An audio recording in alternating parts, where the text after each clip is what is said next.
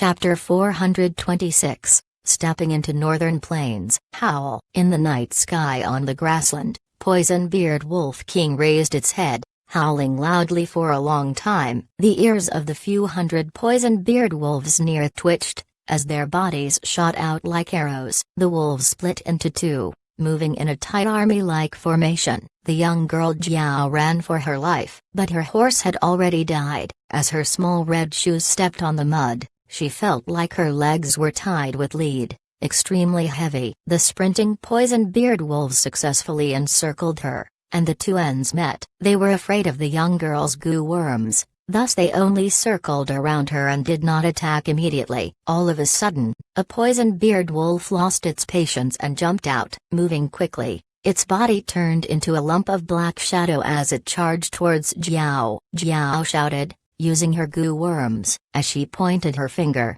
a light blue water arrow flew out. The water arrow pierced through the Poison-Beard wolf's head accurately while spiraling. This courageous wolf died on the spot. Its corpse fell on the slightly rotten grassland as it tumbled backwards, until it stopped moving forever.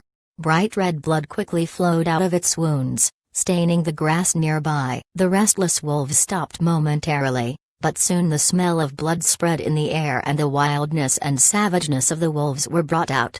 At once, hundreds of Poison-Beard wolves started howling. Jiao's beautiful face was full of regret and despair. She should not have come out alone, to this poison grassland, trying to find some Spiri. Now she was in a deadly situation, about to be torn apart and eaten by wolves. Sorry, father. I am not longer able to take care of you. Daughter knows that you arranged a marriage for my own good, but daughter does not want to marry. Oh, our ancestors in longevity heaven, if you can hear me, listen to my prayer and send a courageous warrior to save me. The attack earlier had expended Jiao's last bit of white-silver primeval essence. Jiao could only pray now. The wolves lost their patience. The Wolf King howled, and all the Poison-Beard wolves charged towards the girl at the center, giving off an impressive aura.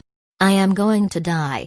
Jiao's expression paled. She looked at the wolf group in a daze. She was helpless. Right at this moment, a bright jade-green light flashed. The Poison-Beard wolves shut their eyes due to the light, howling in pain. The wolves that charged ahead knocked into one another, falling and causing a chain reaction, as their assault failed and the scene turned into chaos.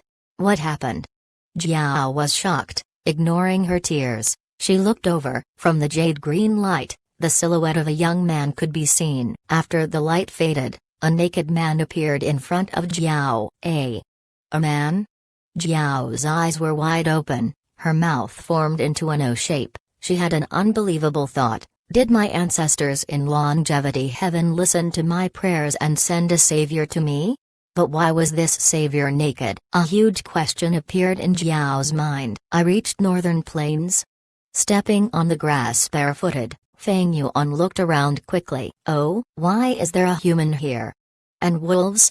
Fang Yuan squinted, to think that an accident occurred the moment he reached Northern Plains. This trip to Northern Plains had to be kept secret. To think that he was exposed so quickly. The Wolf King howled, turning around as it opened its mouth, attacking Fang Yuan with its sharp and pointy teeth, targeting his neck. HMPH, a mere 100 Beast King.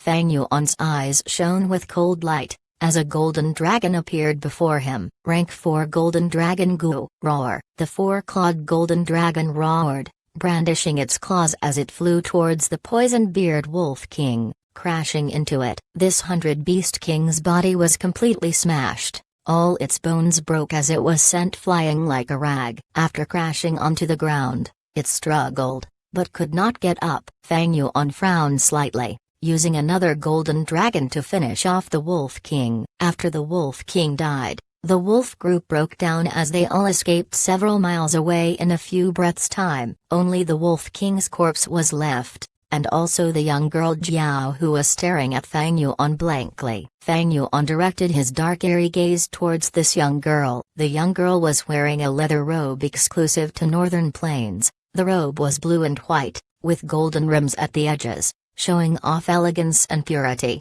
There was a purple gold belt at her waist, and also many beautiful and small accessories on her black lustrous hair. She also had bright red leather shoes. Her skin was slightly dark, but still had a pinkish tone. It was the unique skin tone of Northern Plains natives. Her body was slim and strong, like a cute little deer. Jiao retreated one step after Fang Yuan's stare, and she asked curiously, "Who are you? Are you sent from Longevity Heaven, the hero who is tasked to save me?" Before waiting for Fang Yuan's reply, she continued, "I am a member of Zhi tribe. My name is Jiao. My father is the tribe leader of Zhi tribe. Young warrior, you saved my life. You will be most welcomed in Zhi tribe." "Oh, I have not asked for your name yet." Fang Yuan laughed heartily. "Beautiful lady of the grassland, just call me Chang Shan Yin." Longevity Heaven is Giant Sun Immortal Venerable's place of residence. How could I have come from there? I am but a mere Gu master. Saying so, he took out a wine cup from his aperture. The top half of this cup was gold, the bottom was silver. It was rank 5 and was used as storage. It was the moving perspective cup Gu that Fang Yuan refined in the Blessed Land. After Fang Yuan injected primeval essence into it, he took out a set of clothing. This was a set of black tight-fitting battle attire. After wearing it, Fang Yuan gave off a sturdy and valiant aura. During the process, Jiao stared at him fixatedly, her heart pounding as her face turned red. The young women in the grassland were this open about their feelings. After Fang Yuan wore his clothes, he walked towards the corpse of the poison-beard wolf king. Poison-beard wolves were commonly seen in Northern Plains, but different from other wolves, they did not have a strand of fur. Instead, their bodies were black and their skin looked as it was covered in a layer of enamel. They did not have ears, only 2 long mustaches that were 5 inches long. When they ran, their mustache will sway along the wind, beside their bodies. When they fought, the mustache will stand up straight. Fang Yuan searched but did not gain anything. This poison-beard wolf was a 100 beast king. It had rank 2 Gu worms in it. There were 2 rank 2 Gu worms on this wolf, Acid Gu and Poison Needle Gu. Acid Gu could allow it to shoot out green acid from its mouth, corroding flesh or even steel and rocks. Poison Needle Gu shot out poison needles. It was an offensive technique. But unfortunately, Fang Yuan only got fragments of these 2 Gu. There were no defensive Gu on this wolf king. No wonder it was so easily killed by Fang Yuan. Normally, beast kings could have enslavement Gu in them. For example, on a dog king, there might be dog enslavement Gu. On a wolf king, there might be wolf enslavement Gu. Even if it was a rank 2 wolf enslavement Gu, Fang Yuan needed it now. Just as Fang Yuan was searching the wolf corpse, Jiao walked over. "Chang Shan Yin, your name sounds familiar. Are you a member of Chang tribe? But looking at your clothes, you seem to be an outsider. Are you from Eastern Sea, Central Continent, or Western Desert?" Fang Yuan stood up. "I am from Northern Plains." The young girl pouted, showing her white teeth as she laughed. "Liar, we Northern Plains natives do not have an accent like yours." "Warrior Chang Shan Yin, don't worry, you saved my life. You are a benefactor of the Zhi tribe. We will not ostracize you, be it Central Continent, Southern Border, or Northern Plains. As long as it is an outsider, they will be ostracized." Before waiting for Fang Yuan's reply, the bubbly girl pointed at fixed immortal travel Gu on Fang Yuan's shoulder, asking, "Warrior Chang Shan Yin, this Gu on your shoulder is so beautiful. What Gu is this? Did you bring this Gu over?" Fang Yuan's gaze concentrated, observing this young girl's expression. She was not acting or pretending, she really had shallow knowledge. She did not know this fixed immortal travel Gu. This made Fang Yuan slightly relieved. The killing intent in his heart surged, but he showed an honest and sincere smile on the outside. "Beautiful young girl, are you a lark? Why are you constantly chirping non-stop?" He. "Alright, I have to go, until we meet again." Fang Yuan raised his head, looking at the stars in the sky, trying to determine the direction. Next, he walked past Jiao, towards the deeper parts of the poison grassland. The young girl quickly caught up. "I am not a lark, it's your fault for being so mysterious, and appearing so suddenly." He. "Don't go there. This direction is the way out of poison grassland. I am going inside." Fang Yuan replied without turning around. Why are you going in? The deeper you go into the poison grassland, the more dangerous it gets. Although you are rank 3 peak stage, your fists cannot rival an entire wolf pack. Jiao sprinted towards Fang Yuan, urging him. The 5 regions of the Gu world were independent. When Gu masters cross regions, their battle strength will be suppressed by 1 rank. Fang Yuan was a southern border Gu master. When he is in northern plains, he will be suppressed when battling. Although his aperture still has rank 4 peak stage true gold primeval essence, the effectiveness was only at rank 3 peak stage snow silver primeval essence. Thus, Jiao felt that his aura was rank 3 peak stage. In addition, the rank 4 golden dragon Gu from southern border could only display the strength of a rank 3 Gu. If this was southern border, 1 blow from the golden dragon Gu would have killed this poison-beard wolf without doubt. But here in northern plains, Fang Yuan had to use it twice to kill the Wolf King, and the Wolf King's corpse was still intact at the end. Fang Yuan's steps halted, as he looked at Jiao with a solemn expression and a determined gaze. I am going into poison grassland for my own reasons. Jiao was stunned by this aura, reacting only after Fang Yuan had walked a few steps away. The girl quickly chased him. Warrior Chang Shanyin, I'll go with you, we can take care of each other. Got her? Fang Yuan's lips curled into a smile. His currently battle strength was only rank 3 peak stage. It was insufficient to charge into poison grassland's deepest part. Thus, he needed northern plains Gu worms to arm himself. But even if he killed Jiao, he might not get her set of Gu worms. Thus, Fang Yuan set a little trap, purposely acting distant, easily tricking the young girl into joining him. Chapter 427, Just Take Me. Although this was Fang Yuan's motive and Jiao took the initiative to join him, Fang Yuan still asked her, take care of each other? What do I need you for? Saying so, he ran his eyes over her. His tone carried a hint of arrogance. The girl immediately raised her head. Don't you know the poison grassland is filled with purple poison fog and you will be poisoned if you breathe it for a long time? I have detoxification Gu worms with me. Also, the deeper you go, the denser the poison fog will become, as ghosts and spirits will also appear. At that time, you won't be able to distinguish the direction, and only my return heart Gu can point out the correct way back. Gu yu yu. As the girl said this, her stomach suddenly let out a hungry rumbling sound. Fang Yuan glanced at her stomach and the girl immediately felt her face go red. She explained while stammering, my big stomach horse was eaten by the poison-beard wolves. My primeval stones and rations were all stored there. Big stomach horse was a mount that was extremely popular in northern plains. It had 2 stomachs. One was used to consume food and another was used to store goods. The Gu masters of northern plains usually used this type of big stomach horse when relocating their homes. Fang Yuan curiously asked, since your father is tribe's tribe leader, why are you, his own daughter, using such a common mount? Sigh. He kept my Gu away from me. Being able to escape alone with a big stomach horse and preparing so much resources was already amazing. Jiao spoke frankly, but right after saying it, she felt something wrong and her expression turned sluggish as she realized what she had said. Escaped? Could it be that you are escaping from marriage?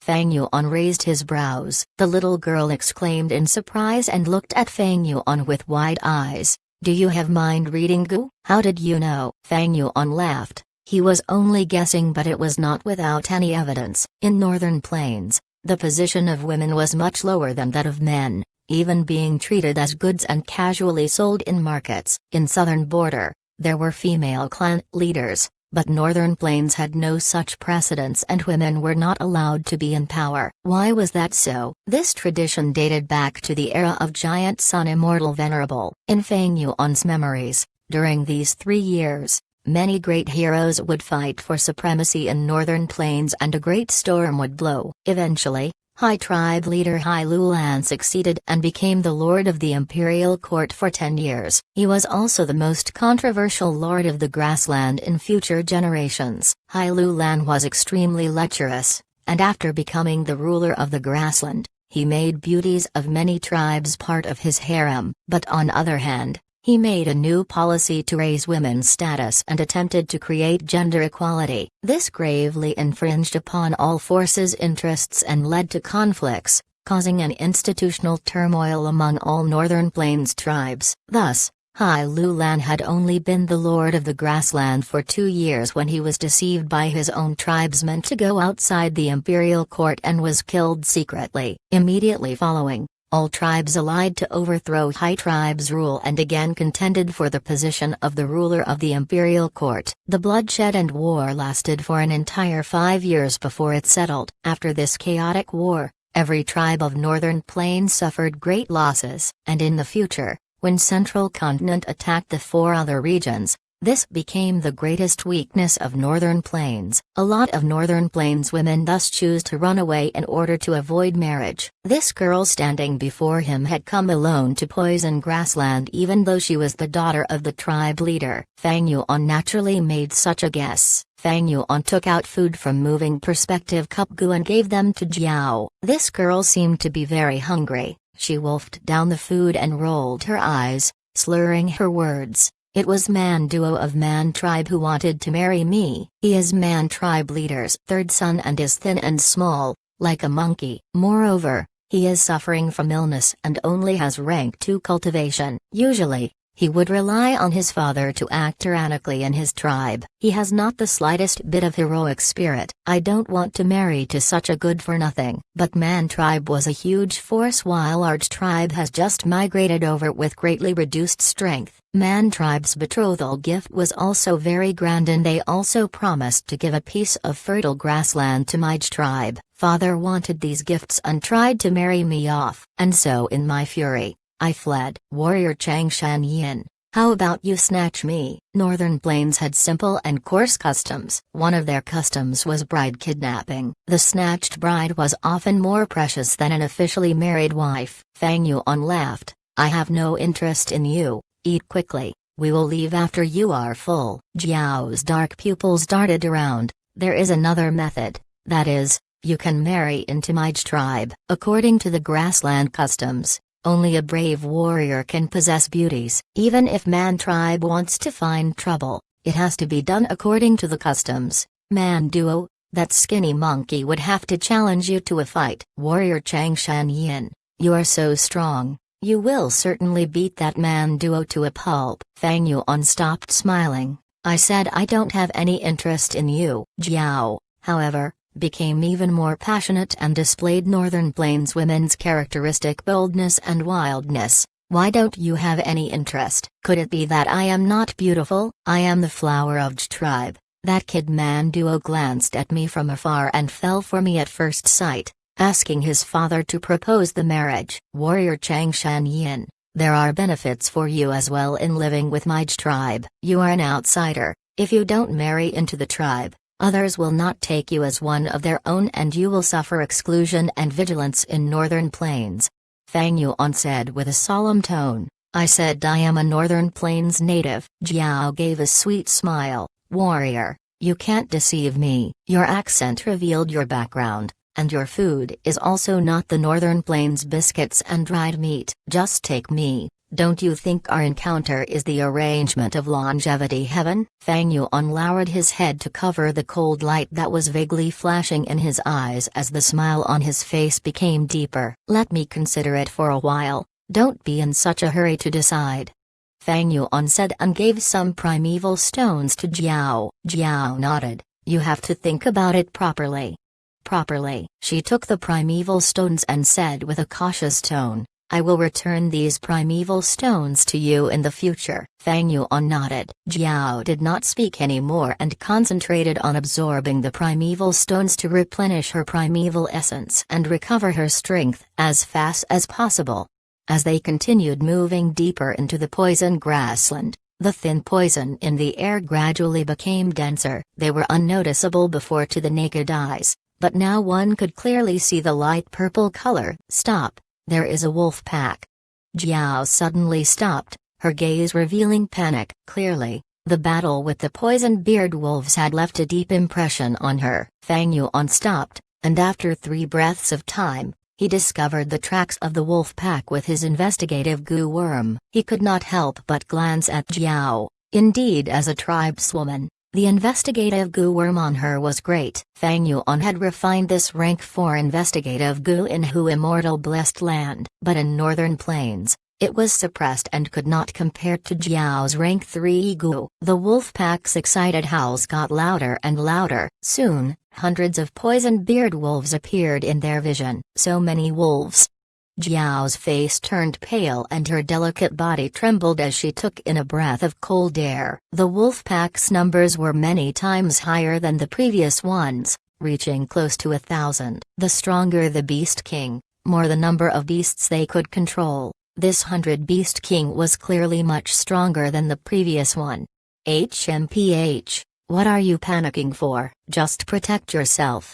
Fang Yuan snorted and fiercely stomped his foot, charging forward. Jiao exclaimed in shock at this. She wanted to call out to Fang Yuan, but he had already entered the wolf pack. Many poison-beard wolves ran and charged at Jiao. The girl shouted in her delicate voice, "Water armor!" Immediately, water vapor condensed and formed into a layer of light blue armor that covered her whole body. Spiral water arrow goo. She extended her finger and a spiral water arrow flew out. Whoosh whoosh whoosh. She killed 3 poison-beard wolves instantly while injuring 5 or 6 more. But at the same time, a dozen poison-beard wolves came charging at her. The girl panicked and retreated, responding in a flustered manner. Water dragon goo. She pushed with her palms and a 3-clawed water dragon whistled out and swept through the surroundings, increasing the water vapor in the air. With the appearance of the water dragon, Jiao was able to control the situation. Warrior Chang Shan Yin, don't die. The girl immediately looked at the center of the wolf pack. She was almost stunned at the sight. The scene she saw was not what she had expected. She only saw Fang Yuan charging all over the wolf pack. Every collision would send large numbers of poison-beard wolves flying.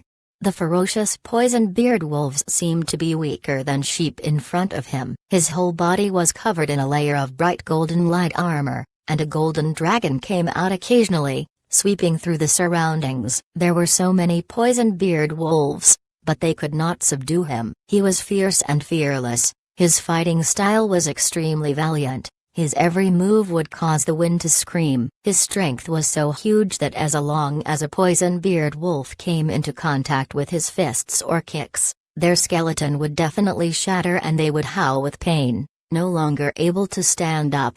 Not only that, he was also fighting an intense battle with the Wolf King. This poison-beard Wolf King was indeed very strong. Lightning flickered around its whole body, and it occasionally shot out green venom. Its movement speed was so fast that it created an afterimage when it ran. This Wolf King has at least 3 wild goo. Jiao's heart sank as she learnt this, becoming worried for Fang Yuan. Soon, the girl let go of her worry and admiration towards Fang Yuan rose in her heart. Fang Yuan fought in a smart manner. He was continuously on the move and did not blindly engage with the Wolf King, instead using the ordinary poison-beard wolves to hinder the Wolf King's movement. The Wolf King had movement goo, but it was restrained by the wolf pack and could only passively take a beating. Fang Yuan's fists attacked its targets with high power. Jiao's blood boiled at the scene. "This is a true man," she exclaimed in her mind, and after disposing of the poison-beard wolves around her, she shouted loudly and sent the water dragon to kill the wolf pack. She was after all a rank 3 middle stage goo master. She was not to be underestimated. The wolf pack immediately turned chaotic from the attacks and a large portion of them rushed towards her. Fang Yuan's expression changed as he shouted, "Who told you to come? Move to the side." The girl's face turned pale at the wolf pack's counterattack and immediately retreated. Fang Yuan continued to attack with boundless vigor, and after spending a huge effort, he finally turned the wolf pack's attention back to him.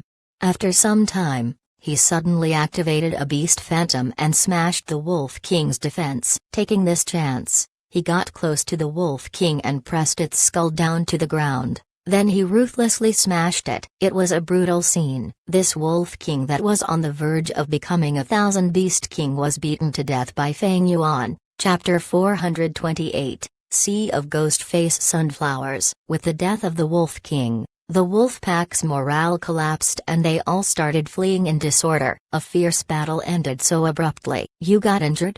Jiao came running and looked with a concerned gaze. It's nothing.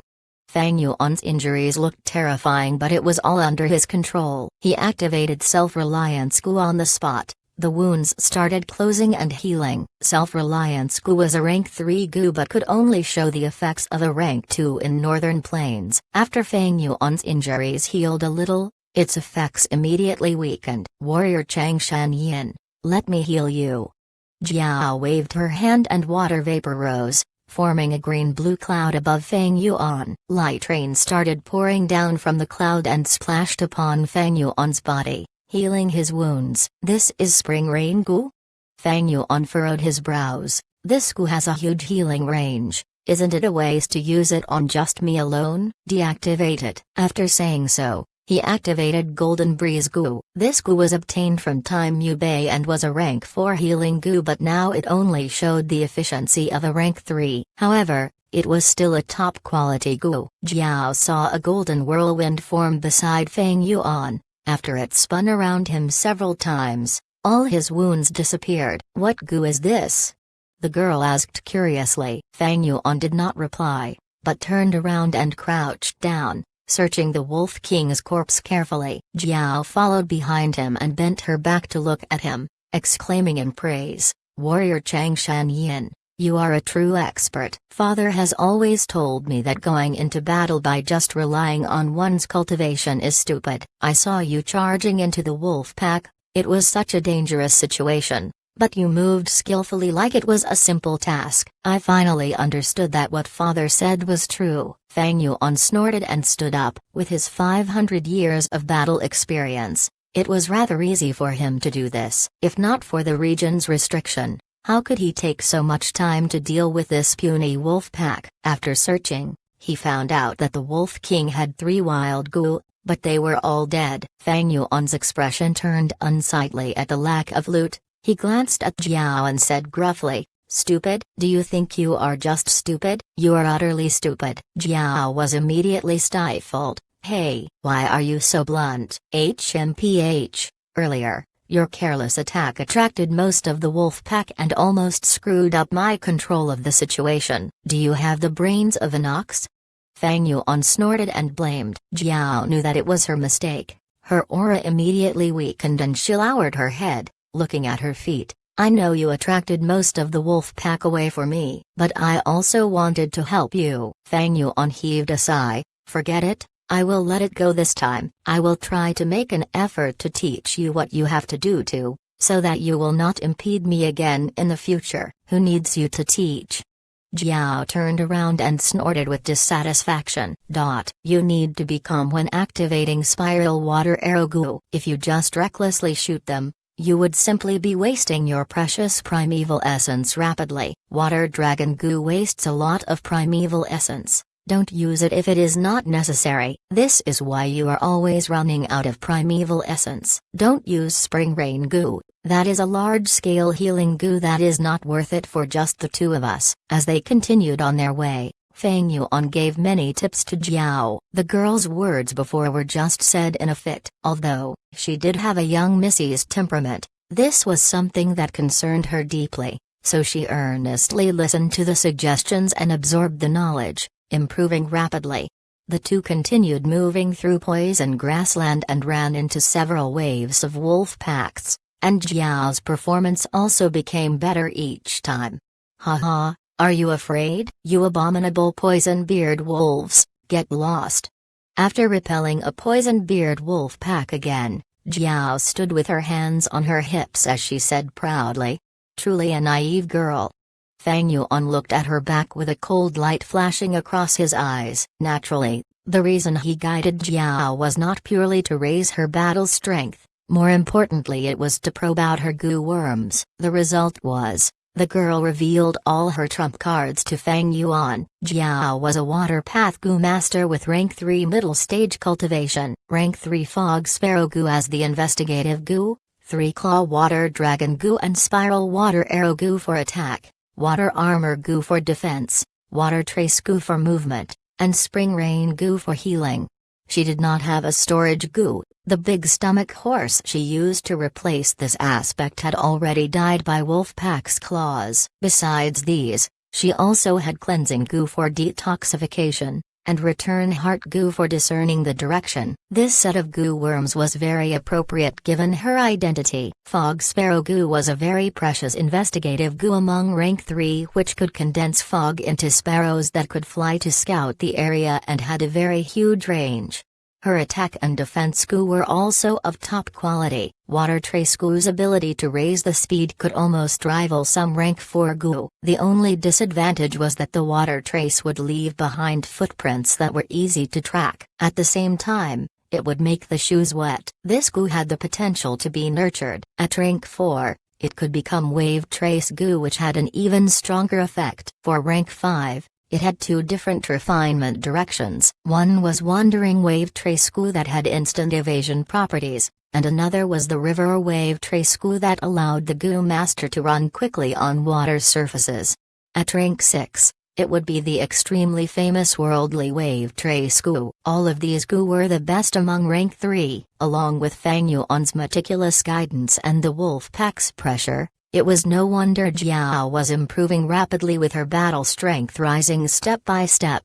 Warrior Changshan Yin, you are a sage. Your guidance is much more amazing than my tribe's 3 top elders. Even if you don't take a fancy upon me, I want to invite you to be a guest of Arch tribe. If you are interested, I will do my best to persuade father to make you an external elder. Jiao turned around and walked to Fang Yuan's side, and invited him with a sincere expression. She was after all the young Missy of J tribe. Her foresight was extraordinary. She realized Fang Yuan's worth, not only his bravery, but more importantly his ability to educate others. This was the strength of wisdom. If he educated the tribe's next generation, the whole tribe could flourish. I can become a guest of J tribe, but I don't have any interest in becoming an external elder.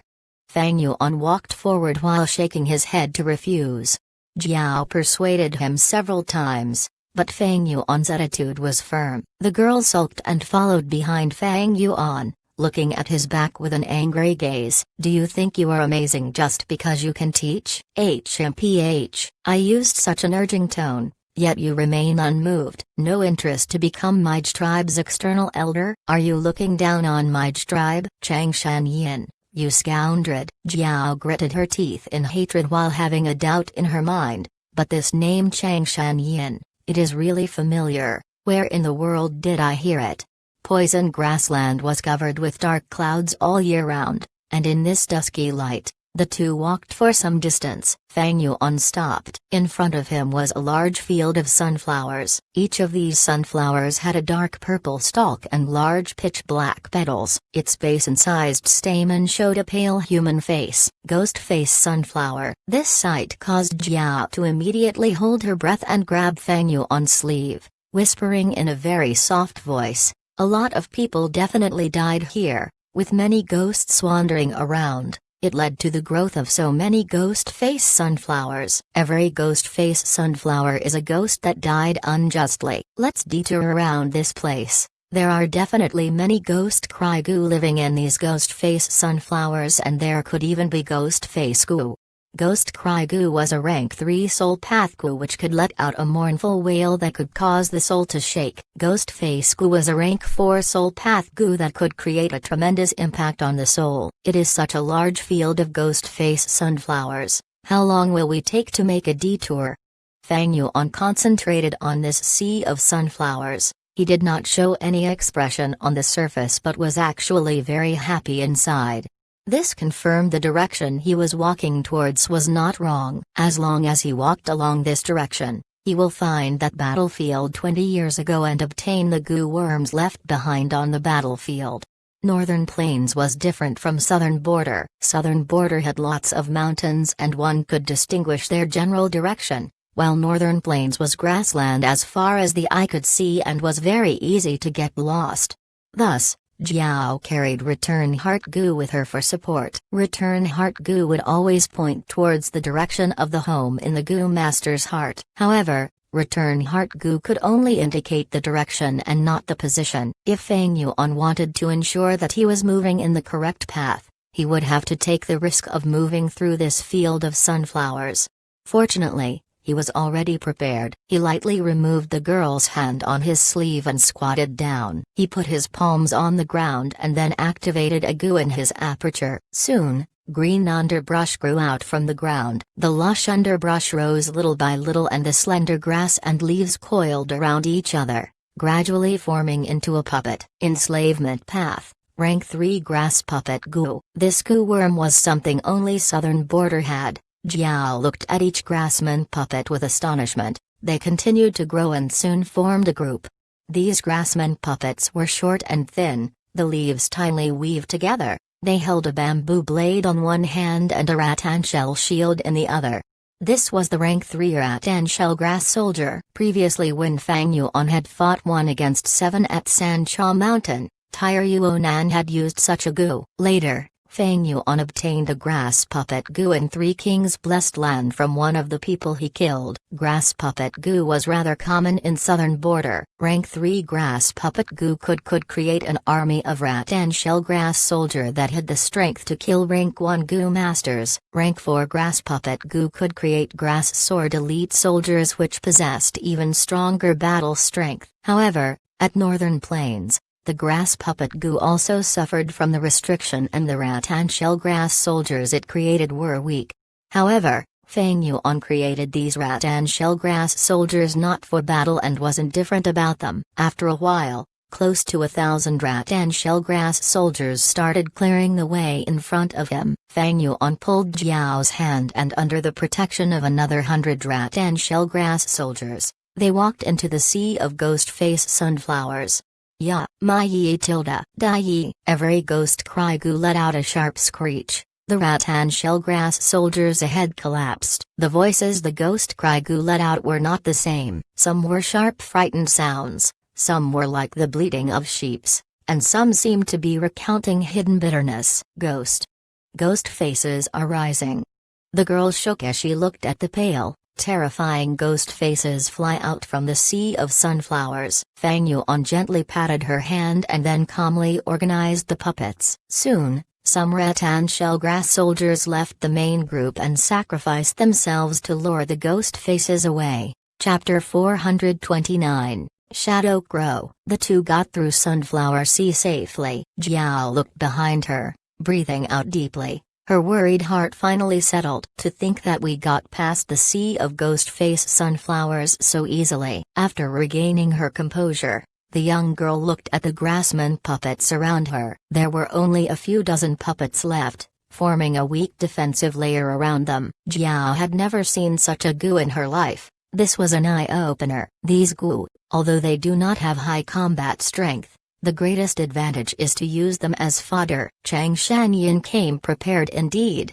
Thinking so, the young girl diverted her gaze towards the person beside her. The more she spent time with Feng Yuan, the more curious Jiao got, and the greater her determination to find out more about him. What sort of person is he? Entering Poison Grassland, what motive does he have? Chang Shanyin.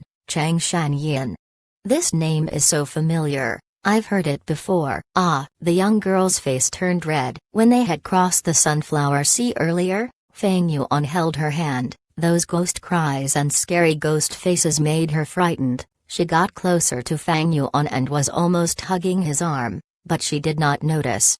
Jiao quickly let go of Feng Yuan's arm, getting free of his hand. After she got to a safe distance, Feng Yuan slowly stopped his steps, turning to look at these sunflowers. These ghost cry goo and ghost face goo are decent goo, but I do not have the specialized goo worms needed to catch them. Catching a wild goo worm requires specific methods. These two goo worms were soul path goo. The goo needed to catch them were even more peculiar. It is time. Feng Yuan's gaze concentrated, discarding his mild regret as he turned his gaze towards fixed immortal travel goo on his shoulder. Immortal goo have overbearing aura, They could not be stored into mortal apertures. Spring-autumn cicada could barely be kept in the aperture due to its weakened state. Even if Feng Yuan ordered fixed immortal travel goo to stay on his shoulders and not move about, the immortal goo's aura would still leak. If a goo immortal senses it, it would invite grave danger. But thankfully, Feng Yuan had measures against this. He took out bright pearl goo. He injected his primeval essence, and the bright pearl goo turned into a warm white light, floating onto fixed immortal travel's body, covering it completely.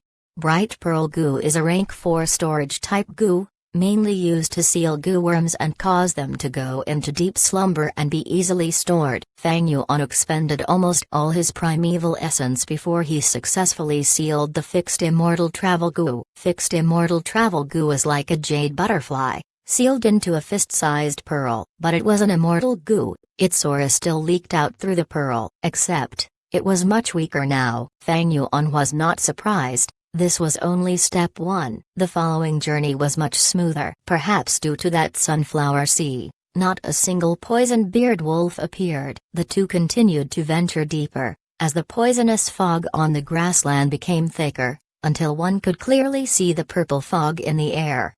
When the two started coughly, they would stop moving and take out their goo worms respectively, getting rid of the toxins that accumulated in them.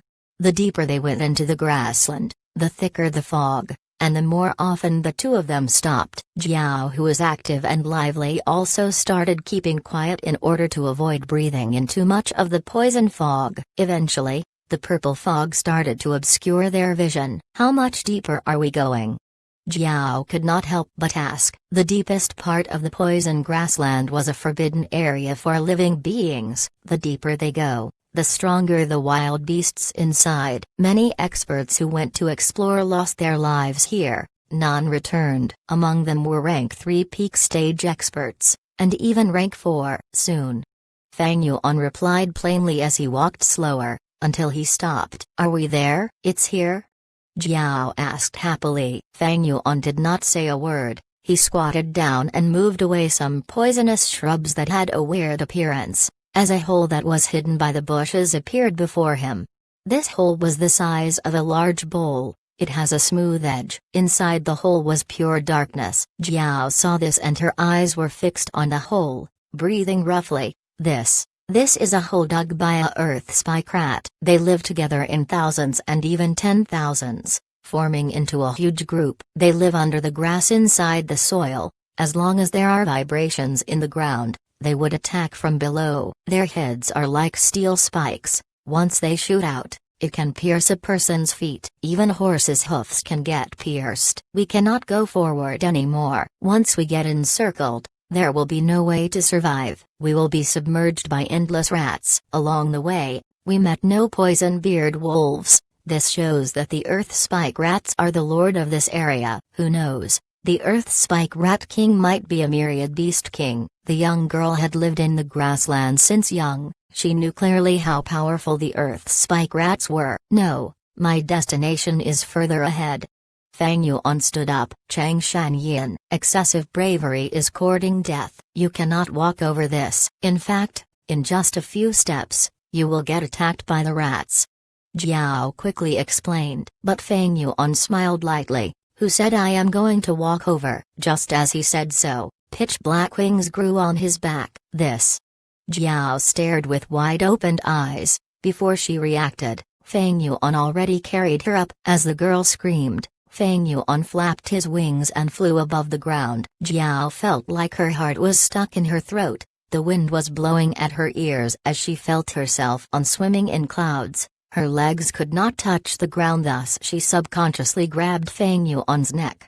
After a while, the young girl reacted, and laughed heartily in Feng Yuan's arms. Chang Shanyin, to think that you can fly. Father has a flying cloud goo. He used to bring me to play in the sky when I was young. Sigh. Sadly, flying cloud goo is a rank 4 goo. I cannot use it. But even if I could, Father would not allow it. He would be afraid of me falling from the sky. Jiao recalled, before asking curiously, Chang Shanyin, what flying goo is this? Why have I not seen it before? Feng Yuan did not answer. The young girl did not give up. This is the rank 3 Eagle Wings Gu. Such speed and altitude is similar to Eagle Wings Gu, but this does not look like it. Fang Yuan sighed. You ask too many questions. Rather than asking me useless questions, why don't you spend your effort on the shadow crows ahead of us? Shadow crow? The young girl reacted, seeing 3 shadow crows in front flying towards them soundlessly. The shadow crows were large as an eagle, their bodies were black and they moved without sound. In this foggy poison grassland, they were even more stealthy. The young girl's expression paled, her voice trembling. Chang Shanyin, how good is your flying technique? If you are not good, let's land and defend on the grassland. No worries. Fang Yuan's voice was emotionless. I'm carrying you, I cannot attack. Next, it will depend on whether your spiral water arrow is accurate. What? Ah, the young girl had not understood what he said, when Fang Yuan flapped his wings fiercely and charged towards the 3 shadow crows. Fang Yuan used his actions to reply Jiao. This is too insane. He did not think of running away, but instead wants to kill these 3 shadow crows. Jiao was shocked. In her panic, she shot out 2 water arrows. But these 2 water arrows, one missed completely while the other grazed the shadow crow's wing. Too slow, again. Fang Yuan made a perfect turn as he flapped his wings towards the shadow crows again. What? Hey, wait, don't fight them. We are not on the ground, our opponents are the shadow crows famous for speed. Jiao shouted. The 2 humans and 3 birds charged towards each other in the air. As they got closer and closer, Jiao could see a shadow crow enlarging quickly in her vision. As they got close, the shadow crow brandished its dagger-like sharp claws. Seeing that the sharp claw was about to hit her, Jiao's body turned cold from fright. Her fingers and legs were stiff as she was immobilized. We're going to collide. I am going to die. Just as she had this thought, Fang Yuan kept his wings and they descended quickly, narrowly avoiding the shadow crow's claw. Next, he stretched out his wings and flapped hard, making a zigzag turn, flying up and chasing behind the shadow crow. Fire quickly! Fang Yuan shouted. Jiao's body reacted to his voice and subconsciously shot out a spiral water arrow. Fang Yuan's flying technique was too profound. He directly flew behind the shadow crow. Its back was completely exposed to Jiao. The spiral water arrow shot the shadow crow, piercing its body and causing a trail of blood. The shadow crow was killed on the spot. Like a kite with its strings cut, it fell onto the ground with a loud thump. The grassland was silent for a moment before the ground vibrated, as numerous earth spike rats popped up from underground. That shadow crow corpse was immediately dismembered and dragged into the holes made on the ground piece by piece. The large shadow crow vanished in an instant, leaving behind a pool of blood, as well as some small pieces of intestines. The young girl became overwhelmingly nervous after seeing this. If she really fell, she would immediately get attacked by the earth spike rats. She would definitely die. What are you thinking? Shoot them. Fang Yuan chided, interrupting the girl's thoughts as she hurriedly attacked, shooting over 10 arrows before killing the 2 shadow crows. The 2 shadow crows landed on the ground and were immediately taken by the earth spike rats. Jiao looked at this as cold sweat appeared on her face. Your accuracy is terrible. Quickly use primeval stones to recover your primeval essence. As Fang Yuan scolded, Jiao took out 1 primeval stones, but because she was flustering, this primeval stones fell out of her hand and landed on the ground. You idiot. Sorry. The young girl apologized in a sobbing tone. Focus, calm down. Display your usual ability. There will be many shadow crows later. I have to depend on you. Fang Yuan's voice became more gentle. Yes. Jiao nodded her head in succession. After Fang Yuan consoled her, her mind slowly returned to a calm state. Chapter 430, White Bone Chariot. An entire hour later, Fang Yuan carried Jiao as they safely landed on the ground. Jiao's legs went soft, her expression was pale and she had to catch her breath after getting back to the land, recovering slowly. During the flying process, she had killed at least 100 shadow crows. She had felt that she was struggling at death's door during the process. During the process of flying, they were in great danger. facing the assault of many waves of shadow crows, and even attracted the attack of the earth spike rats. Not only were there an endless number of shadow crows in the sky, numerous earth spikes would shoot up from the ground at times. It was a truly precarious situation. Fang Yuan spread his wings, twisted and turned, circled, dived, and rose into the sky under such attacks. Finding impossible opportunities, he managed to find a way out of the rain of attacks. I actually survived from facing such an insane number of enemies? This was Jiao's first thought when she landed. The relief of surviving an ordeal, an unbelievable feeling of happiness, and the after-fear of recalling the situation. After she had experienced all these, Jiao looked at Fang Yuan with a complicated expression, as he was healing the injuries on his body. Even if the girl was ignorant, after such an experience, she knew that Fang Yuan was a grand expert in flying. Moreover, Jiao was not an ordinary young girl from the grassland. Her father was the leader of a tribe. In her entire life, she had been greatly influenced by him. Her horizons were expanded and she knew much more than her peers. The man before me, he has such skilled flying techniques, he is so strong. Inside that strong body of his, is there a flying eagle's soul? Such flying technique can compete with lightning Dong Po Kong, water immortal Song King Yin, and green bat Wu Yi. This is a first-rate flying technique in northern plains. Changshan Yin, what kind of person are you? Fang Yuan quickly took care of his injuries, facing a storm-like attack. Even if his flying technique was top tier, he could not avoid getting hit sometimes. Most importantly, the rank 4 Bone Wings Gu only had rank 3 effectiveness in northern plains. At the same time, he was carrying a person. With the increase in weight, it affected his agility. But, having Jiao's help, the advantage was greater than the disadvantage. If she did not use Water Arrow and Water Dragon to kill the crow groups, or if she did not use Water Armor to defend us, my primeval essence might not be enough. Fang Yuan thought. As a southern border Gu master, when I am in northern plains, my cultivation will be suppressed, but thankfully, as time passes and I slowly assimilate into northern plains, this suppression will decrease. Man is the spirit of all beings. They had great adaptability with the environment they were in. Of course, when Fang Yuan completely mixes in with northern border, and his cultivation returns to normal, when he returns to southern border, he will face suppression again, and would need to adapt and assimilate once again.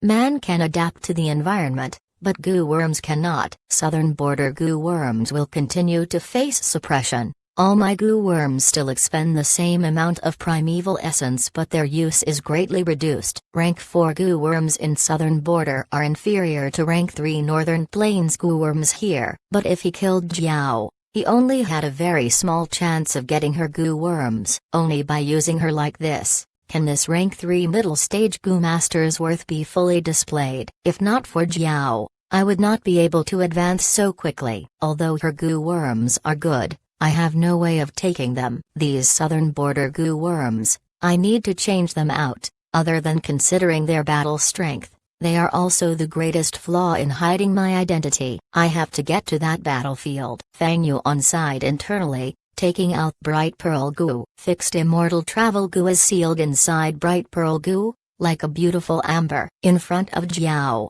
Fang Yuan took out Bright Pearl Gu forthrightly. Dusty Gu was like a cocoon, its body was dark gray, and felt like sandpaper. Fang Yuan injected primeval essence, and Dusty Gu exploded lightly, turning into a gray smoke cloud. The gray smoke moved towards Bright Pearl Gu as if it was sentient. The originally shining Bright Pearl Gu was covered by this dust cover, and dimmed. The fixed Immortal Travel Gu's aura diminished once again. This became a dusty pearl. In Fang Yuan's previous life, when he got to Central Continent and caused the 5-region chaotic battle, some Gu masters slipped into other regions to battle, and in order to hide their identities and conceal their aura, they created this method. What are you doing? Jiao asked curiously. Fang Yuan did not answer her. He kept the dimmed pearl into his pocket and continued on his journey. The two continued to advance. As the poison fog in the air became thicker, the thick purple color fog started to affect their vision. The two had to stop more frequently, using goo worms to eliminate the poison in them. Crack! A crisp sound came from the below their feet, like they had stepped on some twigs. Jiao directed her gaze over in suspicion, before screaming and jumping back like a rabbit. Why is there a human skull here? She said with a trembling voice. Because this is a battlefield. Fang Yuan walked ahead of her, not turning back but instead walking even faster. Battlefield? Hey, wait for me, don't go so fast. Jiao quickly followed after Fang Yuan. The more she walked, the more shocked she was. Before, the thick purple fog was covering her vision, but now that she got close, she could see many skeletons on the rotting grassland, skeletons of both humans and wolves. There were deep pits and trenches in the ground. Evidently, a fierce battle had taken place here. So many people died, who engaged in such a brawl here. But the trenches and pits have already been outgrown by poisonous grass. Looking at the other traces, this battle took place at least 20 years ago. Jiao was behind Fang Yuan, seeing him search continuously, like he was trying to find something. She understood. So Chang Shanyan's purpose for entering this poison grassland is this battlefield. What is he looking for? Wait, 20 years ago, in the poison grassland, there was indeed a huge battle. Father had spoken with someone about this. I was beside him at that time. A memory surfaced deep in Jiao's mind. Back then, Jiao was still young. She was only 4 or 5 years old. Her father invited an esteemed guest, and brought her along with him. In the tent, the adults were talking about the heroes in the grassland. Speaking of which, Chang tribe has an amazing person. You mean the Wolf King? That's right. This person is an enslavement path Gu master heavily nurtured by Chang tribe. He moved like the wind and attacked like the rain. He could alter his battle formations as he wished. He has great abilities. Most importantly, he is a righteous figure.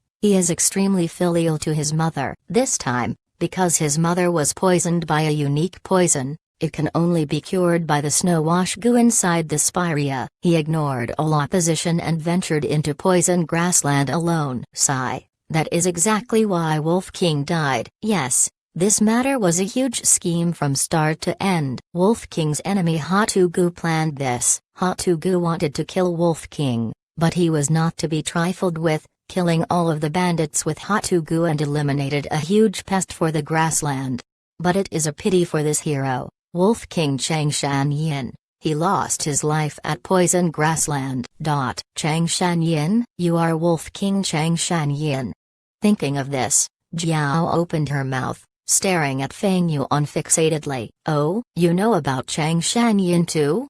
Fang Yuan replied lightly as he continued searching. But Jiao quickly shook her head. No, no way. Looking at his age, by now, if Chang Shanyan is alive, he should be at least 40 years old. How can he be as young as you? Furthermore, your appearance and accent are completely different. You are not Chang Shanyan. He. If I am not Chang Shanyan, who am I? Oh right, who are you? Why are you impersonating a dead Gu master?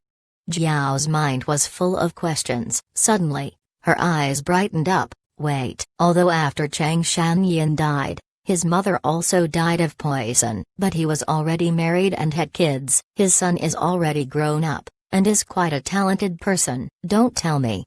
You are Chang Shanyan's son? Fang Yuan laughed. Just as he was about to answer, he heard a strange sound near his ears. This sound was like old wheels rolling on the ground. Following this sound, a large white bone wheel appeared in the purple fog. It was as tall as 2 men, 1.5 meters in width. Its body was made of white bones. On the surface of the carriage, sharp bone spikes were protruding out. At the spoke of the wheel, there was a large skull. The skull's horrific eye sockets were burning with blood-red flames. Careful. This is Hatugu's rank 5 Gu, battle bone wheel. Fang Yuan had just warned, when the wheel accelerated, crushing over with an imposing aura. Golden Dragon Gu. Fang Yuan pushed with his hand, and the dragon roared, smashing on the wheel. The wheel vibrated, easily smashing the golden dragon to bits and continued to attack Fang Yuan. Fang Yuan quickly spread his bone wings and flew into the sky, but the wheel also lifted off from the ground, flying into the air. Golden Coat Gu. Fang Yuan knew he could not dodge and decided to face it head-on. Bam! He was sent flying, landing on the ground, causing his body to be covered in rotten grass. Swoosh swoosh swoosh. 3 spiral water arrows shot the wheel consecutively. The white bone wheel landed on the ground, causing mud to splash. It gave up on Fang Yuan, turning its target to Jiao, rolling over. Jiao quickly activated the water trace Gu, summoning her water armor and dodging while attacking back. Fang Yuan also arrived quickly and started to assist her. This was a tough fight. The opponent was a rank 5 Gu. It was Hatu Gu's core Gu. After Hatu Gu died, it became a wild Gu, and ate white bones as food. White Bone Wheel's attack was fierce. It often crushed its opponents into meat paste. Fang Yuan was suppressed, and his battle strength was lowered. He also did not bring a rank 5 Gu. He could not face the white bone wheel directly. His original plan was to avoid the white bone wheel and find Chang Shanyin's corpse. But with Jiao to assist him, he changed his plans and decided to battle. After fighting for 4 hours, using the kiting tactic devised by Fang Yuan, the two bullied the white bone wheel's lack of intelligence, taking breaks in turns and eventually caused the white bone wheel to fall over. Once the battle was decided, Fang Yuan placed both hands on the white bone wheel, sending his will and primeval essence into it. White bone wheel was a rank 5 Gu. Even if he had the rank 6 Spring Autumn Cicada and fixed immortal travel Gu, they could not help him to instantly refine it. But the wheel was full of cracks. It was almost going to break apart. It was a step away from being destroyed. With Fang Yuan's 100-man soul, he had ample mental energy, and with his firm will, he continuously injected primeval essence into it. After spending 15 minutes, he finally subdued it. Rank 5 Gu obtained. Chapter 431, Chang Shanyin's Death. Fang Yuan's mind entered his aperture. After the white bone wheel entered his aperture, it floated along the waves of his true gold primeval sea, half sinking and half floating, showing a lifeless appearance. Gu worms naturally get hurt, damaged, or even die. This white bone wheel is already on the verge of destruction and can no longer be used, unless I can find the bone bamboo Gu and combine it with the ghost fire Gu to repair it. Fang Yuan thought in his heart. There are many healing Gu which are not intended for human bodies. Some Gu, such as wolf smoke Gu, are specifically used to treat the injuries of wolves, while other Gu, like pig iron Gu, are used to treat chainsaw golden centipede. Bone bamboo Gu, combined with ghost fire Gu, can repair the damage of the white bone wheel, so that it can function again. Speaking of the battle bone wheel Gu, it's actually quite famous, since it was used by the rank 8 demonic Gu immortal Shen Jiao. He was also known as the Proud Bone Demon Lord. His talent was outstanding and shocking. When he became a rank 6 Gu immortal, he lacked a rank 6 Gu. He came up with a killer move known as White Bone Chariot. The White Bone Chariot consisted of many rank 5 Gu, such as the White Bone Wheel, and had power comparable to a rank 6 Gu. By the virtue of his ingenuity, Shen Jiao reached rank 8 realm, and made his killer move White Bone Battlefield famous in the world. It was a killer move that combined 3 immortal Gu's power. It was even more powerful than before. He used this to dominate the world, killing an uncountable number of Gu immortals. His fierce name spread wide as he caused the righteous path to be helpless. Sigh, when can I reach such a stage? In his past life, Fang Yuan lived for about 500 years, and became a rank 6 Gu immortal, one step away from rank 7. When he later refined the Spring Autumn Cicada, he was attacked by the righteous path and consequently self-detonated. Every time he thought about Blood Sea Ancestor, Proud Bone Demon Lord, Soul Spectre Demon Venerable, all of them were amazing characters, Fang Yuan could not help but be impressed. As a man living in present age, I should be like this, unrestrained by the mortal realm, doing things without worry, killing whoever I dislike. When my heart is evil, I slaughter all beings. And when I am virtuous, I bless the world. The world moves according to my emotions. I dominate everything. Any enemy who resists me are trampled underfoot. Oh, this is a true freedom. A cheerful and carefree life. Fang Yuan let out a heartfelt sigh and took out a bright pearl goo from his pocket. Bright pearl goo was already dusty. Its light was dim. Sealed inside was fixed immortal travel. The aura of the immortal goo was also fading. Fang Yuan took out the dark toss goo. This goo and dusty goo looked almost the same. A silkworm cocoon-like shape, except it was deep black in color. Fang Yuan transferred his primeval essence. The black silkworm cocoon wiggled up, 10 tendrils twisted out, twisting like snakes, and climbed on the bright pearl goo. In just a short moment, the bright pearl goo was enveloped by a black silkworm cocoon. This was known as tossing pearls in the dark. It was developed during the Battle of the Five Regions, to completely conceal the aura of goo worms. Because of this, fixed immortal travel's aura was even fainter now. Warrior Chang Shanyin, you are trying to seal this beautiful jade butterfly. Jiao stood to the side and gradually understood Fang Yuan's intention. Fang Yuan gave her a mysterious smile and kept the dark pearl into his pocket and continued to be buried in his research of the battlefield. This battlefield was created 20 years ago, after the battle between Chang Shanyin and Hatu Gu. Chang Shanyin was a rank 4 peak stage Gu master, while Hatu Gu was already a rank 5 initial stage Gu master who also lead a large band of subordinates.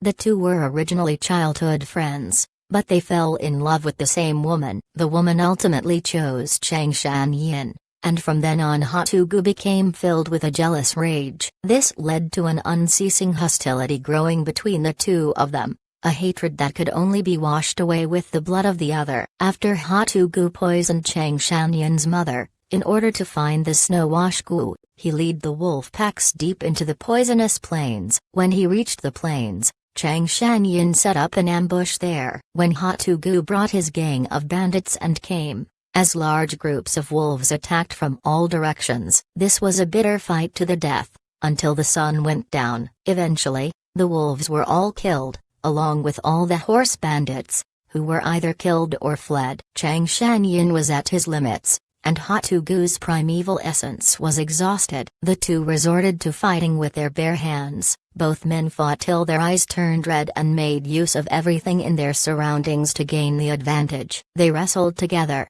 biting with their teeth, clawing with their hands, until they finally expended all their strength, and collapsed to the ground, with barely enough strength to breathe. The life and death enemies, once incomparably close friends, were only 2 or 3 steps away from each other, but all they could do was gasp for air and stare at each other. They were powerful Gu masters, one a righteous hero, the other a demonic devil, yet both had lost their strength. At this moment, both were as fragile as a child. If a rabbit came running and blocked their face, they would suffocate to death. They were at a deadlock, when suddenly Hatu Gu suddenly burst into hearty laugh. He was, after all, a rank 5 Gu master, and his primeval essence recovery rate was quicker compared to Chang Shanyin's. His primeval essence recovered first, enough for him to cast a poisonous bone spear. Seeing the bone spear being shot towards him, Chang Shanyin's eyes widened, as a miracle burst of strength emerged in him. Using all his strength, he managed to turn half his body, but the poisonous bone spear, which had been aimed at his head, still pierced his chest. The intensity of the pain made Chang Shanyin roar, but by relying on the wolf strength Gu to increase his strength, he managed to break the bone spear and clutched it tightly in his hand. Slowly, he dragged his body towards Hatu Gu's side. In the end, Chang Shanyin took the poisonous bone spear and stabbed it into the eyes of Hatu Gu, ending the life of his mortal enemy. Although Chang Shanyin had won, the poison of the bone spear had already spread throughout his whole body. By utilizing all the primeval essence that he had just recovered, he activated the wolf fetus burial Gu. This Gu utilized 108 different species of pregnant female wolves, and its specialty was to save a life. If long as they had one breath left, the user could be saved. Chang Shanyin used the Gu, drilled into the ground, and fell asleep. About 30 years later, a rank 3 Gu master, Ma Hongyun, was chased to the battlefield by a pack of wolves. In his desperation, he coincidentally managed to find the buried Chang Shanyin. After Ma Hongyun saved Chang Shanyin, the latter not only helped him repel the wolves, but also helped him become one of the 4 great generals. In the future struggle for power in the grassland, Chang Shanyin contributed countless merits, and Ma Hongyun, who was born as a slave, became the lord of the imperial court. Chang Shanyin experienced both ups and downs of life. His tale was quite legendary. His story spread widely throughout the north. It was no secret. Later, with the aid of Ma Hongyun, he became a rank 7 Gu immortal, receiving the title of Sky Wolf General, gaining even greater authority. Ultimately, while resisting the invasion of the central continent, he died in battle, and his descendants passed down his biography. This is also why Feng Yuan was so knowledgeable about his history.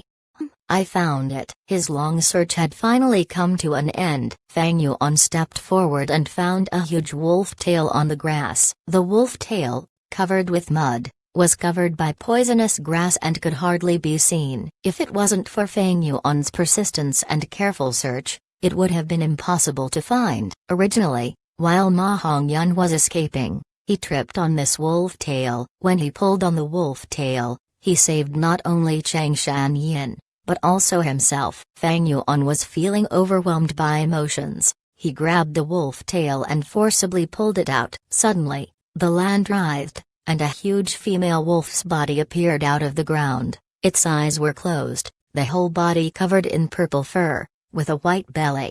It was humongous. Even while it was lying down, it was taller than a person. Jiao hurriedly ran over, her face flushed with surprise. What wolf is this? Why is it so big? Ah, it looks like a female wolf. Look at its belly. It must be pregnant. It's not a wolf, it's a gu.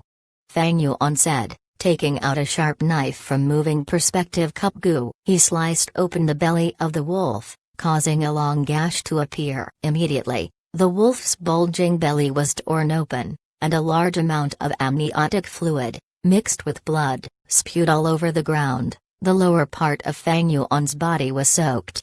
Jiao saw what was happening, and hurriedly jumped out of the way to avoid becoming a victim of the filth. She then widened her mouth in surprise, crying out, "Why is there a man inside the wolf's womb?" As the amniotic fluid continued to flow out, a person also came out. It was the true Chang Shanyin. His eyes were closed, and his body was full of injuries, especially the part with the half-bone spear sticking out. He was covered in thick amniotic fluids, his expression showing great pain, and his skin was green. Feng Yuan quickly squatted down and extended his hands. It looked like he was observing the injuries of Chang Shanyin, but in fact, he secretly pinched the neck of Chang Shanyin. Poor Chang Shanyin, a hero who succeeded in killing his enemy, and lived for another 20 years using his gu worm. After another 10 years or so, his fated lord appeared and saved him. But now that Feng Yuan had stepped in, the future of this man,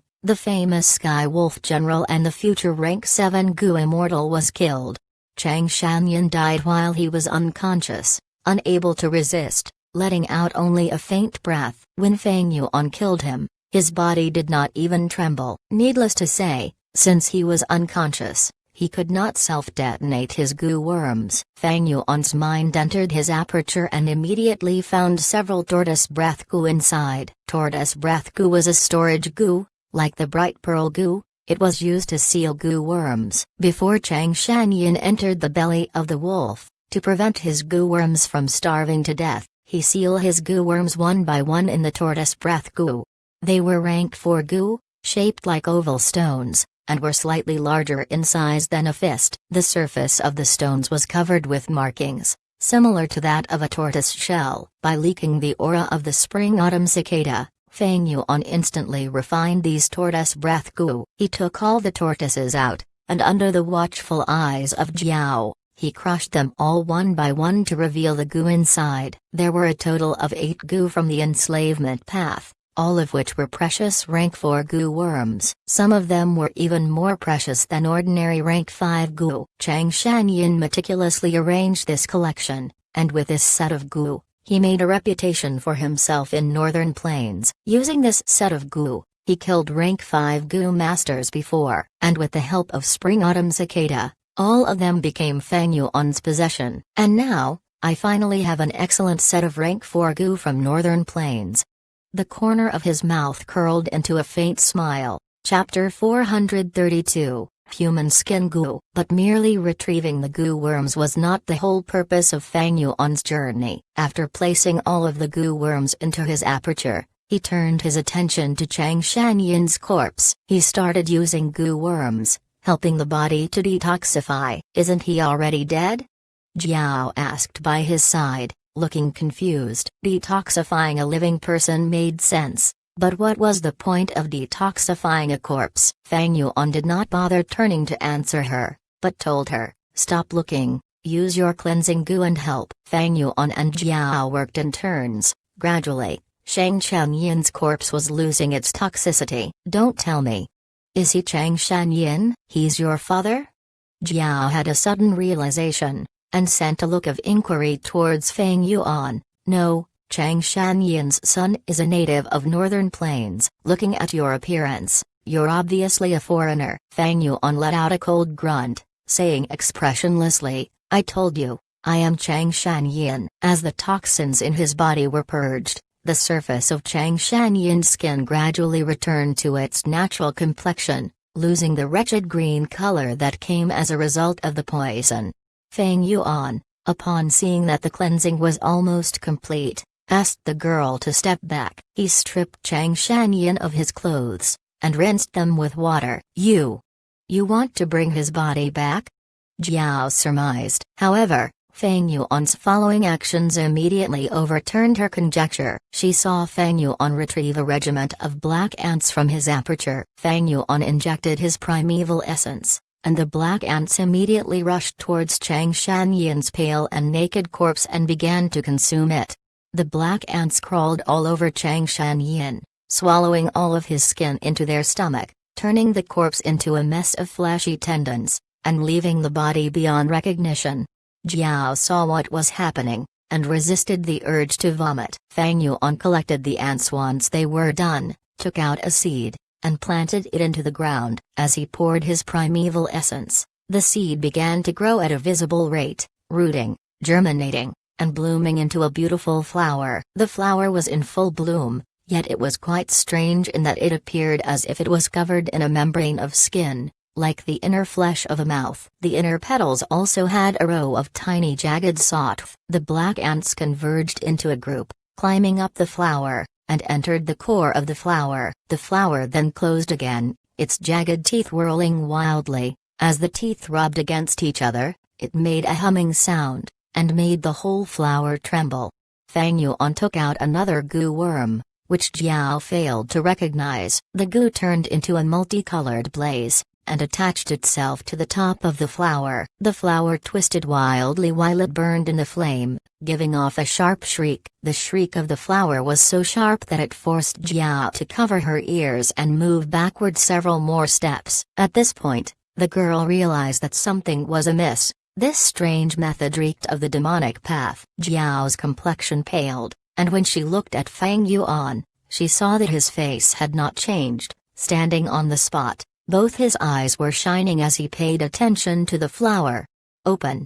Suddenly, both of Fang Yuan's eyes emitted an explosion of light as he shouted loudly. The corolla of the flower opened up a small slit, allowing the multicolored flame to enter. Afterwards, the whole flower suddenly exploded and a goo worm flew out. The goo worm had a multicolored tint, constantly transforming, occasionally yellow-green, and occasionally blood-violet. Like a smoky fog that was rising upwards. Human skin goo, the refinement has finally been completed.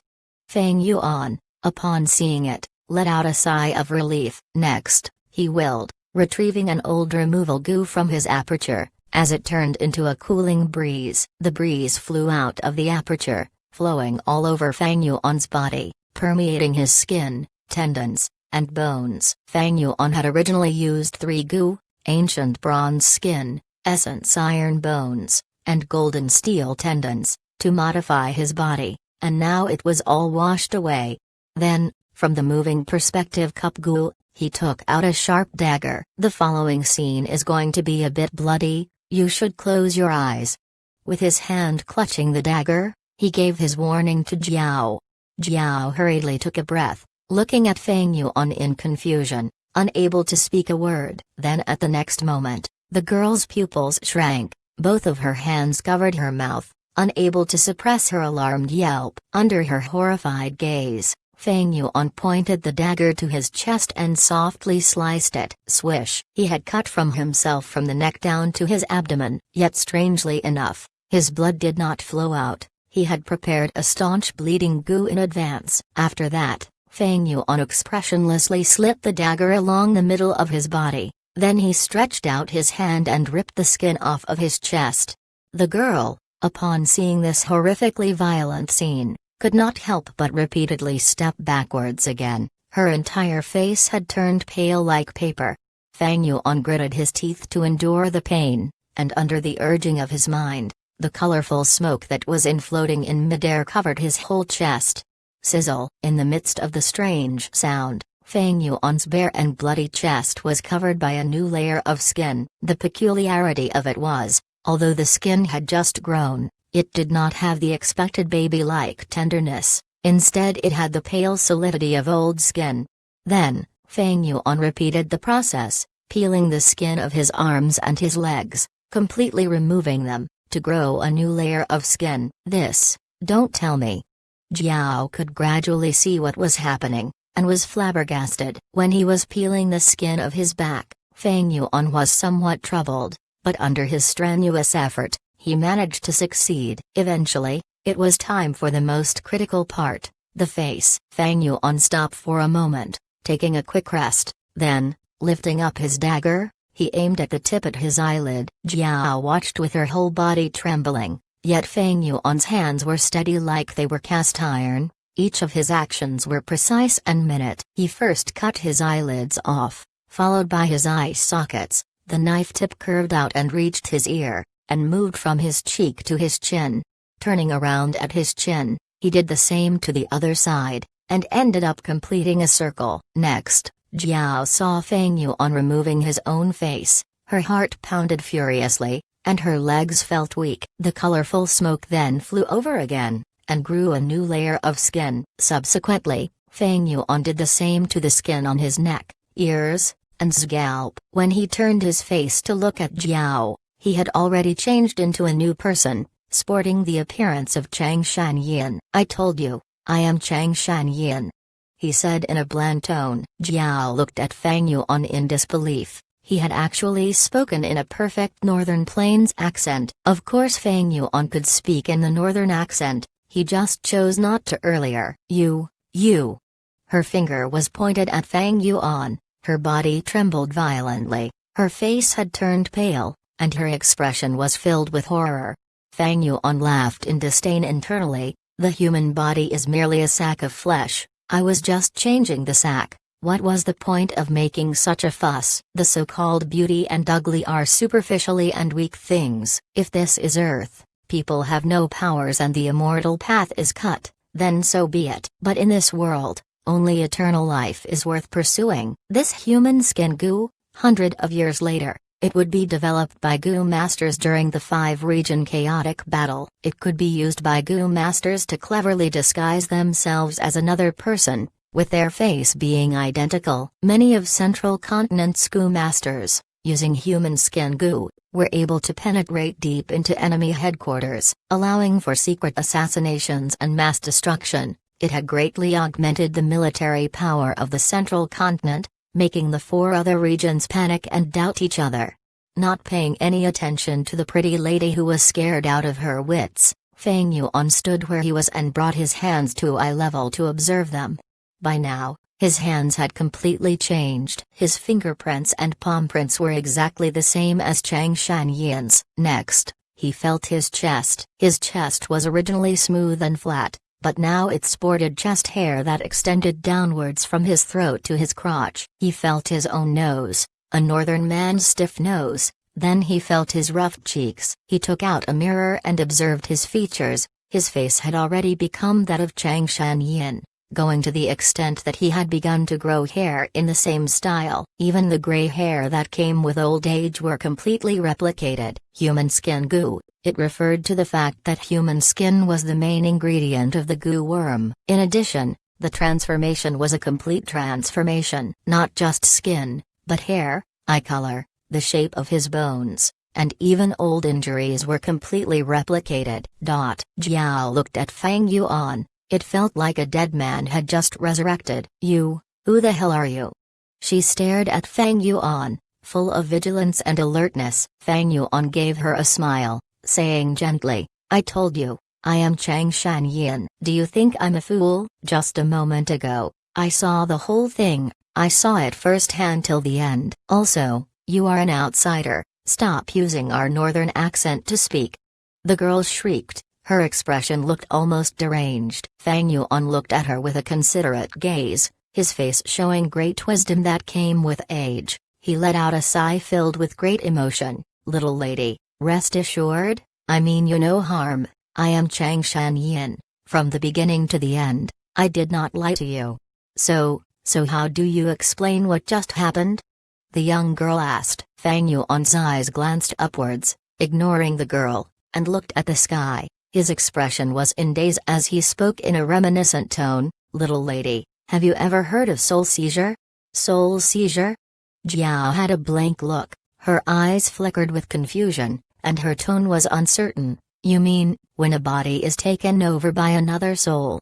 Fang Yuan slowly and gently explained, it seems you have heard about it before. Yes, you're right, I was on the verge of death, with no one to rescue me. So I had no choice but to escape with my soul. In Poison Grassland, it is cloudy all year round, and the sun isn't visible, which allowed my soul to wander freely. I wandered for a whole 20 years, until I was able to seize the body of a foreign goo master. While I teleported back with my goo worm, I met you coincidentally. Really? Is what you are saying really true? He. If I meant you harm, I would have killed you long ago. There would have been no reason to allow you to accompany me here, or even teaching you how to battle right.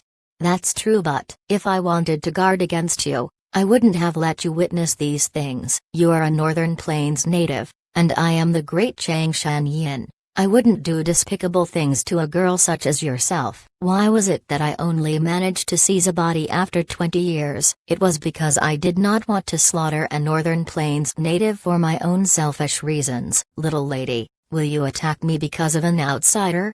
Fang Yuan's smile was bright as the sun, speaking in a righteous tone. Chapter 433, Snowwash Goo. Jiao gradually let her guard down. Your words are reasonable. If you truly are Chang Shanyin, then you would be the great hero of our Northern Plains. For a mere outsider, I definitely wouldn't make things difficult for you. Yet how can you prove your identity? Fang Yuan chuckled and his expression changed, revealing a trace of the arrogance that belonged to a senior expert. I, Chang Shanyin, will neither change my name or surname. I am me. Why would I need to prove myself? Little girl, if you want to leave now, I will definitely not stop you. Fang Yuan's statement of allowing her to leave succeeded in shaking Jiao's doubts, creating enormous hesitation in her heart. Fang Yuan did not miss this chance. Little girl, it's alright to be on guard, but just think, how many opportunities did I have to kill you on the way? There is no need to mention anything else. Just think of the time we spent flying. I just had to release my hands and you would have fallen into the Earth Spike Rat group. Your death would have been certain. But didn't I do that? Our meeting was fated. Since you had the courage to flee your marriage, why don't you have courage to face me? Jiao fell into silence. Fang Yuan observed her expression and knew the time was ripe, finishing off his explanation. Come with me. You are still young. It is not safe for you to wander around the depths of Poison Grassland alone. Didn't you tell me you were searching for the Snow Spire? You want to find a Snowwash Goo in the Snow Spire, and bring it back to the clan to earn great merit, allowing you to cancel your marriage, correct? Honestly speaking, that line of thinking isn't realistic. 1 or 2 Snowwash Goo won't change your situation. It just so happens I also need a Snowwash Goo. I will bring you along to search for the Snow Spire and capture a few Snowwash Goo. Then I will take you back to your tribe and personally persuade your father. What do you think, really? Jiao's eyes immediately shone brightly. I remember that father idolizes you, saying that you were a great hero. Father will definitely listen to you. But what do you still need the Snow Washgu for? Your mother has already passed away. Sigh.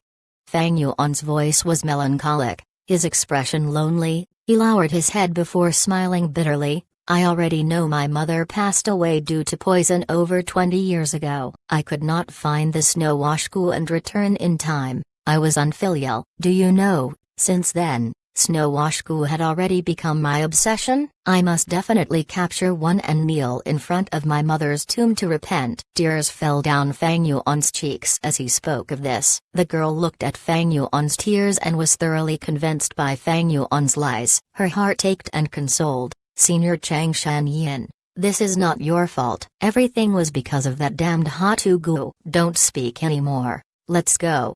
Fang Yuan waved his hand and walked forward. I am sorry, I was wrong. I should not have doubted you. Jiao felt a twinge of guilt, immediately following behind Fang Yuan to apologize. Fang Yuan consoled the girl, causing her inner guilt to become even heavier. The two continued to walk to the depths of Poison Grassland. The purple fog continued to become denser and even poison-resistant wild beasts like poison-beard wolves rarely appeared.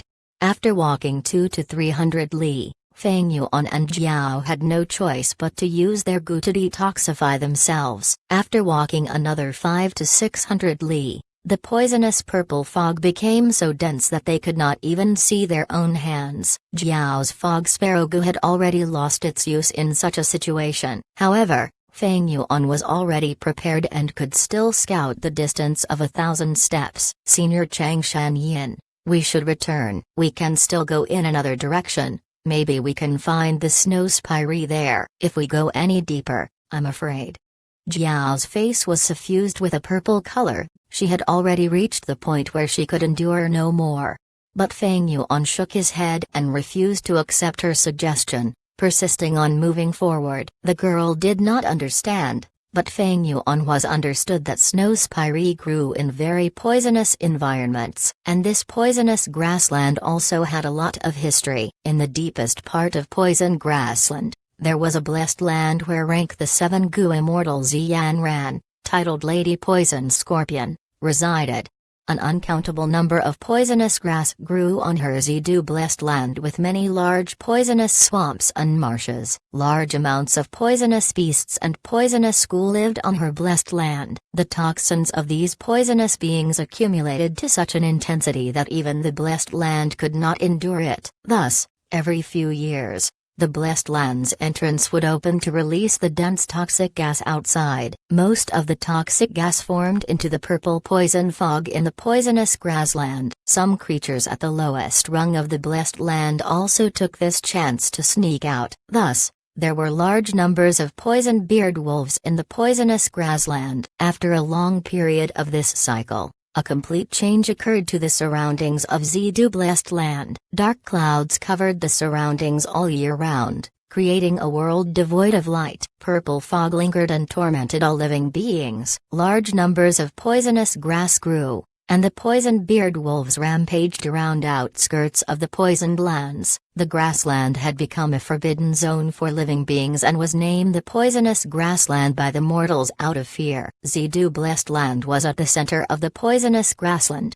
and the place Fang Yuan was currently at was around the center. In the depths of the grassland, dense poisonous fog lingered all year round, encouraging the growth of a large number of snow spire. Fang Yuan knew if he persevered in moving forward a little longer, he would definitely see the snow spire. Sure enough, as he had expected, after walking forward another few hundred steps, Fang Yuan discovered a snow spire. The snow spire was 20 feet tall. It had numerous branches and leaves on a pitch-black trunk, contrasted by the countless drooping spire branches that were pure white. Within the dense purple fog, it appeared sacred and noble. Fang Yuan walked to the snow spire with Jiao, who immediately let out a shout of joy. The two began to carefully observe the snow-white leaves on the spire branches. Soon enough, Jiao discovered one leaf that had already turned into a goo. It was a Snow Wash Goo, an invaluable rank 4 goo. Snow Wash Goo's detoxification ability was extraordinary,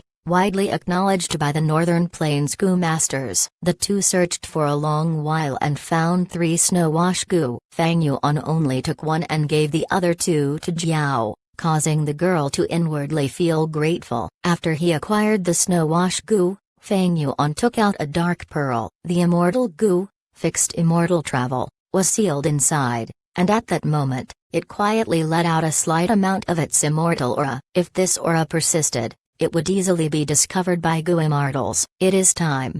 Fang Yuan willed and summoned a goo from his aperture. He poured his primeval essence towards the goo at once, turning the goo into a red iron cabinet, which then firmly sealed the dark pearl. Immediately, the immortal goo aura was cut without the slightest bit leaking out. This was the goo worm Fang Yuan captured on Sancha Mountain, unique to Tai Clan. Iron cabinet goo. Fang Yuan carried the iron cabinet on his back and walked back the way they came with Jiao. After walking around 200 to 300 li, Fang Yuan stopped and took out Earth Treasury Flower King goo, stored the iron cabinet in its stamen, then planted it deep under the ground.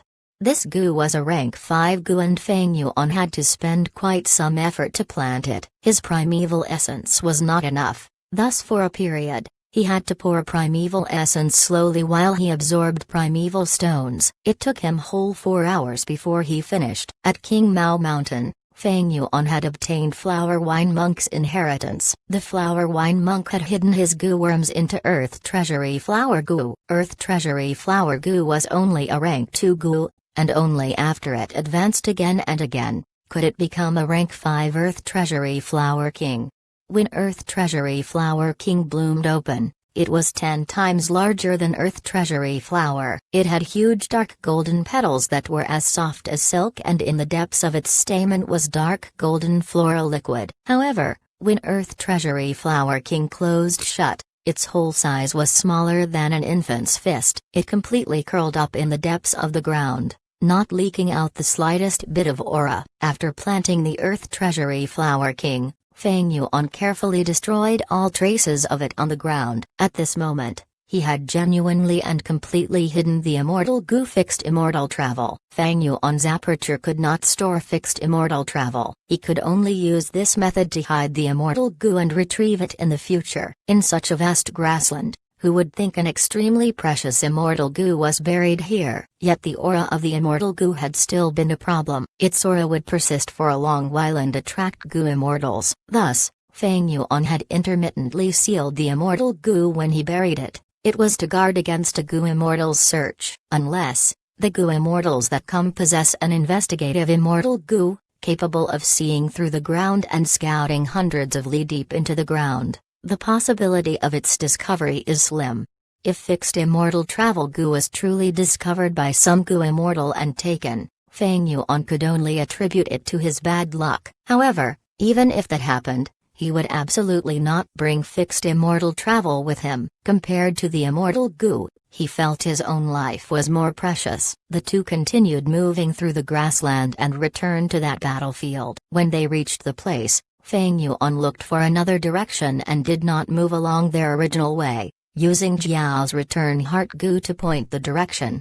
The return trip was not smooth. Fang Yuan and Jiao encountered the attacks of wolf groups time and again. They even encountered 1,000 wolf groups 3 or 4 times. Fang Yuan could only grab Jiao and fly to the sky to avoid this calamity. As the two got closer to the outer edge of poison grassland, the number of wolves and difficulty they encountered decreased. About 100 poison-beard wolves pounced upon Fang Yuan and Jiao. Fang Yuan laughed brightly. He was happy instead of shocked as he flew to the air and pointed down. Wolf enslavement goo, go. A rank 2 wolf enslavement goo turned into a lump of blue smoke and descended, enshrouding the 100-beast Wolf King. The 100-beast Wolf King struggled intensely, its soul resisting strongly. But in front of Fang Yuan's 100-man soul, it failed utterly. Howl, howl. When Fang Yuan landed on the ground, The 100-beast Wolf King ran around Fang Yuan's feet with its tail swaying like a little puppy. The wolf group it brought also remained motionless under its command, becoming Fang Yuan's minions. This was already the second wolf group Fang Yuan had subdued. As they continued, Fang Yuan's strength became stronger, the wolf group around him growing larger. Their trip of death before had unknowingly become a leisurely outing. When the wolf group following Fang Yuan increased to 1,000 wolves, with 400 beast wolf kings, poison grassland was no longer scary. With this safety, Fang Yuan began to settle the goo worms from southern border. Northern Plains natives were xenophobic. His original appearance would have made him suffer exclusion and vigilance wherever he walked, making it difficult for him to do things, and the southern border goo worms were also enormous flaws which could expose his identity. The innately cautious Fang Yuan would not allow these gaps to exist. All the goo worms on him that were not from Northern Plains must be dealt with. Chapter 434, Chang Shan Yin, Be My Husband. The wide and huge poison grassland became even darker at night. Wind blew near the ears as the howling of wolves could be heard, resembling the cries of wandering spirits. A fire was burning silently on the grassland. Jiao got close to the fire, expelling the chill in her body. There was a pot on top of the fire, and a meat soup was cooking in it, emitting a fragrant smell. Jiao swallowed her saliva as her hunger intensified. Eventually, she gulped and asked Fang Yuan, "Senior Chang Shan Yin, can this meat soup be eaten already?" Fang Yuan sat opposite the young girl. The two were separated by the fire. "No rush. This dried meat has just entered the pot, it needs to cook to a boil. Wait a while more, when the meat is soft and juicy, it will be extremely delicious." Fang Yuan took out the moving perspective cup goo as he said plainly. "Oh, we still have to wait so long." Jiao pouted, her beautiful face was shining in the flame, together with her long robe exclusive to Northern Plains and her beautiful accessories. It showed a unique style. But such a tranquil scene was not enough for Fang Yuan to take a second look. His gaze was on the moving perspective cup goo. Moving perspective cup goo was a rank 5 goo. Now that it was in Northern Plains, it was suppressed to rank 4. Speaking of capacity, it was weaker than other rank 4 goo. It was expensive to feed, one of the most expensive among the rank 5 goo worms. It was also extremely heavy on primeval essence consumption. But why did Fang Yuan choose it specifically, expending his energy and resources to refine it? That is because it originated from thieving heaven demon Venerable. He stole from heaven and robbed earth. He was the wealthiest Venerable in history. He spent his entire life's effort to find the rumored legendary Space Cave. Space Cave was first depicted in the legends of Renzu. It was a forbidden ground on the same level as the River of Time. In the River of Time, there were large numbers of time path goo worms. Inside the Space Cave, there were countless space path goo worms. It connected the 5 regions, hidden in a place no one knew. Pushing open a door from inside the Space Cave, one can reach any place in the world. The door that connected the Space Cave was also known as the Space Door. Space Door was omnipresent. It could be in a narrow crack, or in the wide and boundless sky. Where there is space, there is a door into Space Cave. But from the past until now, very little people could find the Space Cave, not to mention going inside. In the entire human history, only one person had managed to enter and exit it. Thieving Heaven Demon Venerable discovered the recipe of the moving perspective cup goo. His intention was to send this moving perspective cup goo into the Space Cave, and bring out large numbers of wild goo worms inside it.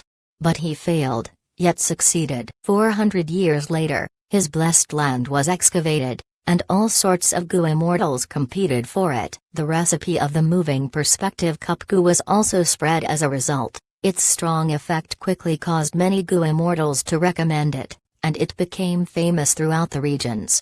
Fang Yuan took out the golden dragon goo from his aperture. The rank 4 golden dragon goo was suppressed into a rank 3. After it flew out, it entered the moving perspective cup goo. Fang Yuan injected large amounts of primeval essence into the moving perspective cup goo. This cup with a gold top and silver bottom immediately gave off a strong golden silver light, floating in the air. Fang Yuan pulled back his hand and pushed the cup slightly forward. The moving perspective cup goo moved forward until it vanished. First, the sides vanished, and then half the cup was gone. Finally it vanished in midair. Jiao stood up abruptly, staring with wide-opened eyes as she saw this strange scene. At the same time, far away in Central Continent, Hu Immortal Blessed Land, little Hu Immortal suddenly had a feeling, immediately teleporting into Danghun Palace's secret room. In the secret room, a moving perspective cup goo gave off a shining radiance as it floated in the sky. As if it was pulled by an invisible force, it moved forward slowly before vanishing in the air. When moving perspective cup goo completely vanished, Fang Yuan stretched out both his palms parallel to the ground as he activated his primeval essence again.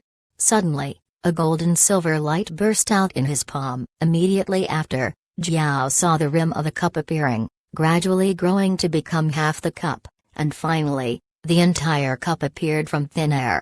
When the light faded, the cup-like goo worms landed in Fang Yuan's palms. Done. Fang Yuan muttered, seeing this cup. He knew that his plans did not go out of control. Senior Chang Shanyin, what did you do? This goo doesn't seem right. Jiao walked a few steps towards Fang Yuan and asked curiously, in what way? Fang Yuan laughed lightly, taking out a primeval stone and recovering his primeval essence quickly. Jiao did not speak, she only stared at moving perspective cup goo, when suddenly her eyes shone, as she shouted, this goo is not the same. Originally it was golden top and silver bottom, but now it is silver top and golden bottom.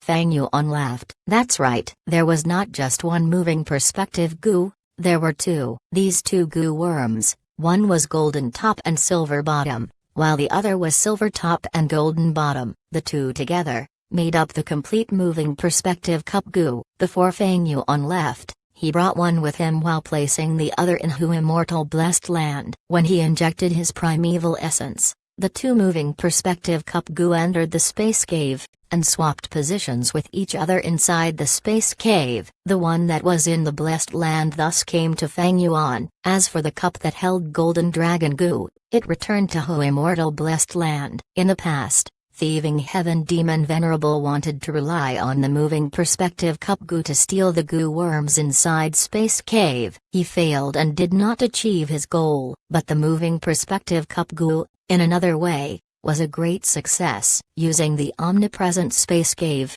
a pair of moving perspective cup goo could interchange in the Space Cave and transport resources between two places.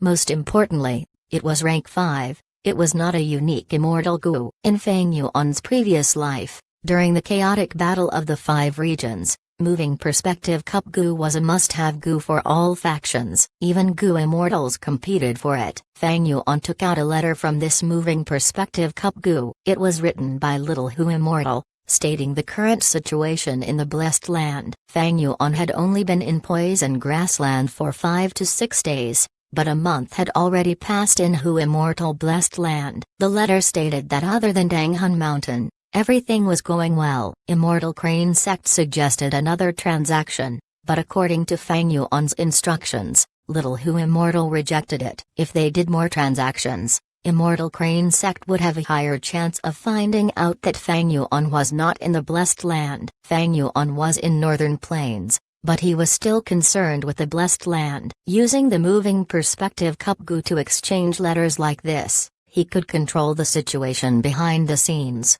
and other people's schemes would not succeed.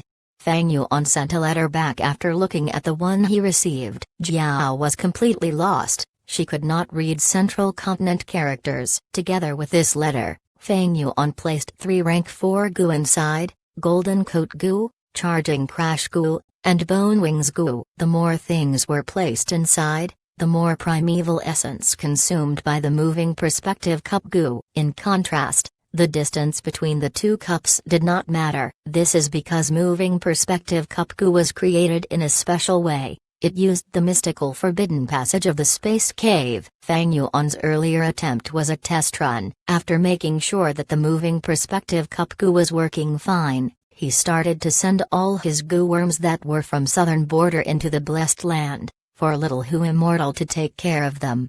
In the blessed land, Little Who Immortal sprawled on the table, staring at blank space with her large shining eyes. The golden dragon goo in the moving perspective cup goo was already taken away. Suddenly, moving perspective cup goo started floating again, and entered the space cave. Afterwards, another cup appeared and landed on the table. Little Who Immortal took out the things inside moving perspective cup goo, and saw Feng Yuan's reply, extremely elated as she shouted, "Master's reply!" With just one cycle, the primeval essence in Feng Yuan's aperture were mostly expended. He had to hold on to a primeval stone and replenish his primeval essence again. Jiao stood at one side, gradually starting to understand. She, who was overwhelmed with curiosity, asked a few more questions again. But Feng Yuan only smiled plainly, not replying her. HMPH, acting all mysterious, "It's no big deal."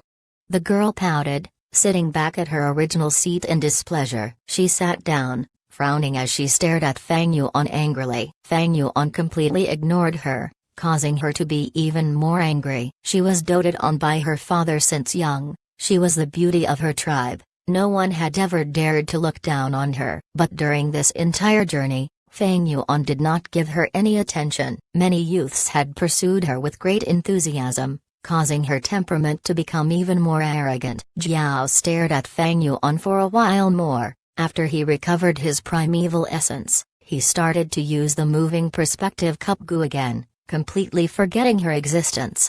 However, this time, this Northern Plains young girl's displeasure vanished. He is after all Chang Shanyin. He is not someone those young and immature brats can compare with. In his eyes, what am I? Just an unimportant junior, I guess. Thinking so, Jiao felt dejected. As she looked at Feng Yuan's face, she became dazed. Feng Yuan used human skin goo to change his appearance. With the features of a Northern Plains native, it matched her sense of beauty even more. When Chang Shanyin was young, he was one of the most handsome teenagers in Chang tribe. His 5 features were proper, his nose was sharp, his brown eyes were deep, his thick lips showed his determined personality. His sideburns were already turning white, it showed the experience and wisdom of a mature man. That was an intense attraction to a young girl. As the light of the flame flickered, Feng Yuan's expression flickered along with it. His determined and mature disposure was strongly felt. Jiao's thoughts drifted. She thought secretly, what kind of person was Feng Yuan? The startle when they first met, the warmth when he smiled, the knowledge when he gave her pointers, the bravery when he fought, and the absolute calmness when he tore down his own skin. All these scenes flashed in the young girl's heart. It was so vivid, like the memories were ingrained in the girl. What about his past? Jiao thought again. Chang Shanyin's past was a heroic tale. It was widely spread in Northern Plains. Numerous people respected him, loved him, and thought well of him. When he was young, his reputation was overwhelming. He was the future hope of Chang tribe. He was famous very quickly. His first-rate wolf enslavement skill caused people to marvel. Most importantly, he was righteous and just, forgiving and kind. He never oppressed the weak, was filial to his parents, and helped tribesmen in need. At the same time, he had a great sense of brotherhood and loyalty. He placed his life on the line to protect his tribe, and performed great deeds for Chang tribe. He married a beautiful wife, but gained the betrayal of his childhood friend. Fate toyed with him, causing this man to lose his mother, his sworn brother, his beautiful wife, and almost his own life. But he survived in the end. Relying on his own hard work, he crawled up from the abyss of death, and created a legend that normal people could never imagine. This man shoulders endless pain and suffering, countless wounds and injuries are hidden within him. Jiao thought of this and had a strong urge to hug Feng Yuan, using her warmth to heal this injured lone wolf, the former Wolf King. As the fire burned on, the wood was crackling under the flame. Jiao's gaze towards Feng Yuan became more infatuated. She could not longer help herself. Under the warm fire, a young girl's feelings were developing and growing. When Feng Yuan finished this round of cup exchange, and took out a primeval stone to recover his primeval essence, Jiao secretly made the most important decision in her life. She suddenly stood up, shouting towards Feng Yuan, "Chang Shanyin, be my husband." The voice spread far and wide in the quiet grassland. "What did you say?" Feng Yuan frowned. Even with his 500 years of experience, he could not anticipate this girl's change of heart. After he reacted, he smiled. "Stop fooling around, young girl. I am your senior. Looking at our age, I am over 20 years older than you. My son will be a good match for you." "No, Chang Shanyin, I want you." Chapter 435. Don't block my road to success. "No, Chang Shanyin, I want you." Jiao's voice resonated in the grassland. Under the illumination of the bonfire, her eyes shone brightly as she stared head-on at Feng Yuan. "Chang Shanyin, you are the hero of this great plains. Your reputation extends far and wide. You are the man I can entrust my whole life to. Age is not a problem. Back in the day, didn't old ancestor Giant Sun marry young women every year even after he was 1,000 years old?" Feng Yuan's expression turned dark. "All right, don't make a scene." Jiao stamped her foot and raised her voice. "I am not making a scene. Chang Shanyin, I have already been deeply attracted to you along the way. Just earlier, I discovered that I had completely fallen in love with you. I am willing to give myself and everything to you. Please accept me." "Young girl, I already have a wife." Feng Yuan heaved a sigh and said with a complex expression. Jiao immediately shook her head. "Your wife has already remarried. Even if you snatch her back, I don't mind. I don't intend to take your first wife's position. I am satisfied being your concubine." Old ancestor Giant Sun had hundreds of thousands of imperial concubines, but only had one empress. However, Feng Yuan refused firmly. "I won't marry again. My heart is already still, just like this poison grassland. You are still too young and are unable to understand my mind." During the days I spent in the wolf's belly where I could not move at all, I felt extremely painful. When my soul floated over the vast plains, I wandered around aimlessly, but my mind gradually elevated to a greater height. I recalled my past, watched many people's life and death. The suffering or happiness of my former life were no longer able to enter my heart. I have been completely reborn. I am a new Chang Shanyin. I also won't return to Chang tribe. Then, came to my tribe. Jiao's eyes shone. She invited with utmost sincerity, but Feng Yuan still refused and did not show any signs of being moved. "Chang Shanyin, is your heart made of iron? You doubt me? Do you want me to take out my heart to let you check, just like those rockmen?" Jiao muttered. Her eyes turned red and tears were on the verge of falling. "Howl!" Right at this moment, the howling of wolf groups signified that they were nearby. A large group of poison-beard wolves were attracted by the fire and rapidly approached Feng Yuan and Jiao. However, there were large amounts of wolves resting beside the bonfire. The two groups of wolves soon clashed against each other and an intense battle unfolded. "This is a 1,000-beast group." Jiao's attention was attracted towards the wolves, her expression becoming grave. If it was before, they would choose to retreat when they came across such a scale of wolf group, but now Feng Yuan smiled coldly. "No matter, the situation is different from before. We also have a wolf group to help us." "Jiao, I need to ask you to restrict the 1,000-beast wolf king. My primeval essence is exhausted. I will come assist you after I replenish it." The girl nodded her head, but she did not immediately leave and instead looked at Feng Yuan with her bright gaze. Feng Yuan looked at her. "Go." Jiao pursed her lips. Her gaze was firm as she still remained motionless. Feng Yuan could only use a soft stance and said gently, "All right, I will consider this matter, but I want the answer now."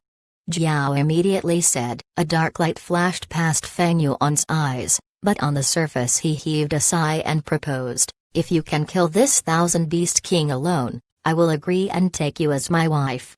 "Really?" "He. A promise that us northern plainsmen make can never be broken." Jiao's eyes shone brightly at this reply. "Okay, then just wait." Battle intent filled the girl's heart and she charged towards the battlefield, directly taking on the 1,000-beast wolf king. Gazing at her leaving, Feng Yuan's smile quickly disappeared, replaced by indifference. He did not expect Jiao would be so attracted to him. The feeling of love had already taken his roots deep within her. However, when it came to love, this thing had always been unreasonable and was very difficult to deduce with common sense. Long, long ago, desolate ancient Moon climbed Chengbei Mountain and met with a Rockman's pursuit. According to the legends of Renzu, Renzu could not save his eldest son Verdant Great Son, and at the final juncture of resurrection, he made a great mistake and was swept away by reverse flow river back into Luopo Valley.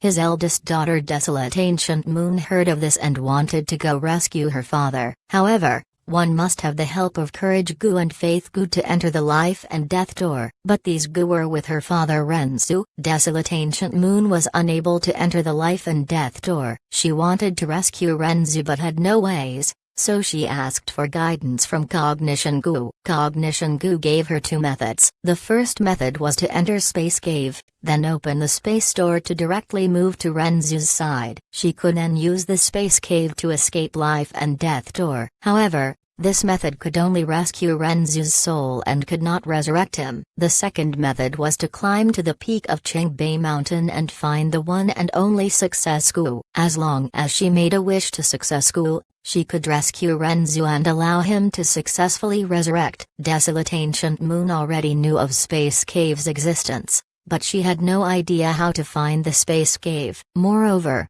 to let her father truly resurrect, she had to go to Chengbei Mountain. Chengbei Mountain was not tall and was like a mound. It was peculiar as it was made from millions and millions of pebbles. These pebbles were actually failure Gu, and there was only one Success Gu. At the peak of Chengbei Mountain, Desolate Ancient Moon walked to the foot of the mountain and began to ascend the mountain. Her movement woke up Love Gu, who was sleeping nearby. Love Gu was very angry at having its sleep disturbed and wanted to take revenge against Desolate Ancient Moon. It used its unique power to awaken a piece of stone. The stone gained life because of Love the Gu and became a Rockman. The Rockman was dull and might, his body filled with gold, silver, copper and iron, looking very dazzling and gorgeous. After the Rockman was born, the first thing he saw was Desolate Ancient Moon. Her shocking beauty immediately conquered his heart. He started following behind Desolate Ancient Moon,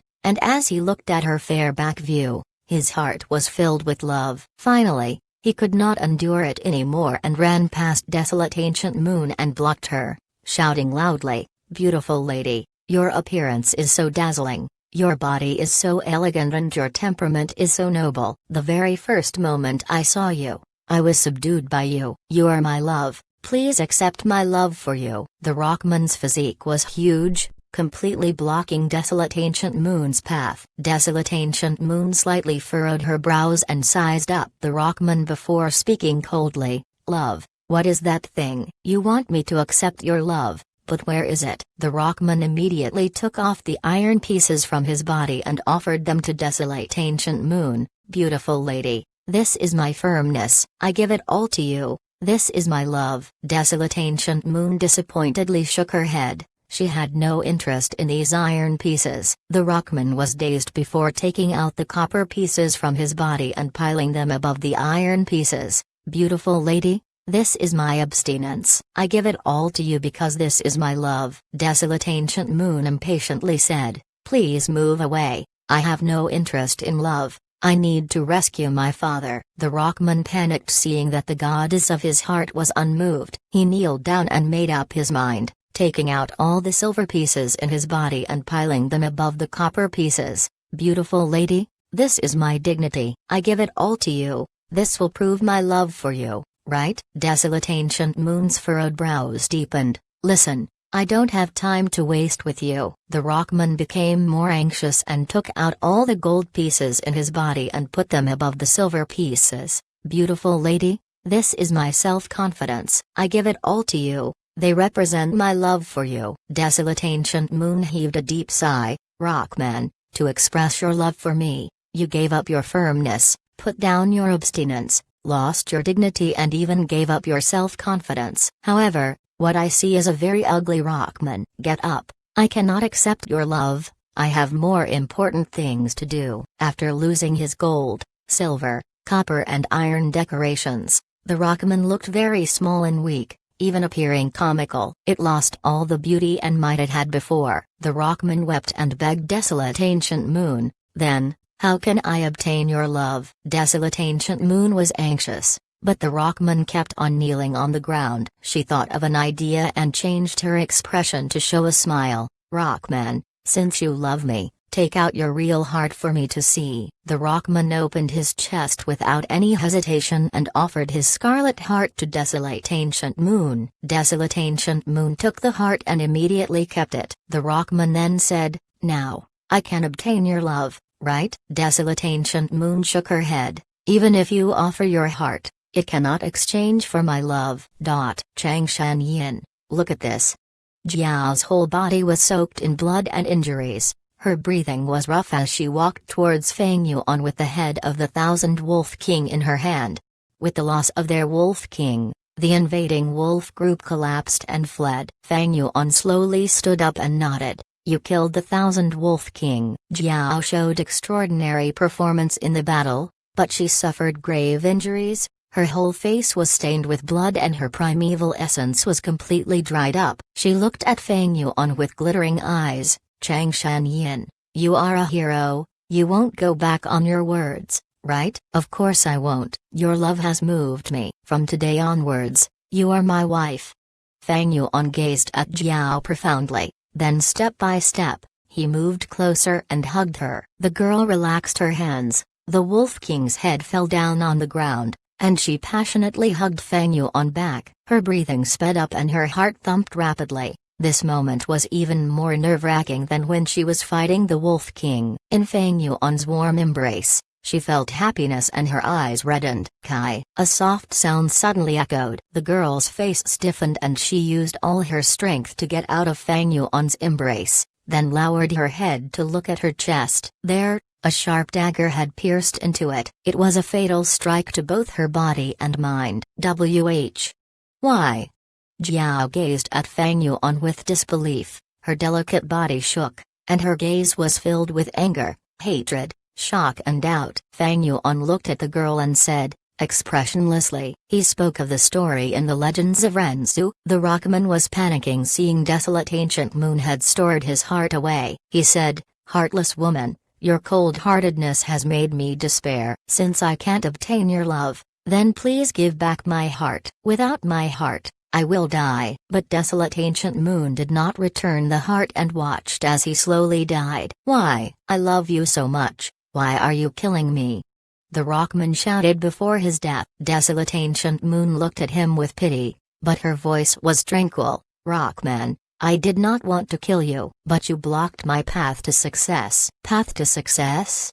After Jiao heard this reply, she could no longer stand and collapsed on the ground. The dense aura of death made her body increasingly colder. The girl raised her small head, revealing her swan-like exquisite neck. She gazed at the dark night sky and laughed mournfully. She laughed only for few seconds before tears fell down her face. She looked at Feng Yuan, her gaze still expressing the deep love as before. "Chang Shan Yin, I don't know how I am blocking your path to success, but now, even if you kill me, I do not hate you." "Maybe you are seeking revenge?" "I will leave all my goo worms to you. I hope they can be of some use to you in your path to success." Cough cough.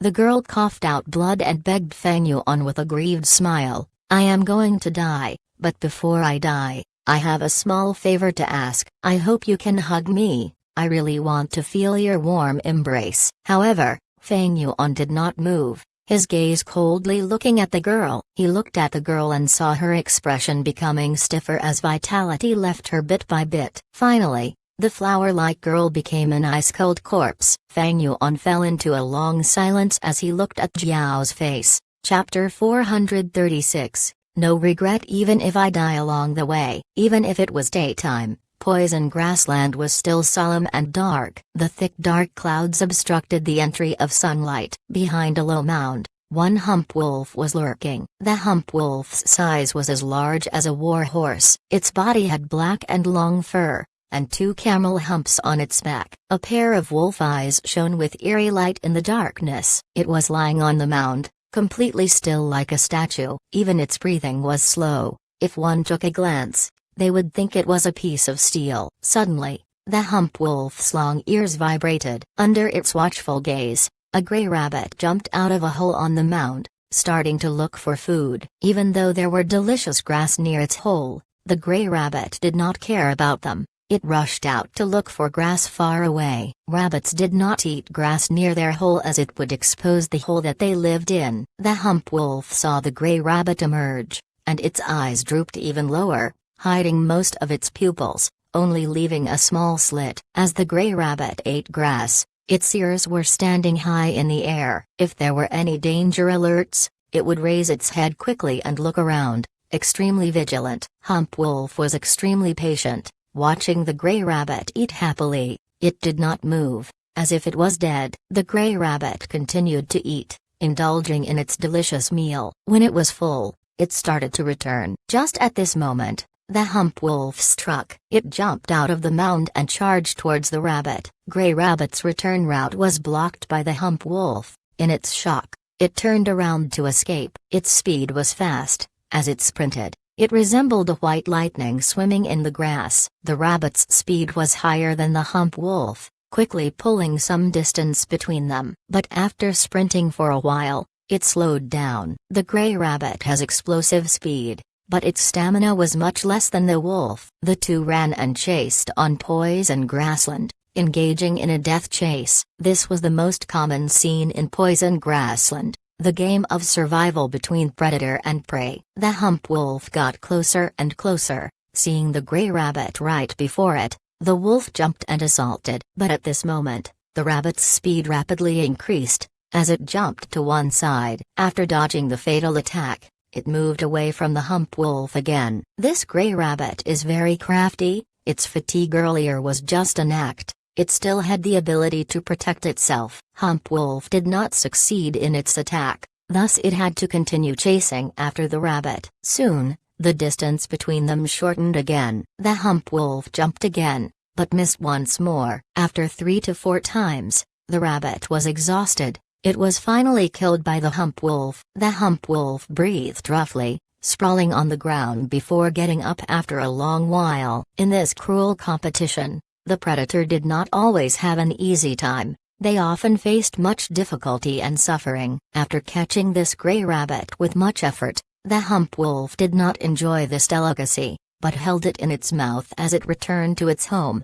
In the den, there was a female hump wolf and numerous newborn wolf cubs to feed. But when this hump wolf got back to its den, it only saw blood traces and cold corpses. Howl! It abandoned the gray rabbit corpse, and howled angrily towards the sky. The fur on its neck stood up, as the intense hatred turned its eyes red. A large group of poison-beard wolves surrounded it from all directions. Far away on a mound, Fang Yuan crossed his arms as he looked down, observing this battlefield. He, as expected, a male wolf came. He laughed lightly, feeling that his recent luck had finally improved. Hump wolves were outstanding mounts in northern plains. Although Fang Yuan had Chang Shanyin's rank 4 wolf sprint goo, it expended quite a bit of primeval essence. He would rather ride a hump wolf. It was quicker and easier. When Fang Yuan accidentally found this wolf's den, he killed the weak female wolf and its cubs, obtaining a rank 2 wolf enslavement goo. He did not leave in a hurry, but instead used the poison-beard wolves as ambush, awaiting the return of the male wolf. The battle between hump wolves and poison-beard wolves had just gotten intense. The hump wolf had a large physique, together with the furious emotions it had. It battled even more fiercely. Using its claws, ordinary poison-beard wolves were not its match. But with Fang Yuan's manipulation, the poison-beard wolves were very cunning. They did not fight it head-on, but cooperated and worked with great teamwork, taking turns to drain the hump wolf's stamina. After an hour, the hump wolf was breathing raggedly as it lost the ferocity it had earlier. Around it, there were 60 or so poison-beard wolf corpses. That was its greatest achievement. Of course, if Fang Yuan wanted to kill it, with his skill in enslavement path, he would only need to sacrifice 30 poison-beard wolves. But Fang Yuan wanted it alive, thus when he battled, he was restricted in many ways. It's about time.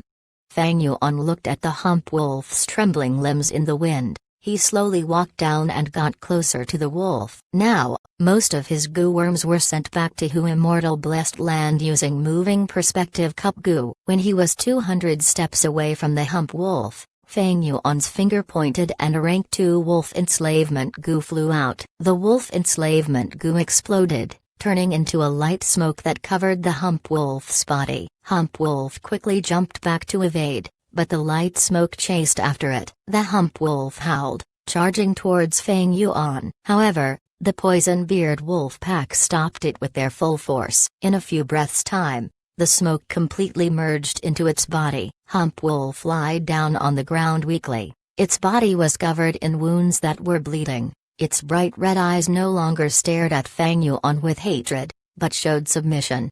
100-man soul is really useful. If I did not use the guts goo, I would need to spend a lot of effort to capture this hump wolf. Fang Yuan sighed in his heart, before activating wolf smoke goo in his aperture. Wolf smoke goo flew out, turning into thick smoke as it engulfed hump wolf, as well as most of the injured poison-beard wolves. In a moment, the thick smoke dispersed, and hump wolf's injuries were fully healed. It even grew new fur. The injured poison-beard wolves also regained their vitality. However, even without injuries, their battle strength was not at their peak. What affected the battle strength of beasts was not just injuries, but also their hunger. For wolves to display their full strength, they cannot be too hungry, as it leads to weakness. But they cannot be too full, as that would make them more sluggish. Earlier, when the hump wolf hunted, why did it patiently wait for the gray rabbit to get full? It was the same reason. Only when the wolves are half full and half hungry, could they have the will to fight, fighting most harshly and fiercely. After battling for so long, be it the hump wolf or the poison-beard wolves, they had lost a lot of stamina and were hungry. Fang Yuan willed, and the poison-beard wolves started eating the corpse of the dead wolves. Hump wolf ate that gray rabbit, and by the command of Fang Yuan, started to devour the dead female wolf and her cubs as well. Fang Yuan stood on the spot, taking out his rations and consuming them. 3 days had passed since he killed Jiao. Jiao had to die. The moment she saw fixed immortal travel goo, her death was guaranteed. Furthermore, she had first seen Fang Yuan step into Northern Plains naked, and then saw him bury the immortal goo, as well as using moving perspective cup goo. She knew too many things. In Fang Yuan's heart, she was a definite target to kill. Except when Fang Yuan first came, his battle strength was low. In order to move around in poison grassland, he needed her assistance. But Jiao could not be allowed to live. If her naivety could be used by Fang Yuan, others could naturally use it as well. She was such a burden. With her ordinary soul foundation, others only needed the mind-reading goo or recollection goo on her to be able to completely expose Fang Yuan's plans, and divulge his secrets to the world. This was a premeditated murder by Fang Yuan. As they survived hurdles one after another, the ghost-face sunflower sea, the earth spike rats, the shadow crows, as well as finding Chang Shanyin and using his skin, to finding Snow Wash Goo and burying the Earth Treasury Flower King Goo, her value and use was diminishing. At the same time, her threat was rising slowly. Her love towards Fang Yuan also made him, who was disguised as Chang Shanyin, feel like a dagger was placed at his throat, a great sense of danger.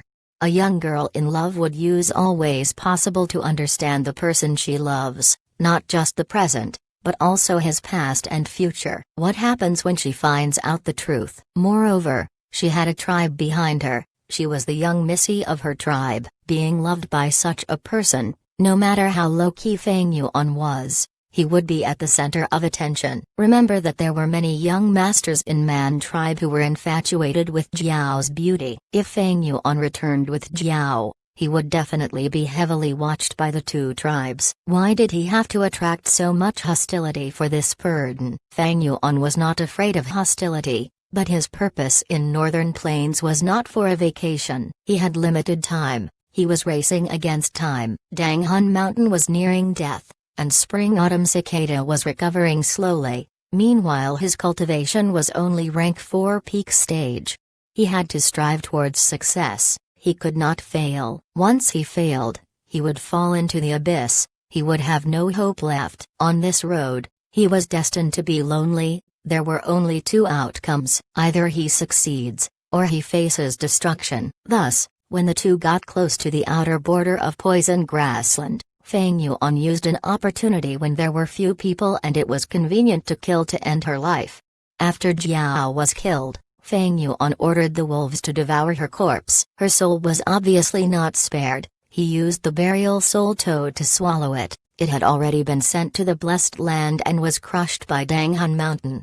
The area near the fireplace had already been carefully inspected. There were no traces or evidence left. All in all, Jiao had been wiped off the face of this world. Her only remains might probably be the feces that the poison-beard wolves excrete. He. This so-called beauty, in the end, she was just a pile of shit. Ashes to ashes, dust to dust. A beautiful young girl, in this heaven and earth, she was just like a flower. Either she gets trampled on at the roadside, or she wilters when her time is up, becoming an ugly fertilizer for the earth. Without eternal life, even the most beautiful thing is but a reflection of the moon in the water. The value of their existence is mere for that second of elegance.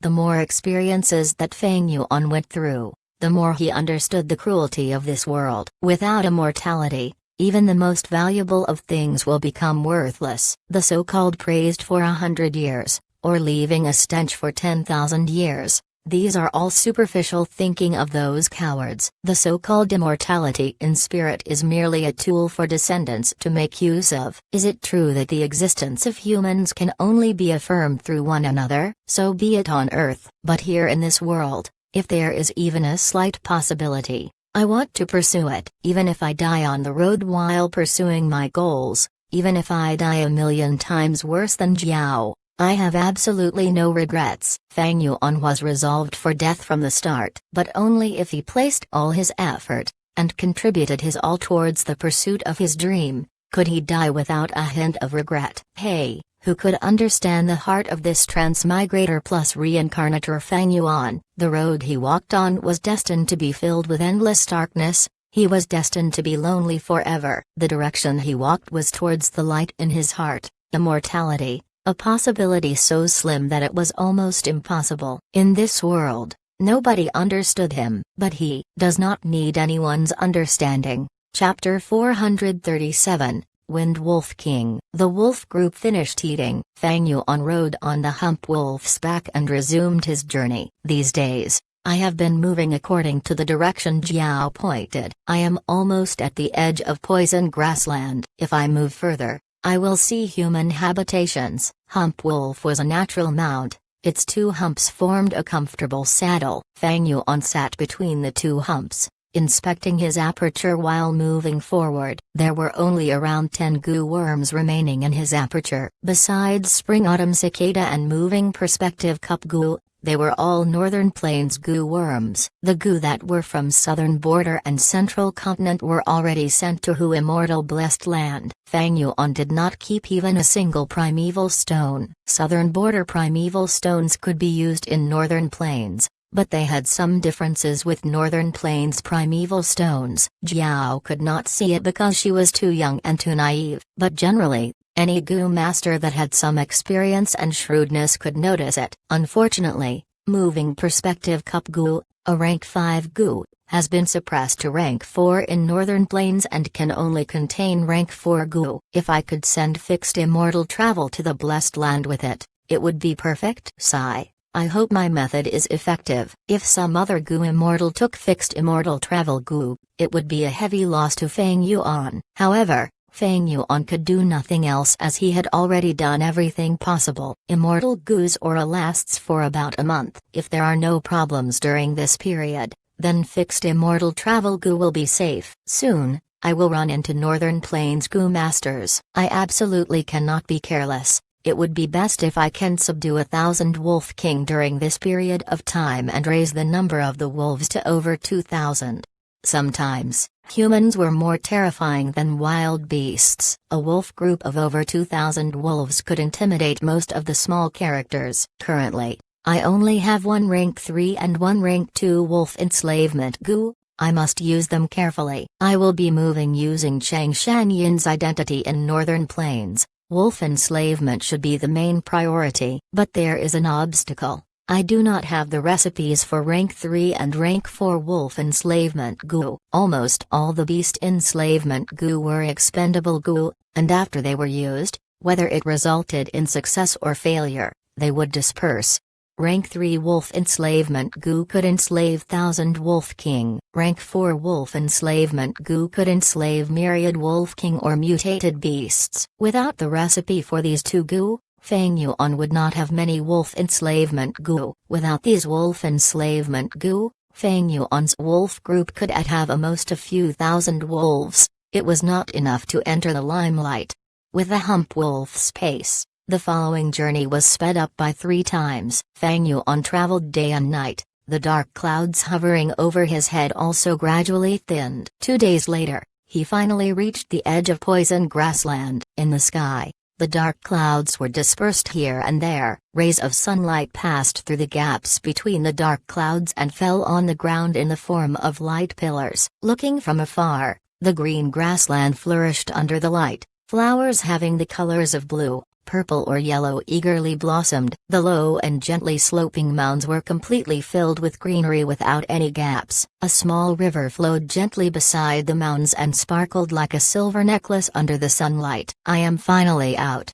Fang Yuan felt moved. Riding on the hump wolf's back and surrounded by poison-beard wolves, he slowly walked towards the sunlight. The poison-beard wolves were restless. They were adapted to hunting in dark surroundings. The sunlight would greatly affect their battle strength. Fang Yuan did not care. These poison-beard wolf group were only temporary. They would be eliminated sooner or later. Fang Yuan gazed back. Poison grassland behind him was still covered with dark clouds, dusky sunlight and gloomy cold wind. On the corrupted land, there were dark purplish poisonous grass, bent into all kinds of shapes. Compared to this side of the grassland which had sunlight shining over it, it showed a clear contrast, like they were two different worlds. Immortal Blessed Land's eastern area is also covered in dense clouds. If they are not dealt with in time, that land would also develop towards the direction of Poison Grassland. Poison Grassland, I will be back. Just as Fang Yuan was mumbling,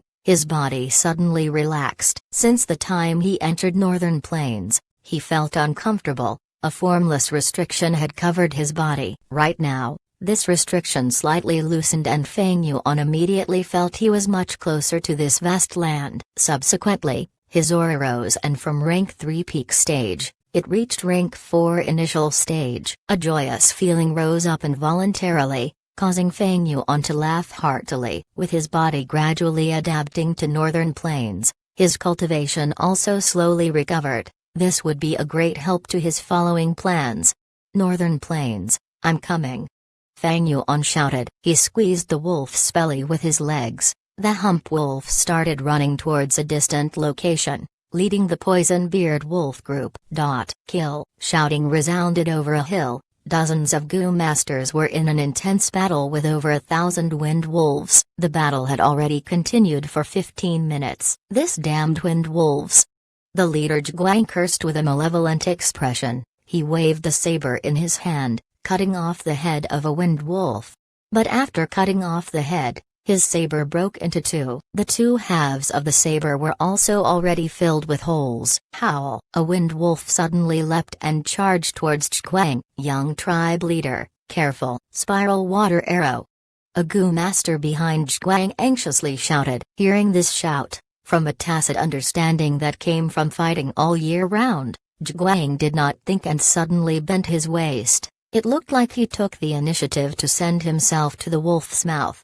The wind wolf that was in midair opened its mouth and revealed its sharp fangs. Just as it seemed like it was going to bite off Zhuang's head, a blue water arrow shot out from behind Zhuang with a strong rotational force. This spiral water arrow ruthlessly shot into the wind wolf's mouth, sending it directly towards the afterlife. Taking this chance, Zhuang squeezed the wolf's belly, urging his hump wolf to retreat into the defensive range of his group. Saber Gu. He put his palms together and squeezed out the final trace of primeval essence in his aperture, pouring it into the saber imprint on his palm. Whoosh! A completely new saber instantly formed. Zhuang suddenly swung his right hand and tightly grasped it. Die! He growled with an iron-like hoarse voice. The new saber was extremely sharp, cutting a cold light in the air and splitting a wind wolf into two. But this was only a small victory. It was truly difficult to have an active influence on the whole devastating situation. Damn it, I don't have enough primeval essence. There are at least over 3,000 wolves. It's too many. Young tribe leader, we are completely surrounded. There is no hope even if we fight to the death.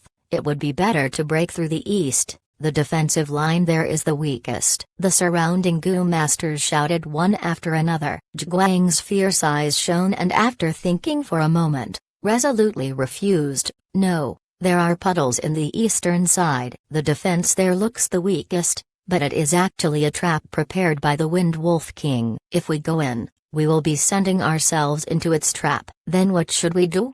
The surrounding people asked. Jiao gritted his teeth and firmed up his mind. Turn around, we will break through the west. But we have still not found Lady Jiao. If we return like this, what will we say to Lord Tribe Leader? Zhuang snorted. Although Jiao is my sister, for her own selfishness, she ignored our tribe's circumstance and fled the marriage. Sacrificing great men for a mere woman is not worth it. Spread the command. We will break through. Let those lowly slaves stay behind. It is time for them to offer their lives for their masters. Understood?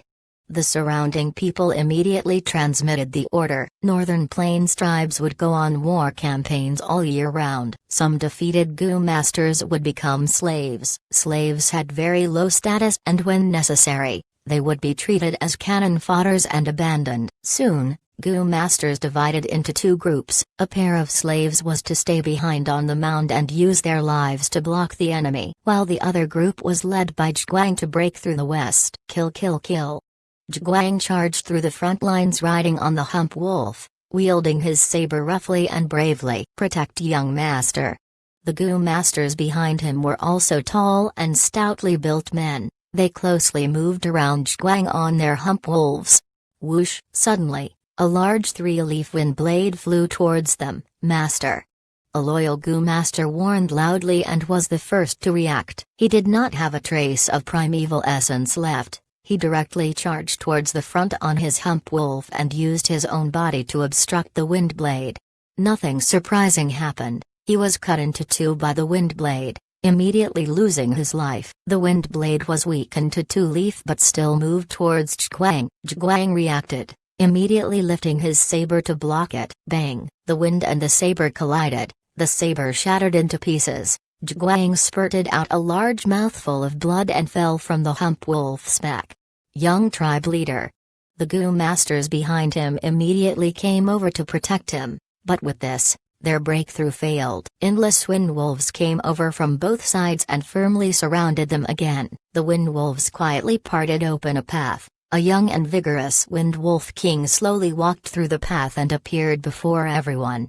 Thousand Beast King. Its body was enormous like a warhorse. Brisk dark green fur covered its whole body and its eyes were like emeralds. Its alternating steps and unhurried pace unexpectedly gave an elegant and noble feeling to Zhuang and the group. Right now, the slave Gu masters that had stayed behind on the hill were already killed. Large amounts of wind wolves came over after killing them. The Gu masters had already exhausted their primeval essence. The Wind Wolf King's appearance caused them to feel restless. Someone pulled Zhuang to retreat, but Zhuang swung his arm and stood up with difficulty. He shouted, "What are you afraid of? I don't have primeval essence, but I still have my hands, legs and teeth. Warriors, don't let these beasts scorn you. We will use our blood to prove ourselves. We are the brave tribesmen of Zh tribe." Everyone was agitated by his words. Their morale immediately rose and a will to fight to death emerged in them. The Wind Wolf King was walking leisurely,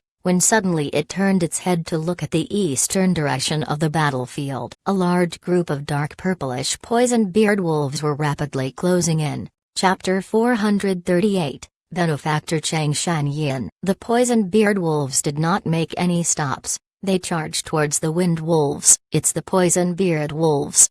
Very soon, Gu Masters discovered the poison-beard wolf pack and looked up. Strange, don't the poison-beard wolves only move around in poison grassland? Why are they outside? Some Gu Masters felt perplexed. There's probably a Gu Master controlling them. Zhiguang clenched his fists, seeing the approaching poison-beard wolves. His eyes, which showed despair, started to shine with the light of hope. Young Master is wise. Look there, there's a person. A few breaths later, a Gu Master pointed to a faraway place. As everyone observed closely, Fang Yuan appeared before them while riding the hump wolf. We're saved. Everyone cheered. Not necessarily. Zhiguang's eyes squinted. He was very rational. Less than 1,000 poison-beard wolves. We might not be safe. It'll depend on his wolf enslavement skill. With this reminder, the Gu Masters started worrying. This person should be an enslavement path Gu Master, but he does not have many poison-beard wolves. Not good. Poison-beard wolves are weaker under sunlight. They are slightly inferior to the wind wolves. Oh no, this enslavement path Gu Master does not even have 1,000 beast king. He only has a few hundred beast kings. How can he block the assault of the wind wolf king? Zhiguang suddenly said, no matter, as long as this Gu Master can gather the poison-beard wolves and charge all at once, he can break the encirclement and would be able to save us.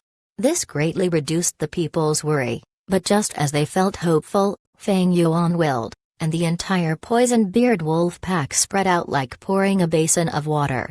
This. Many Gu Masters were tongue-tied. It's over, he is courting death. Some closed their eyes. Idiot, wasting such a chance.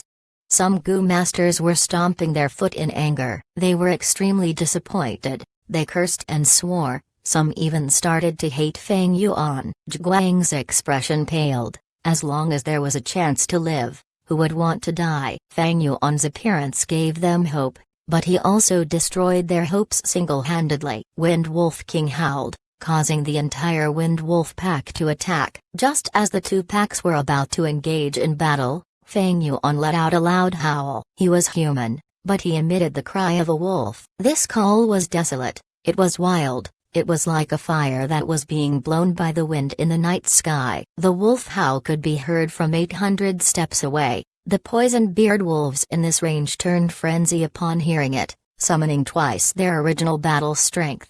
Ah, this is the rank 4 wolf howl Gu. It can increase the battle strength of wolf packs temporarily. It is a precious Gu. This person is a rank 4 Gu Master. Fang Yuan's howl was shocking. It changed the expressions of the Gu Masters. Many pairs of despairing eyes gave off hope once again. Rank 3 and Rank 4 were two different concepts. Rank 3 was Elder, Rank 4 was Leader. Even Zhiguang was only Rank 3 upper stage. After recognizing Fang Yuan's cultivation level, nobody scolded him anymore. Although Northern Plains Gu Masters were brave, they were not arrogant. They were filled with respect for experts, and were humble towards strength.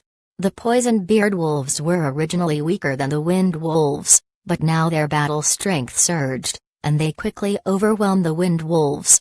After just a short battle, the wind wolves retreated, and a large number of wind wolf corpses were left on the battlefield. Over a dozen wind wolves were sacrificed for the life of one poison-beard wolf. What level of wolf enslavement skill is this? Such a grand feat caused the Gu Masters to stare till their eyes fell out. Unimaginable. This is the attainment of an enslavement master. Who in the world is this person? Many people looked at Fang Yuan like he was a monster. I have never heard of such a hidden expert living in this area.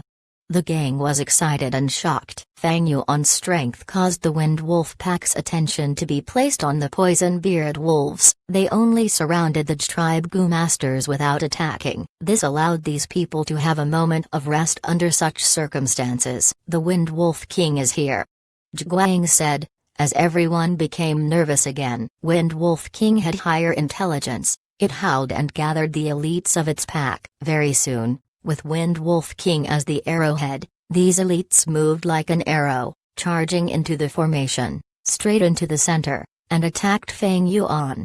Enslavement path Gu masters were most afraid of beheading the leader tactic. This Wind Wolf King was a thousand beast king. As it led the group of elites in attacking, they were simply unstoppable. Meanwhile, Feng Yuan only had a few hundred beast king level poison beard wolf kings. But Feng Yuan was overjoyed instead of afraid. As he smiled lightly, it could not resist it. Wind Wolf King's intelligence was higher than other wolves, but it was still a wild beast. It could not compare with humans. Against other wolf packs, Feng Yuan needed to charge himself, but when battling the Wind Wolf King, Feng Yuan could create this formation to attract the Wind Wolf King to charge towards him.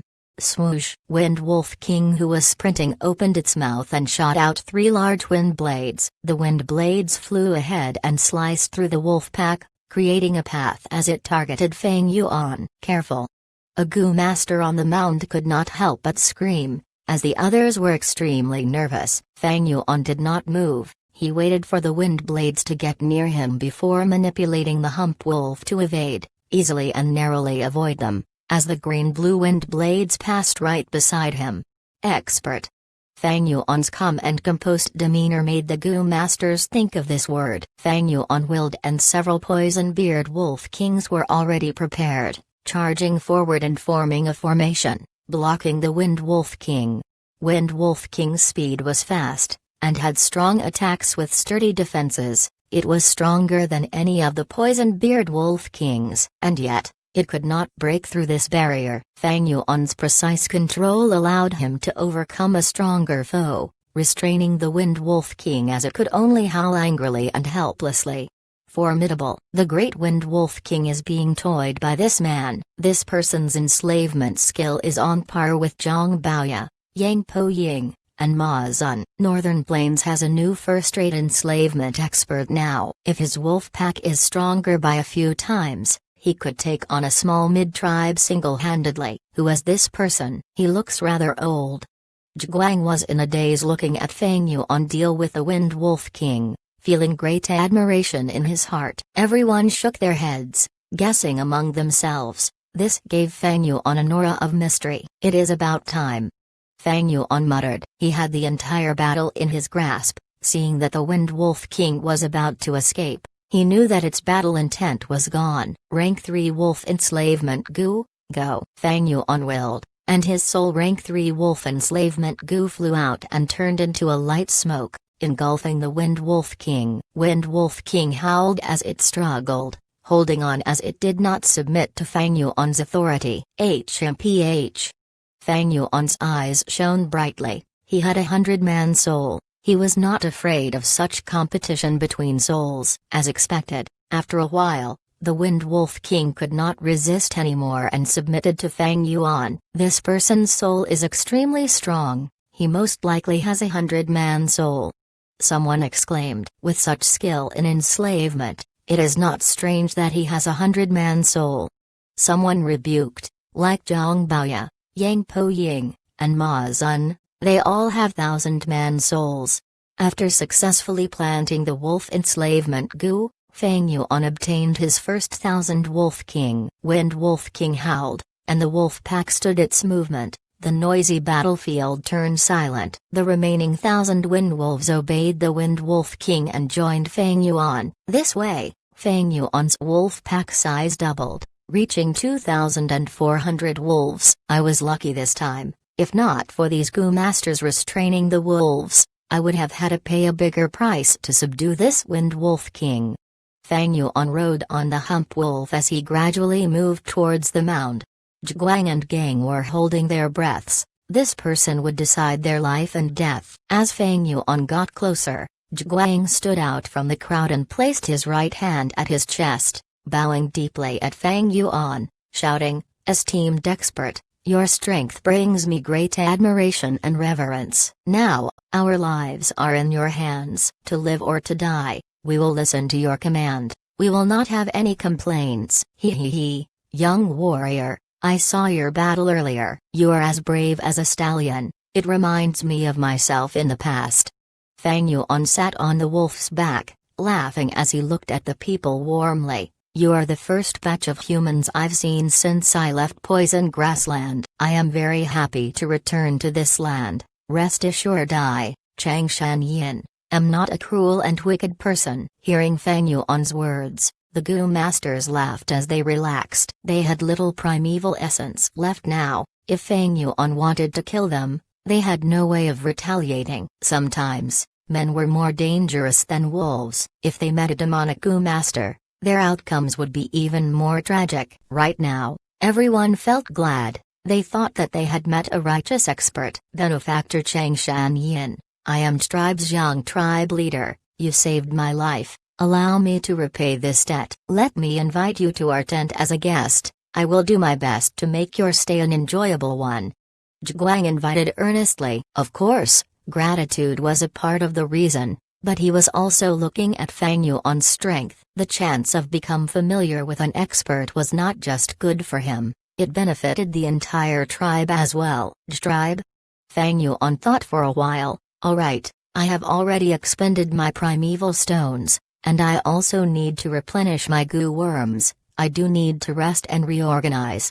He subtly expressed his needs and requests. It was a hint to Zhiguang. Without disappointing him, this young clan leader's eyes shone as he memorized these words to heart, laughing heartily. Benefactor Chang Shanyin, thank you for accepting, then let me lead the way. Chapter 439, Tribe Camp. Feng Yuan followed Zhiguang and the others towards the west direction. They had the hump wolf. The speed was not slow. Along the way, the group's atmosphere was uplifting. On one hand, Feng Yuan was intentionally getting close to them. He had his motives. On the other hand, Zhiguang was doing his best to form a relationship with this expert. He had great respect for him in his heart. Northern Plains natives were brave and fierce, but they were also forthright and candid. If you did not have strength, they would look down on you. They were hard to talk to. But if you had a strong and tough fist, they would respect you. And when your personality matched theirs,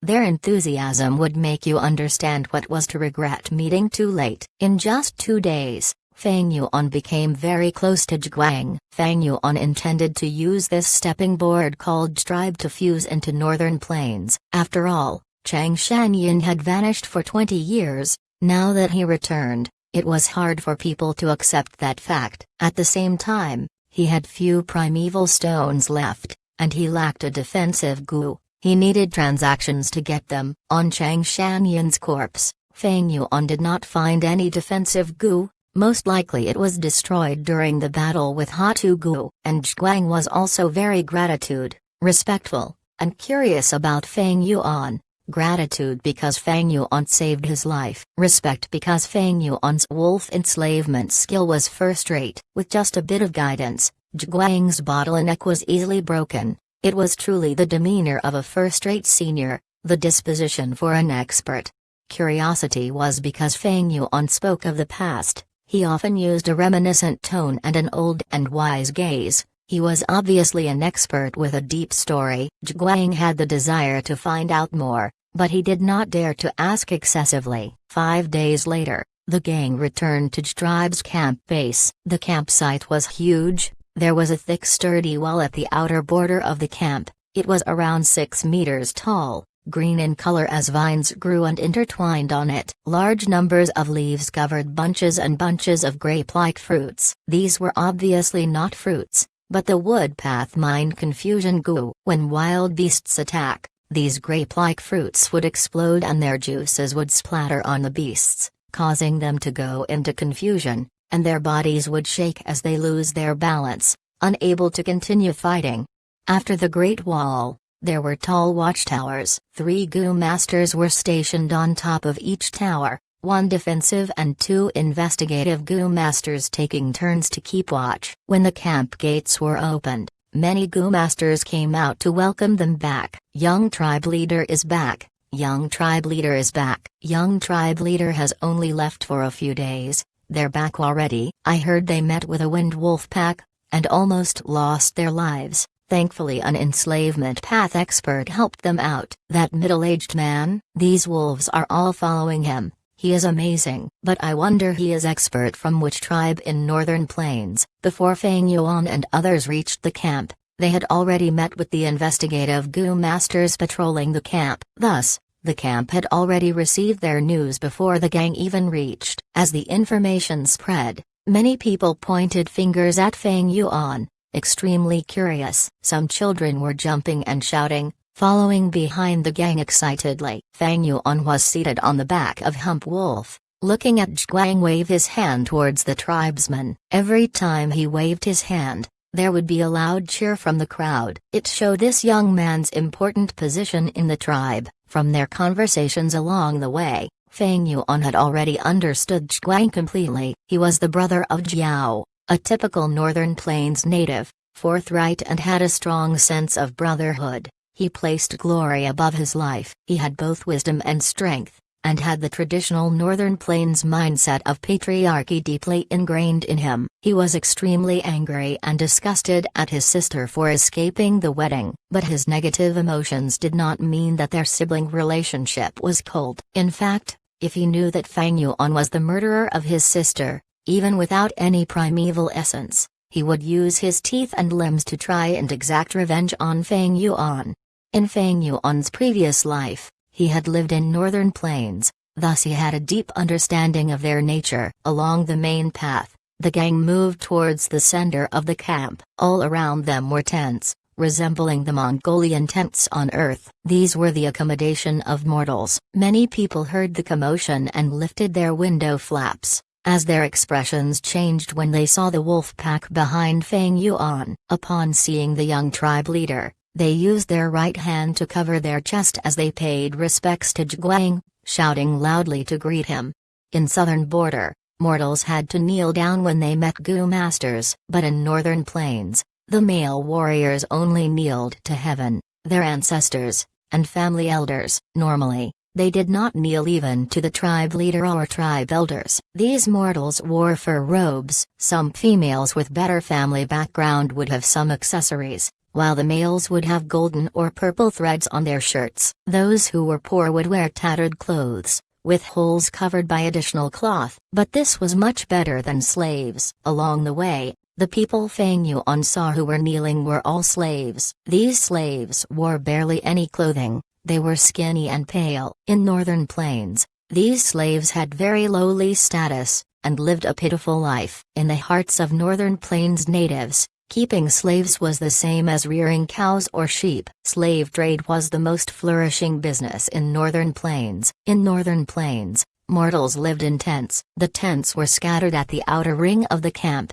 while the inner area was the residential area for Gu masters. If beast groups attacked the camp, the Marls were the first to die. After Feng Yuan and the others passed the tent area, they reached the Gu master domain. The Gu masters on the grassland did not live in tents, but lived in Gu houses. Gu houses were houses made of Gu. Simple Gu houses were made using one Gu. Complex Gu houses were made from a combination of many Gu. In southern border, the large-size caravans that traveled across mountains and forests had such Gu houses. Back then on King Mao Mountain, Jia clan brought a Gu house that was made using a woodpath Gu worm. 3-star cave. It was 18 meters tall, a truly tall tree. The roots were thick and strong, intertwining like coiling snakes. A small portion were exposed on the ground, while the rest were deeply buried underground.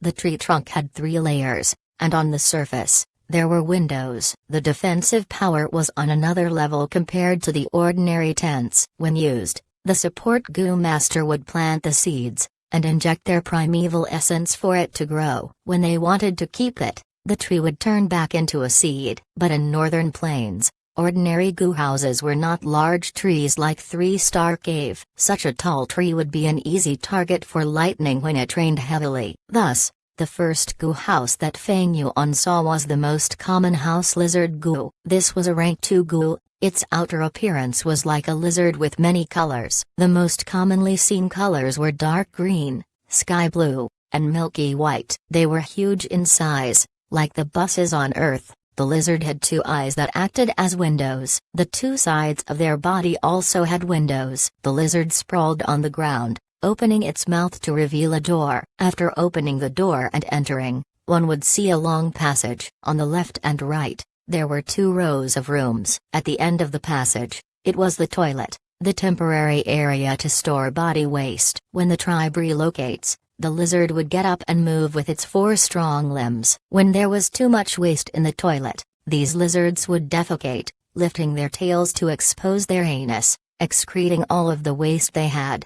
A family living inside a goo house needed to have at least 1 goo master. Such living environments were a level higher than the tent area. At the door of the goo house, there were often big stomach horses standing there, as their ropes would be tied to the lizard's huge teeth. A small number of families even had hump wolves. Fang Yuan and gang moved past these lizard goo houses and saw the mushroom forest goo houses. These goo houses were formed by planting large numbers of mushroom goo. Each house was a large mushroom, with a gray-colored round top that can let rainwater flow away. They did not attract lightning from storms and were very stable when strong winds blew. The mushroom had a strong and circular stem. The interior was white walls with windows on it. A few mushroom goo formed together to create a unique living environment. With dozens of mushroom goo, the area turned into a small mushroom forest. Those who lived in the mushroom forest were tribe elders or affluent goo masters. Hearing the movement from Fang Yuan and gang, the windows of these mushroom houses opened, showing some women and children. Some lively children ran out to touch the wind wolves or poison-beard wolves' fur. They were more bold than mortal families' children. Benefactor Chang Shan Yin, ahead is the king tent of our tribe.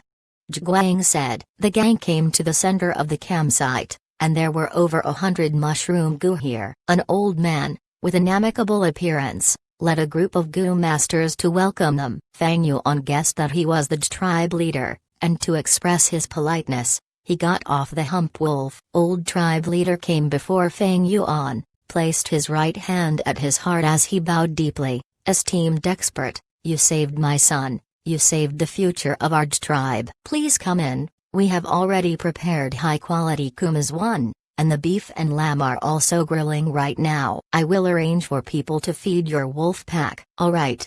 Fang Yuan nodded, following tribe leader into this largest mushroom forest. In the mushroom forest, people sat in order of status in the largest mushroom goo. Fragrant kumas was placed in a leather water bag, presented before the people by young beautiful girls. Large numbers of delicacies were placed on the table. Soon, someone placed the grilled lamb and beef in the center of the room. Old tribe leader worked personally. He got to the center of the room and used a dagger to cut out the eyes of the cow and sheep, and also their back and chest meat, before placing them on a golden plate and bringing them to Fang Yuan with both hands. Benefactor, please. Old tribe leader lifted his wine cup and stood before Fang Yuan as he toasted. Northern Plains natives respected honorable men the most, and were extremely hospitable. In Northern Plains, if the host toasts a guest, and the guest drinks it all, then that is respect to the host. Similarly, if they did not drink it, that means they did not respect the host, or held disdain towards him. When Fang Yuan drank the entire bowl of kumas, the room cheered as the atmosphere became more lively. After tribe leader toasted, Zhiguang followed, and Fang Yuan drank it all in one shot. Afterwards, the tribe elders started toasting him, and Fang Yuan drank them all. His grand attitude won the good feelings of everyone. After the toasting ended, the atmosphere in the room was absolutely heated. Benefactor Chang Shan Yin, your name is very familiar. Are you a member of Chang tribe? In Chang tribe, I have several friends. My second daughter is married to Chang tribe. We might even be relatives. Old tribe leader placed his cup down as his slightly red face had bright shining eyes. Tribe leader, I know what you want to ask. I am a tribesman from Chang tribe Yuan Feng faction, a Shan generation descendant who is the sole child in my family. My father is Chang Shengdun, and my mother is Chang Kui. Fang Yuan sighed, replying in a solemn expression. Old tribe leader's eyes were wide as he stared at Fang Yuan in shock. You are really warrior Chang Shan Yin? Chapter 440. 10-year interval of wind and snow. The tribe leader had some doubts when he heard Chang Shanyin's name in his subordinate's report. Now, when he received Feng Yuan's confirmation, he was very moved. All the elders present there also cried out in shock. Chang Shanyin? Zhiguang was sitting at the side and said with some doubts, "You are young, not knowing is normal."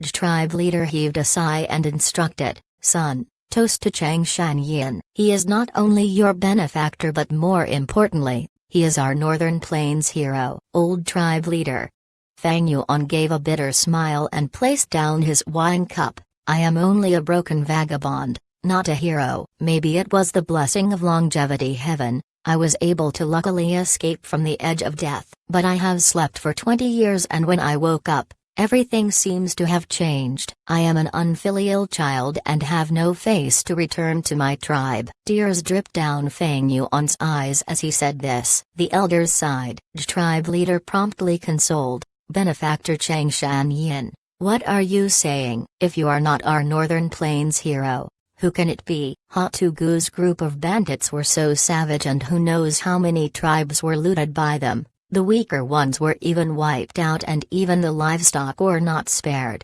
By killing them, you have eliminated a huge threat in our Northern Plains. Your mother was injured by a villain. It was not because you were unfilial. On the contrary, your morals and righteous conduct were widely spread and known by all of us. Your return is the fortune for our Northern Plains righteous path. Lord Tribe Leader is correct. So Sir was actually Chang Shanyin. It is really our honor for being able to see the hero. That's right. The return of hero Chang Shanyin is a great fortunately event for our righteous path. The elders praised repeatedly. Zhiguang's eyes shone. He only knew now that Feng Yuan actually had such a great origin and so many tales. This intensified his respect towards Feng Yuan. Let the past remain as the past. Everyone, our meeting is fate. Let's drink to it.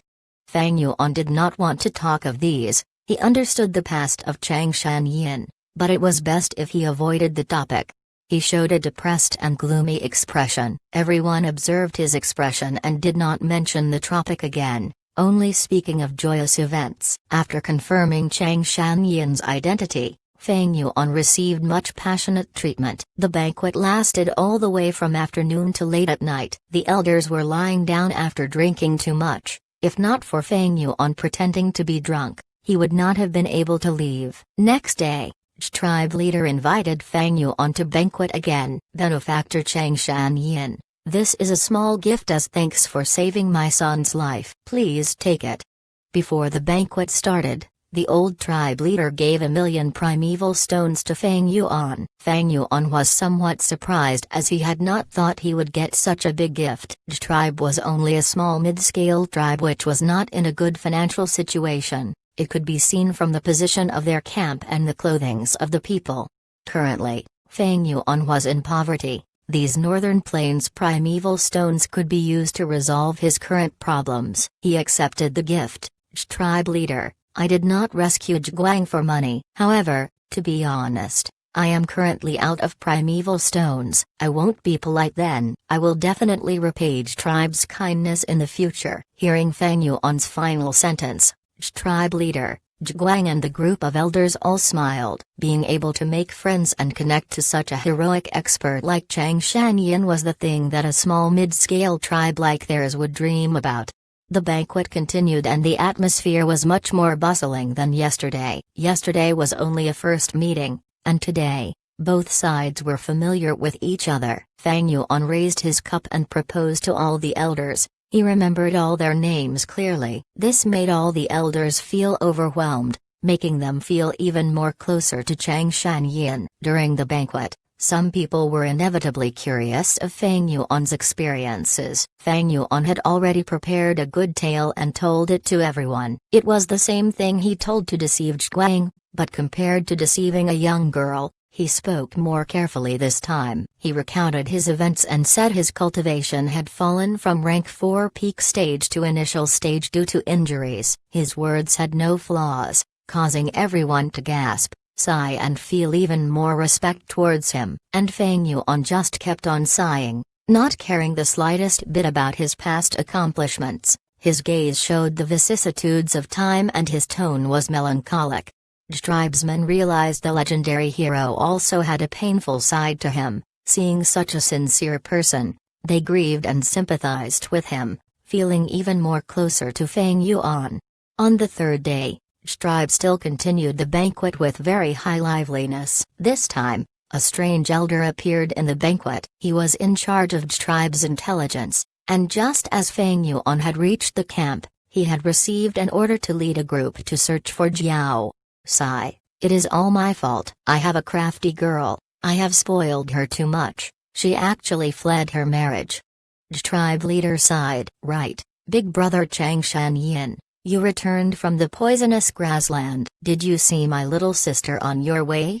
Zhuguang asked. Feng Yuan calmly replied with no hesitation, his expression extremely natural. I am sorry, I only had wolves as my companion on my way. You guys were the first humans I saw, so I felt even closer to you. Zhuguang was also casually asking and did not have any expectations. Besides, the poisonous grassland was so huge, Feng Yuan not running into Jiao was also normal. If they met each other, it would instead be a rare thing. This insensible little sister, I really don't know where she fled to without leaving behind any message. Sigh.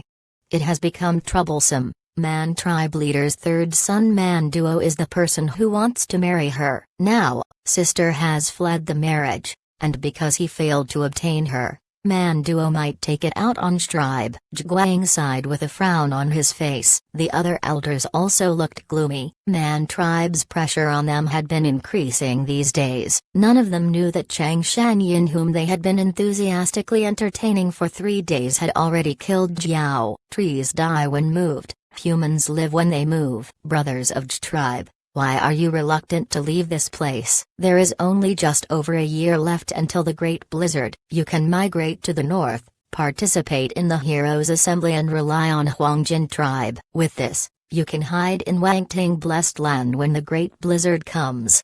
Feng Yuan persuaded. The Gu Master world was a world of cruel environment and was not easy to survive in. In southern border, humans made fortified villages which could defend against the beast tides. But northern plains had no mountains and the tribes would have to suffer the baptism of wind and snow.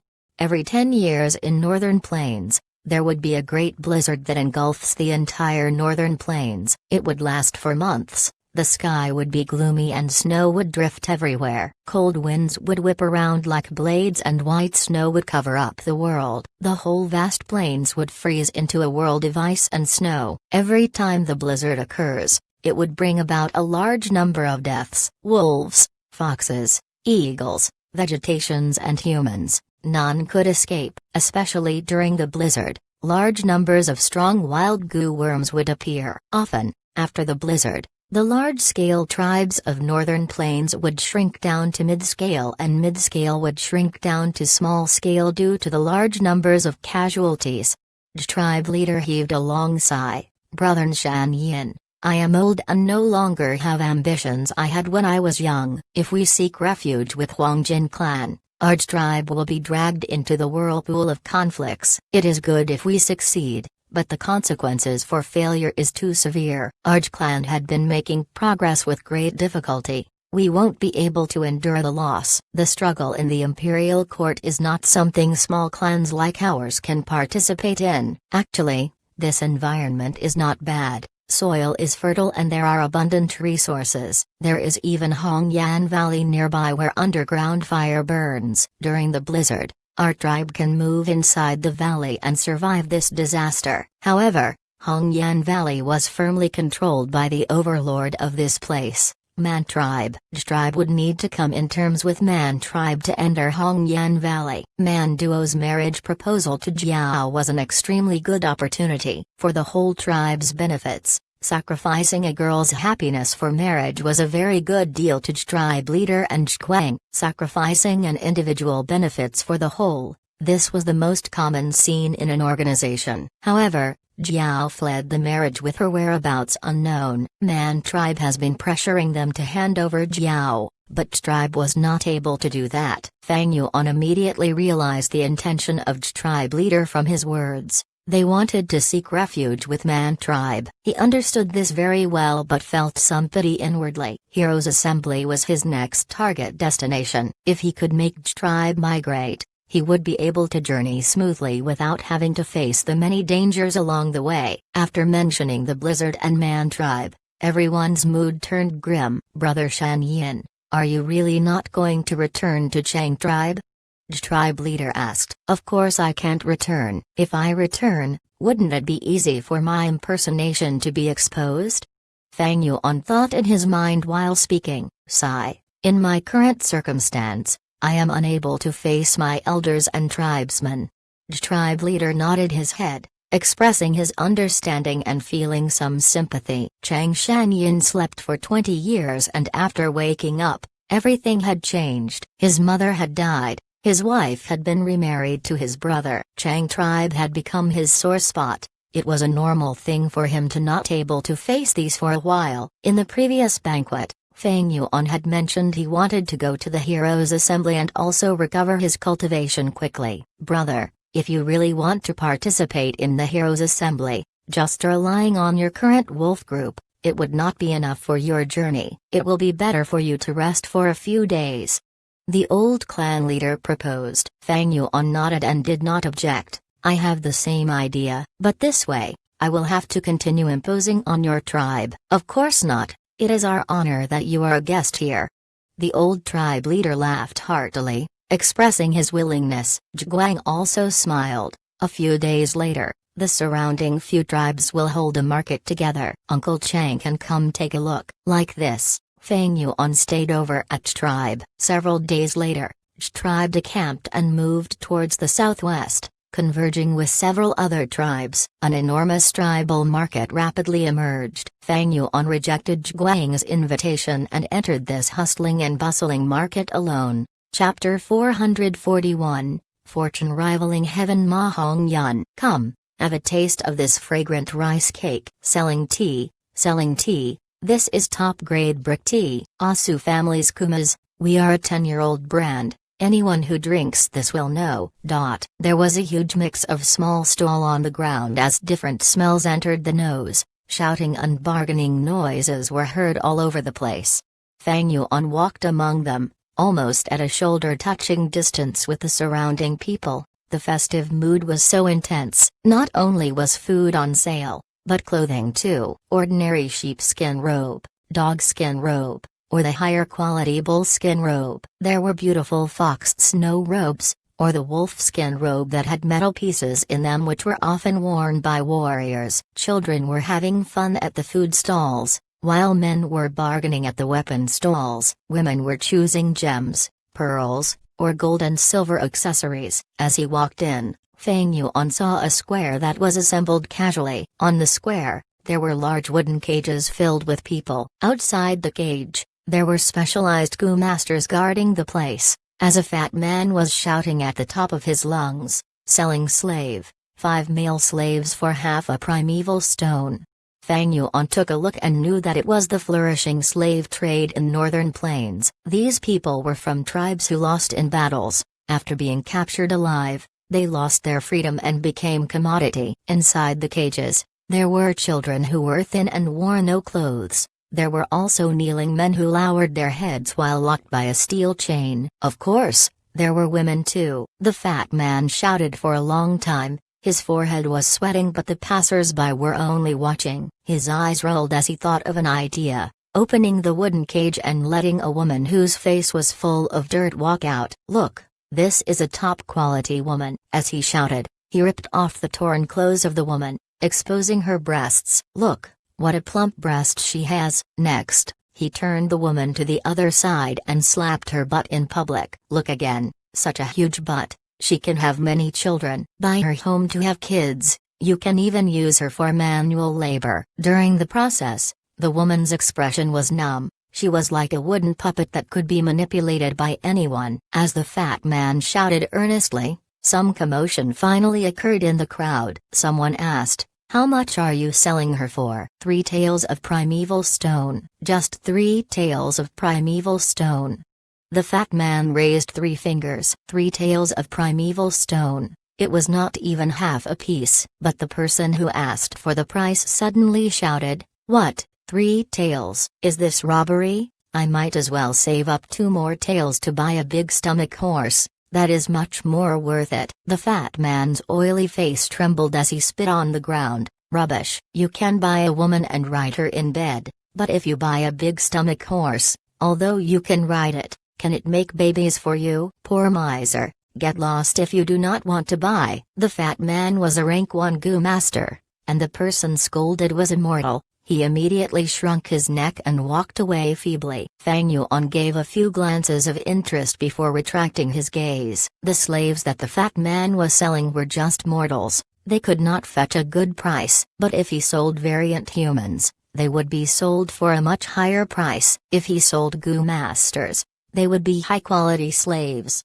The price would be the highest. Seeing these slaves, Fang Yuan could not help but think of Ma Hongyun. This person was born as a slave, but he had heaven-defying luck. First as a slave, he participated in battle. When his tribe lost, he saved the young tribe leader by pure luck when escaping for his life. Because of this huge merit, he was given the surname Ma, and was no longer a slave. He became an ordinary mortal in Ma tribe. In order to earn a living, he went out to hunt. But because of his poor skills, he had no earnings. When he returned, he was tripped by a rock. He smashed this rock in anger, but discovered a white silver relic Gu under the rock. He contributed this rock to his tribe's young tribe leader. The young tribe leader needed this white silver relic Gu and was overjoyed. Not only did he reward Ma Hongyun handsomely, he even gave him an opportunity to cultivate.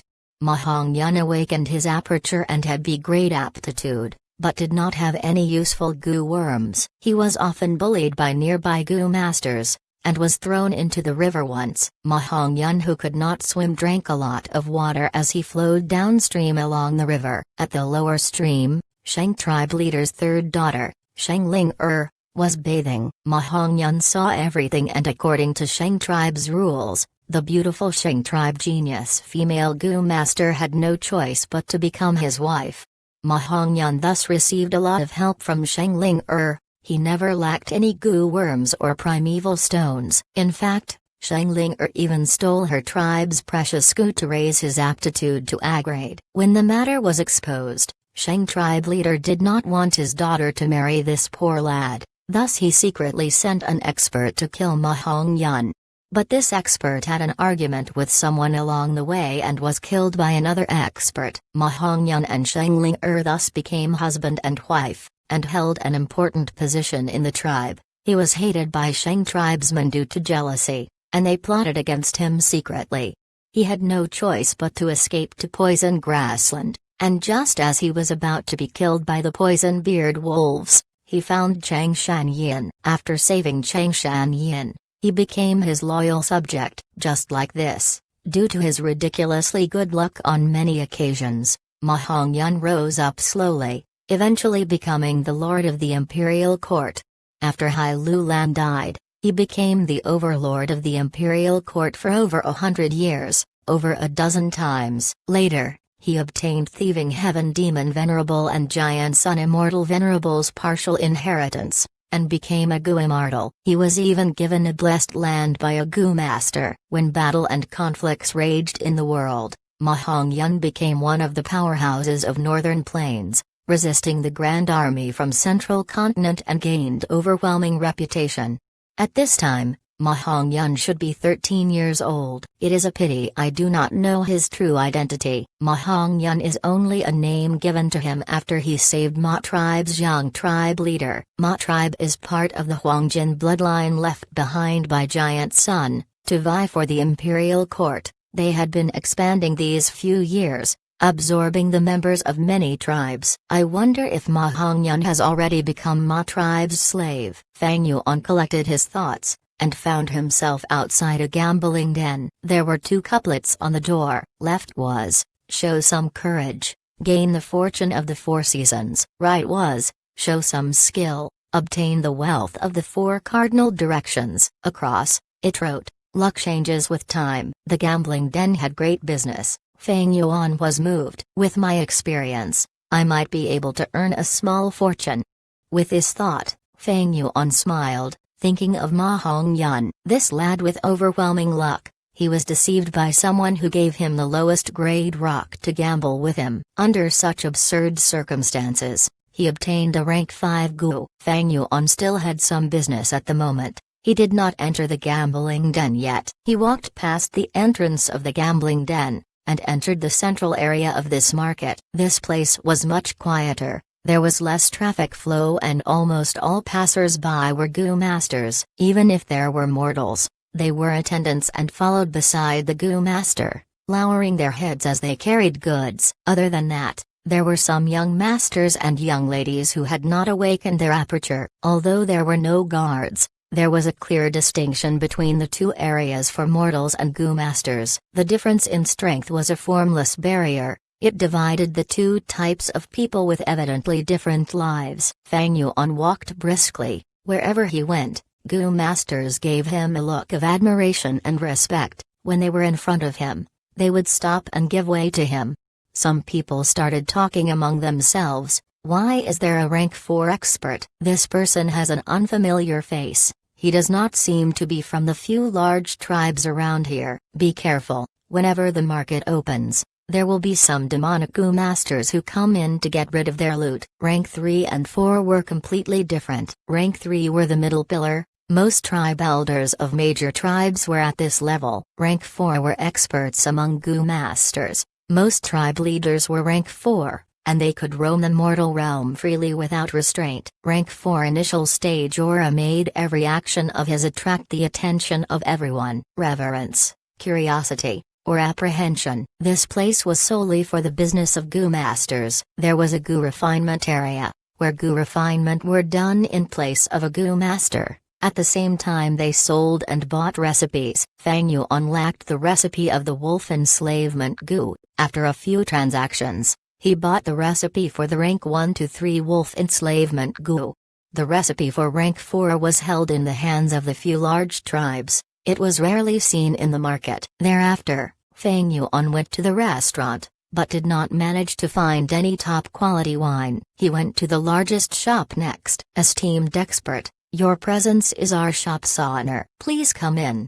The shopkeeper was a rank 3 elderly gu master. He came out personally to attend to Fang Yuan. I need large numbers of wolf enslavement gu. Fang Yuan stated his needs immediately. Yes, please come with me for further discussion. The elderly brought Fang Yuan to a beautiful room on the 3rd floor. After some bargaining, Fang Yuan bought 5 rank 3 wolf enslavement gu and 38 rank 2 wolf enslavement gu. The shopkeeper was rubbing his palms in joy. He knew he had met a huge client. Esteemed customer, is there anything you still need? Feel free to state them. Do you have defensive gu?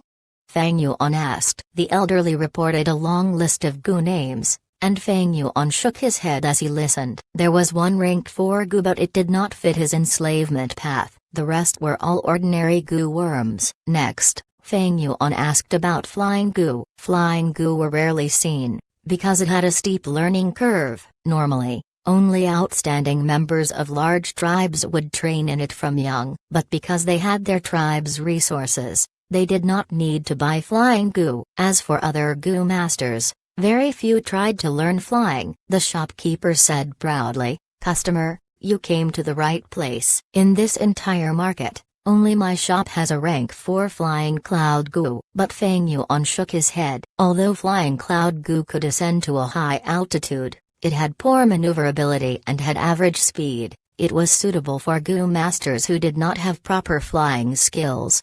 For him, he might as well use the rank 3 eagle wings gu. It could twist and turn easily in the sky. He could use it more efficiently. After buying 1 eagle wings gu, Fang Yuan asked about the bone bamboo gu and ghost fire gu. He needed these 2 gu to repair the rank 5 battle bone wheel. The shop had many rank 2 ghost fire gu, but there was none of the rank 1 bone bamboo gu. The shopkeeper laughed bitterly. "Customer, my apologies. All the bone bamboo gu in the market had been bought by Man Tribe's new external tribe elder. Not just my shop, but none of the other shops have any left." "Oh, who is this person?"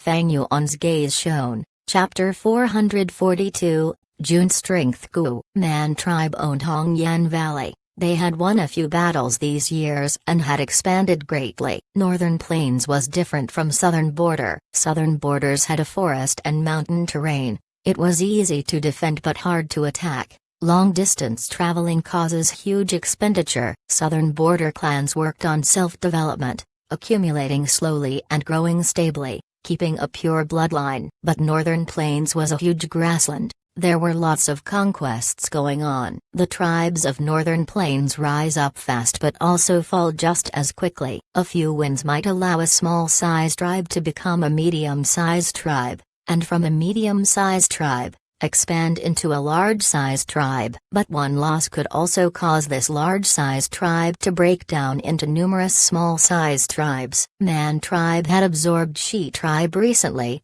and the elder Shi Wu from Shi tribe became Man tribe's external elder. He was a bone path gu master. He was the one who bought all the bone bamboo gu in the market, as he claimed to be researching a new gu path recipe. Fang Yuan memorized this person to heart, before asking the shopkeeper about soul path and strength path gu worms. I have a rank 1 Jin strength gu. It can raise the strength of a gu master by 1 Jin 1. Each gu is sold for 220 primeval stones. I have the rank 2 strength of 10 Jin gu. It raises the gu master's strength by 10 Jin. It is sold for 690 primeval stones. I also have the rank 3 Jun strength gu. 1 Jun is 30 Jin. Each gu is sold for 4,550 primeval stones. Although I do not have the rank 4 strength of 10 Jun gu, if customer needs it, I can arrange for it to be transported over. Each strength of 10 Jun gu is sold for 36,000 primeval stones. The shopkeeper gave a chain of prices that he was extremely familiar with. At the end, he added, "Of course, this is only the Jin strength gu and Jun strength gu. If customer wants to walk on the strength path, and require beast strength gu, we also have wolf strength gu. It can give you the strength of a wolf, gaining stamina and endurance as well. I also have horse strength gu. It can give you the strength of a horse. It is most useful for running." Before, Fang Yuan was using beast strength gu to walk on the ancient strength path. Jin strength gu and Jun strength gu were new popular alternatives that appeared in the last few hundred years. Although strength path was weak and no longer had its former glory, there was still developments done for it. The one who had this contribution was a famous rank 7 gu immortal in Northern Plains called Chu Du, titled Domination Immortal. He was the one who invented the Jin strength gu and Jun strength gu, and even refined the rank 6 immortal gu strength of 1,000 Jun.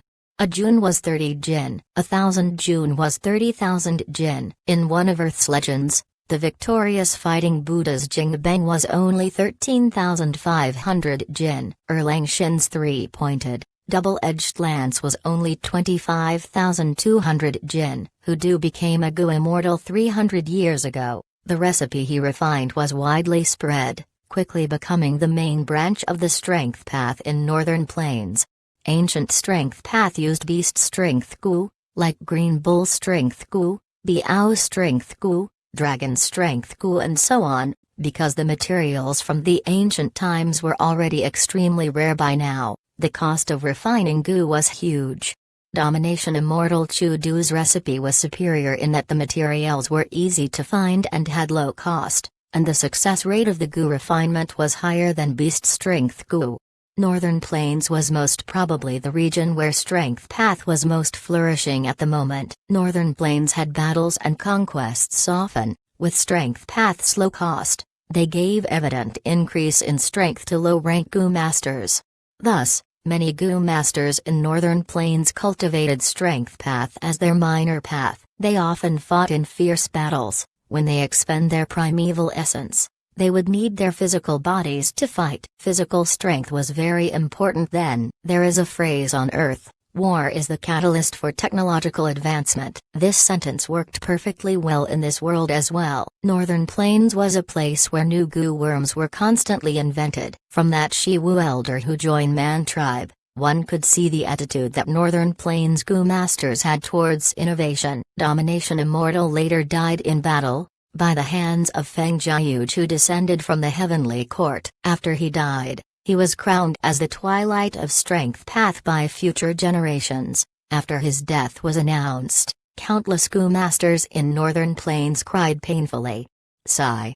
The number of talents and geniuses in this world is like the number of stars in the night sky. The number of talented people are like carbs in the river. The 5 regions are too big. The size of one Earth cannot compare to even one region. Especially in the battle 500 years later, dragons and snakes rise from the land, experts and powerhouses compete, and old monsters come out of seclusion one after another, as new talents rise up to power. Countless heroes, conquerors, the differing personalities from the righteous and demonic paths clash and engage in a life-and-death battle. It is truly a grand and exciting event that would go down in history. I have already used old removal goo secretly to remove ancient bronze skin, essence iron bones, and golden steel tendons, and even my beast phantoms. Firstly, these strength path beast phantoms originate from southern border. They would be restricted in northern plains,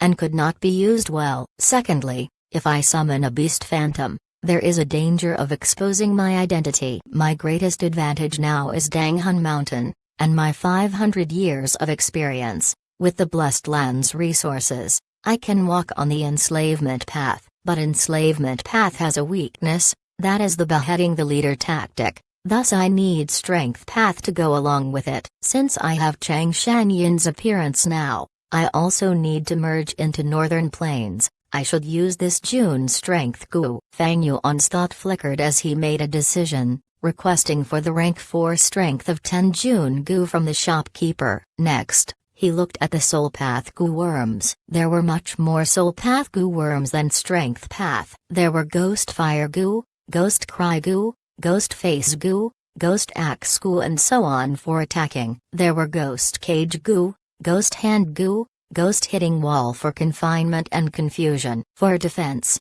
there were ghost ceiling shirt goo, soul shield goo, and others. For healing, there were ghost chi goo, ghost tears goo, and others. For investigation, there was ghost eye goo. For movement, there were soul fly goo, and elusive ghost goo. There were also ghost soldier goo, impermanence ghost, air travel ghost, and 9 Sun Mother ghost goo. All of them had to do with enslavement path.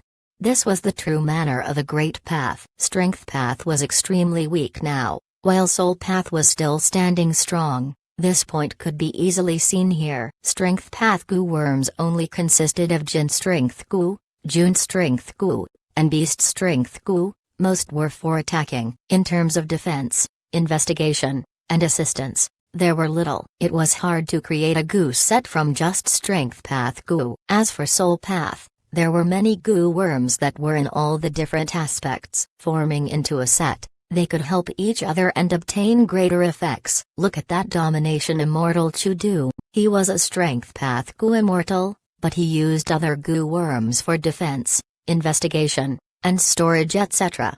Fang Yuan came with an objective. He set aside all these soul path goo worms, only looking at those which could be used to refine the soul. There were no rank 4 goo for that, but a bunch of rank 3. There was divine soul goo, dragon soul goo, ice soul goo, dream soul goo, moon soul goo, general soul goo, grudge soul goo, poem soul goo, horse soul goo, heroic soul goo, chi spirit goo, body spirit goo, cloud spirit goo, wind spirit goo, tiger spirit goo, and others.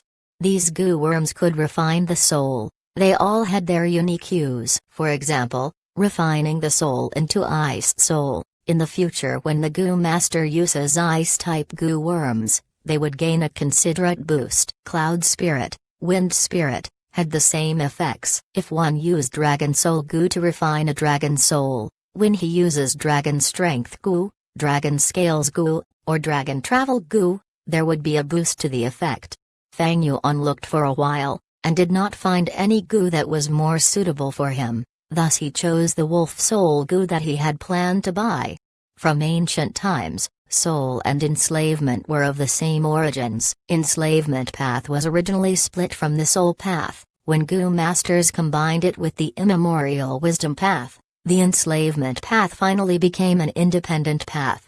Beast enslavement gu, slavery gu, they were used to control the soul, allowing one to become a ruler of the mind. If Feng Yuan refined the wolf soul, it would greatly help him in enslaving wolf packs. The rank 3 wolf soul gu was 7,700 primeval stones. Feng Yuan bought them in bulk, buying all of the stock in the shop, getting all 8 wolf soul gu. Wolf soul gu's effort could be stacked. A rank 3 wolf soul gu was not enough to refine Feng Yuan's 100-man soul. Wild gu worms had their own will. They were hard to refine, but the gu worms Feng Yuan bought had already been refined by others. Thus when the transaction ended, all these gu were in Feng Yuan's control.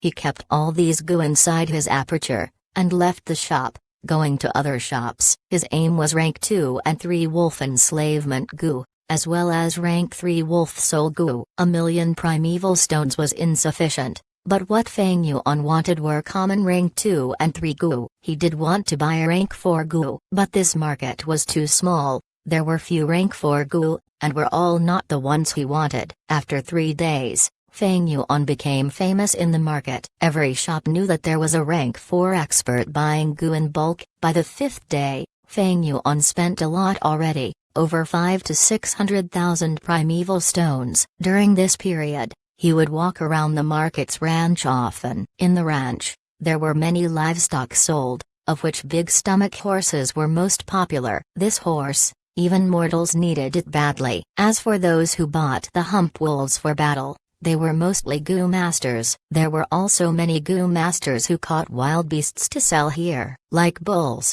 horses, falcons etc. On the grassland, the most commonly seen were wolves. They were also sold in large numbers. Feng Yuan asked around, comparing goods and prices, until he saw a pack of thick-back wolves that he wanted. Feng Yuan had poison-beard wolves and wind wolves. It was hard to replenish poison-beard wolves, and since they were weak in the sunlight, they were destined to be eliminated. Wind wolves had fast speed, while thick-back wolves had high defense. If they could be added into his wolf army, they would cooperate well together and form a proper wolf pack. But on the 9th day, Feng Yuan accidentally found out that among a group of water wolves, there was a young mutated beast. He immediately bought these water wolves without causing suspicion, getting a great deal for himself. The market lasted 13 days. Feng Yuan bought over 1,000 water wolves, and many gu refinement materials, as well as food to feed his gu worms, as he left on the 10th day.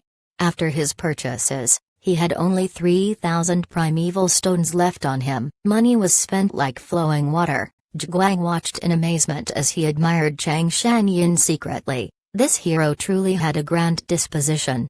Feng Yuan followed Tribe and returned to his original place to stay. He cultivated with all his heart, using wolf soul gu to refine his soul while refining gu on the other hand. After 2 failures, he successfully refined the rank 3 golden back wolf skin gu into the rank 4 azure wolf skin gu. Azure wolf skin gu was used for defense. Although it was common, it fixed Feng Yuan's problem of insufficient defense. On this day, he finished his soul refinement and stopped cultivating, when a cry was heard outside his room. What happened? He opened the door and asked the gu master who was guarding the place. The gu master said grimly, "Our big Missy Jiao died." The search team found her torn clothes in poison grassland. She was killed by poison-beard wolves. Chapter 443, Man Tribes Challenge. A month later, Jiao's death was finally discovered. The news spread as many tribesmen cried. Although Jiao had a troublesome personality, she was kind-hearted and the beauty of the tribe. People loved her. She had many pursuers in tribe. "Oh my daughter, it was father who harmed you." Old tribe leader was extremely upset, falling terribly ill. Zhiguang was the stand-in tribe leader with the elders assisting him. Tribe was anguished and upset. They had a heavy mood. Jiao's death had huge impacts. Man tribe leader's third son Man Duo fell in love with Jiao at first sight. He had been demanding for her. Now that she was dead, where were they going to find a girl for him?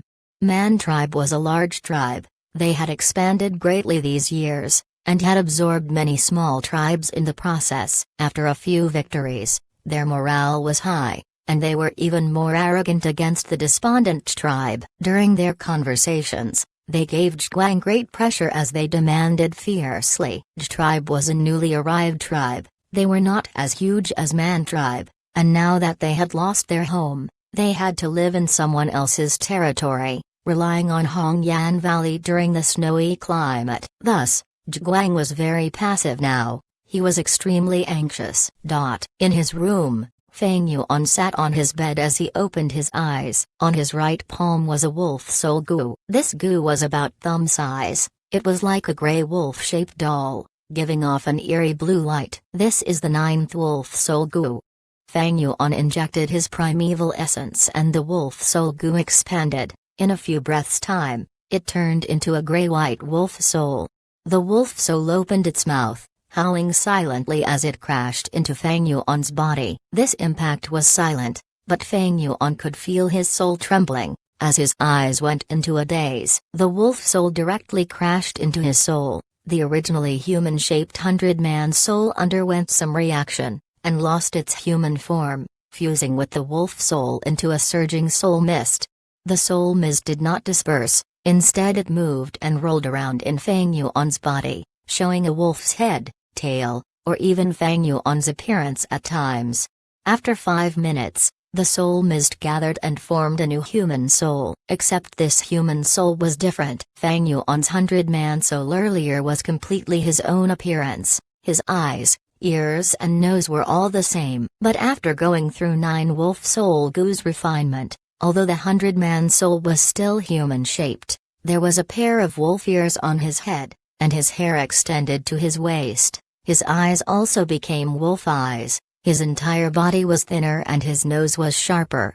Before, his 100-man soul was huge and was almost bursting his actual body. But now, after refinement, it was more condensed and the color had turned from pale white to a slight hint of gray-white. Feng Yuan calculated, when he finishes using his wolf soul goo, the 100-man soul would be refined to its limits. By then, his entire soul would become half man half wolf, the so-called Wolfman soul. Wolfman soul is many times stronger than an ordinary 100-man soul. After having the Wolfman soul, Feng Yuan would be able to continue strengthening his soul, raising the 100-man soul to 1,000 or even 10,000-man soul. Of course, 10,000-man soul was not the limit, there was even 100 million-man soul. In theory, the soul can strengthen limitlessly. Back then, Spectral Soul Demon Venerable who created the soul path definitely surpassed 100 million-man soul. His Demon Venerable soul had 1,000 arms and palms, 3 heads. The front head had dragon horns, lion mane, snake eyes, and elephant tusks. The left head had a peach forehead, grass hair, and 3 flower-like eyes. The right head had a cloud fringe, lightning eyes, fire ears, and golden mouth. He was unbelievable strong, his might was immeasurable. Even now, this appearance was still deeply worshipped and adored by many people. Many mortals in southern border use clay to create his statue, to pray to and give offerings. Spectral Soul Demon Venerable was the #1 soul cultivator in history. Feng Yuan's Wolfman soul now was like an ant against a giant, he still needed to grow stronger. After a little rest, Feng Yuan took out the strength of Tenjun Gu. This Gu was an iron weight, it was very heavy to carry. Feng Yuan bought 5 strength of Tenjun Gu, he was already using the 3rd now, his body's physical strength had increased to 20 Jun, that is, 600 Jin. The rank 4 strength of Tenjun Gu was weaker than rank 4 beast strength Gu, but its advantage was that the strength could be stacked. Previously, Feng Yuan had used a Kunlun Bull strength Gu, and obtained the beast phantom of the Kunlun Bull. But if he used a second Kunlun Bull strength Gu, there would be no effects, and he would not get another beast phantom either. But Jun strength Gu did not have this restriction, it could be stacked until the body's limit was reached. Of course, although Feng Yuan had the strength of 600 Jin, he could not unleash them all at once normally. The common weaknesses of strength path, Jun strength Gu still had them. Otherwise, Domination Immortal Chudu would not be called the Twilight of Strength Path, but the Rise of Strength Path. Of course, Similar beast strength goo could be stacked, but an additional beast fetus goo was needed to do so. Many different recipes of beast fetus goo were passed down, but even so, the materials needed for the goo refinement were very rare, as the cost of the goo refinement was too high, and the success rate was inferior to June strength goo. It eventually got eliminated in the competition. Fang Yuan activated his primeval essence, injecting them into June strength goo. The June strength goo flew above his head, giving off a strange light. The light shone on Fang Yuan as his body was steadily modified. But at this time, there were knocks on his door. Soon after, a voice was heard. "Uncle Chang Shan Yin, Junior Zhuang would like to meet you." Fang Yuan let him in, only to see that Zhuang was in a pathetic state. There was even a white bone arrow on his shoulder. He was in a terrible condition. Upon seeing Fang Yuan, Zhuang kneeled on the ground. His eyes were red, begging, "Uncle, please save me." Fang Yuan's gaze shone. He had an answer in his heart. As he spoke, "What happened? Is Man tribe attacking us at full force? Have they charged into tribe's camp already?" Zhuang answered, "Uncle is half right. The problem is Man tribe." The Man tribe leader's third son Man Duo heard that father was bedridden and unconscious, thus he immediately brought his Man tribe experts over to challenge us, wanting us to hand over my sister Jiao. But my sister is already dead. How can I hand her over to him? No matter how I explained, that Man Duo lad did not believe me. According to the rules of the grassland, we tribe have to accept the challenge. Now, he had already killed our tribe's third elder, and even injured 3 people. Even I lost to them. Fang Yuan's guess was completely right. These few days, Man tribe had been oppressive and tyrannical. The more tribe endured, the more it fueled Man tribe's arrogance. Although Fang Yuan had been cultivating hard these days, he was not in closed cultivation. He was clear of the outside situation. Speaking of which, Chang Shanyin's return to Northern Plains requires a grand stage to create some commotion. I should use this chance to announce the return of the former hero. Thinking of this, Fang Yuan helped Jiao up and said, "During these days, I have been imposing on tribe. I cannot watch from the sidelines. Bring me there." "Uncle, I thank you on behalf of our entire tribe." Zhuang was overjoyed. The two walked out, but before they got to the entrance, they heard the shouts and screams outside. "Tribe is full of cowardly rats. Come out and accept your death." This was the voice of a young man. "Man Duo, you are going too far."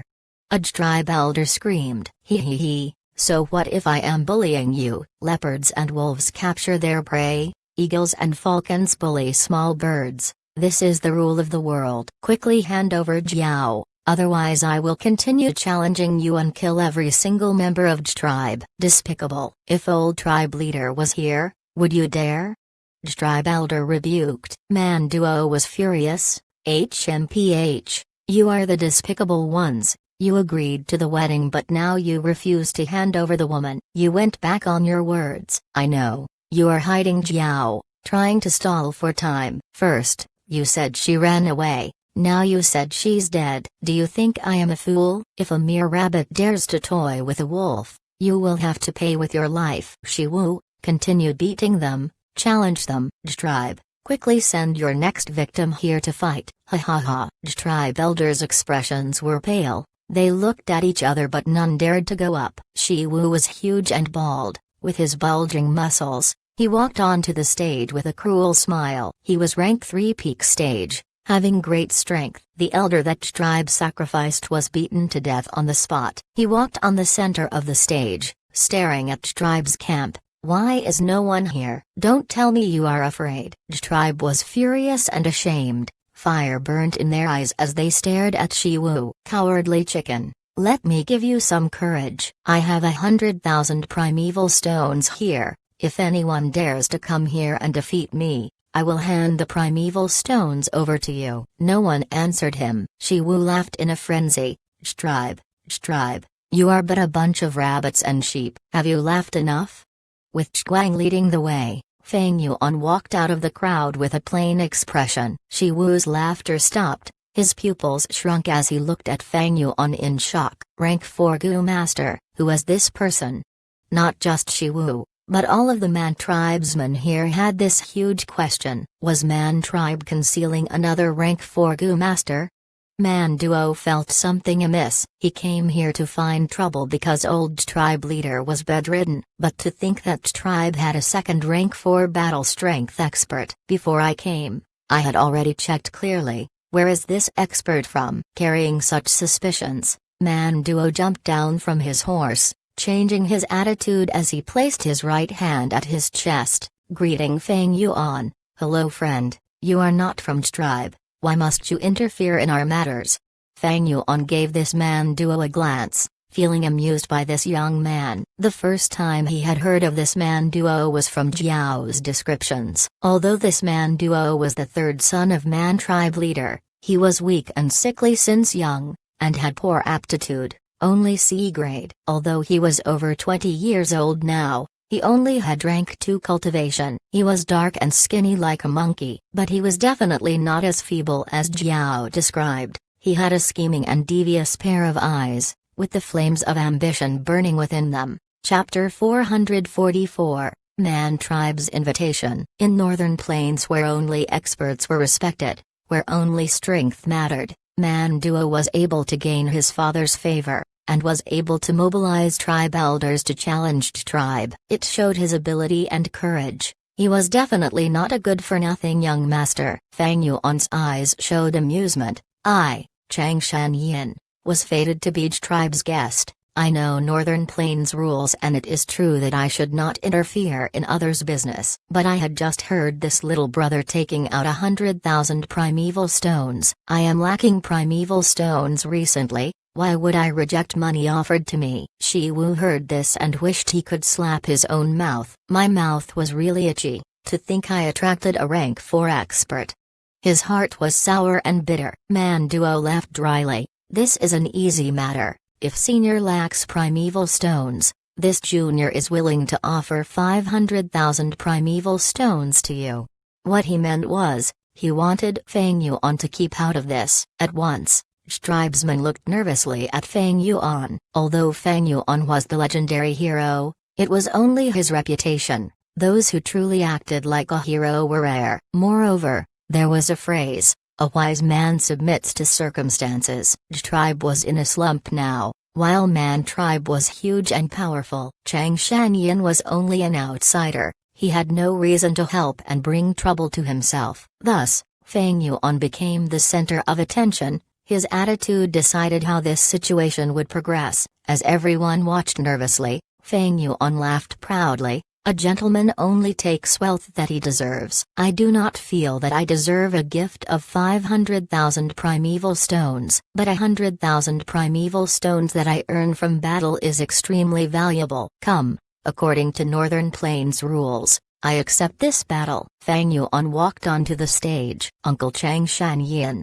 Zhuguang felt extremely touched. Tears were overflowing as he was lost for words, shouting behind Feng Yuan as he cheered.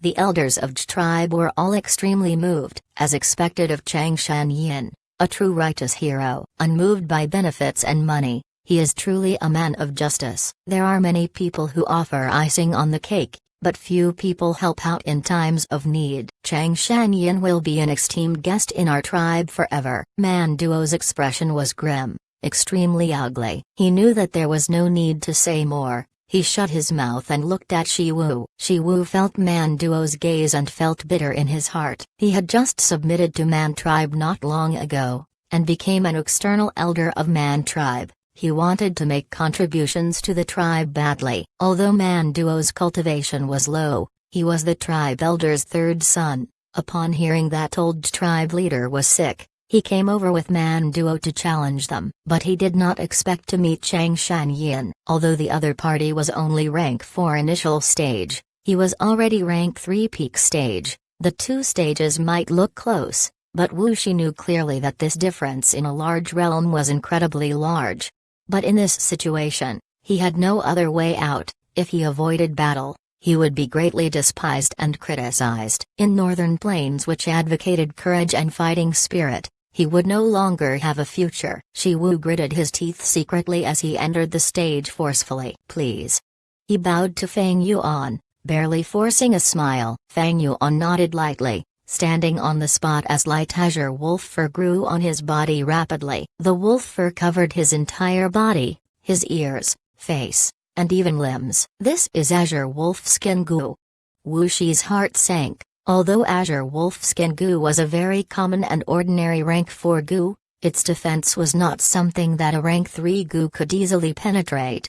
The tribesmen behind Fang Yuan all concentrated and watched as their eyes shone, awaiting Fang Yuan's grand display of his prowess. Some even shouted loudly, "Kill this fellow, he killed our tribe's third elder." Shi Wu heard this and his heart shrunk. He sighed bitterly, feeling the huge trouble ahead of him. Oh no, after the earlier battles, I have less than 30% of my primeval essence left. I am not his match at my peak condition, not to mention now. Looking at Shi Wu, who had a distracted gaze and stiff movements, Fang Yuan snickered in his heart. This person had lost his fighting spirit. Even if he had his complete strength, he could not display half of it. After several matches, his primeval essence was obviously lacking. Such an opponent, in Fang Yuan's eyes, was fish on a chopping board. But Fang Yuan did not want to kill him. For what? He was Man Tribe's external elder. If he killed him, that would be a slap on Man Tribe's face. Although Fang Yuan was not afraid of trouble, he did not want to create unnecessary trouble for himself. Even though Shi Wu killed a tribe elder, that was their own business. Come. Fang Yuan stepped, and activated Wolf Sprint Goo, bursting forward like an arrow. As after images appeared behind him, Shi Wu's heart was already in despair. Seeing Fang Yuan's fierce charge, he retreated in fear. At the same time, he summoned 3 flying bone shields. Piak piak piak. Fang Yuan moved like a shadow, getting close for a physical fight. He struck 3 times and smashed all 3 bone shields. Shi Wu tumbled and rolled away, summoning another 3 bone shields. Piak piak piak. As Fang Yuan attacked at lightning speed, the 3 bone shields broke again. He had the strength of 20 June now, although he could not display all of it. It was no problem breaking these shields. What other moves do you have? Use them all. Fang Yuan did not attack again. He gave Shi Wu a chance to catch his breath. Shi Wu was sweating profusely. He gritted his teeth and rubbed his hands, summoning 2 iron bone broad axes. Wah! He shouted loudly, raising both axes as he attacked fiercely. He. Fang Yuan laughed lightly, not attacking but placing both arms behind his back, using the wolf travel goo to move. His movements were unpredictable, like petals floating in the air. His broad shoulder and thin waist gave a brilliant unrestrained feeling. Shi Wu growled loudly. No matter how he moved both his axes, he could not even touch Fang Yuan's clothes. He was completely at Fang Yuan's mercy. Lie down.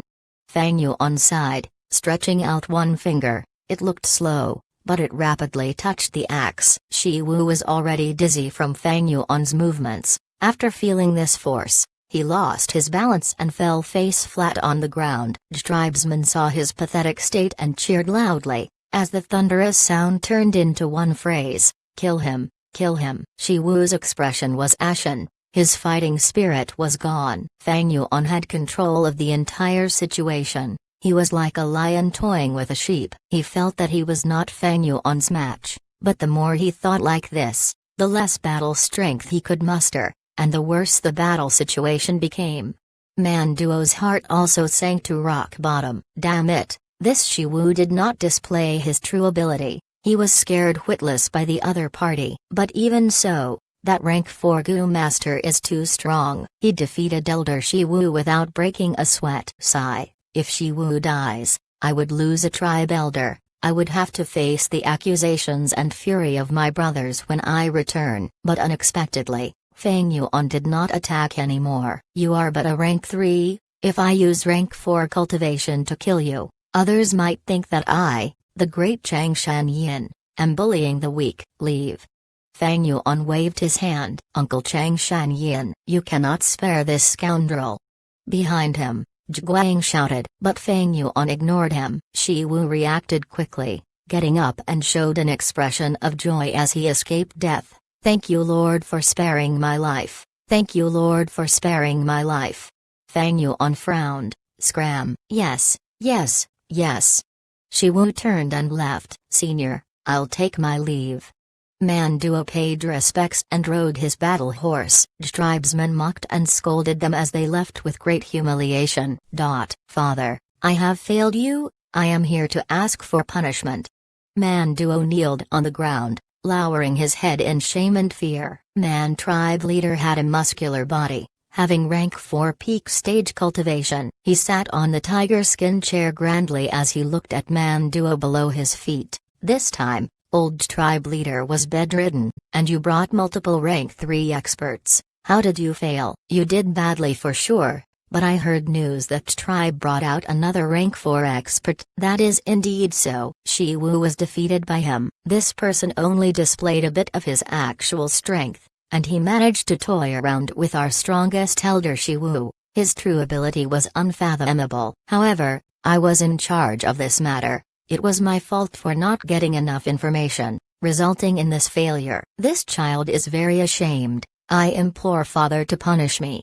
Manduo's eyes were red as he said in a sobbing manner. Man tribe leader heard this and his tone relaxed. Stand up, although you failed, you are still my son. Tell me about the incident. Manduo quickly spoke, describing the scenario that happened that day. But when he had just started, Man tribe leader jumped up from his chair, staring fiercely at Manduo. He said he is Chang Shanyin. Which Chang Shanyin? Are you sure his name is Chang Shanyin? I would not dare to lie to Father even with 10,000 guts. Manduo quickly explained. Man tribe leader was in a daze. Father. Manduo called him softly. Is this Chang Shanyin an expert with a great background? Man tribe leader recovered from his daze. His expression was solemn. I can't tell yet. He could be an imposter. But if it is true, then Northern Plains has another formidable character emerging. You can leave now, I will handle this matter. Manduo jumped from shock. His father was an extremely busy man, but now that he was handling this himself, that showed how important his Chang Shanyin was.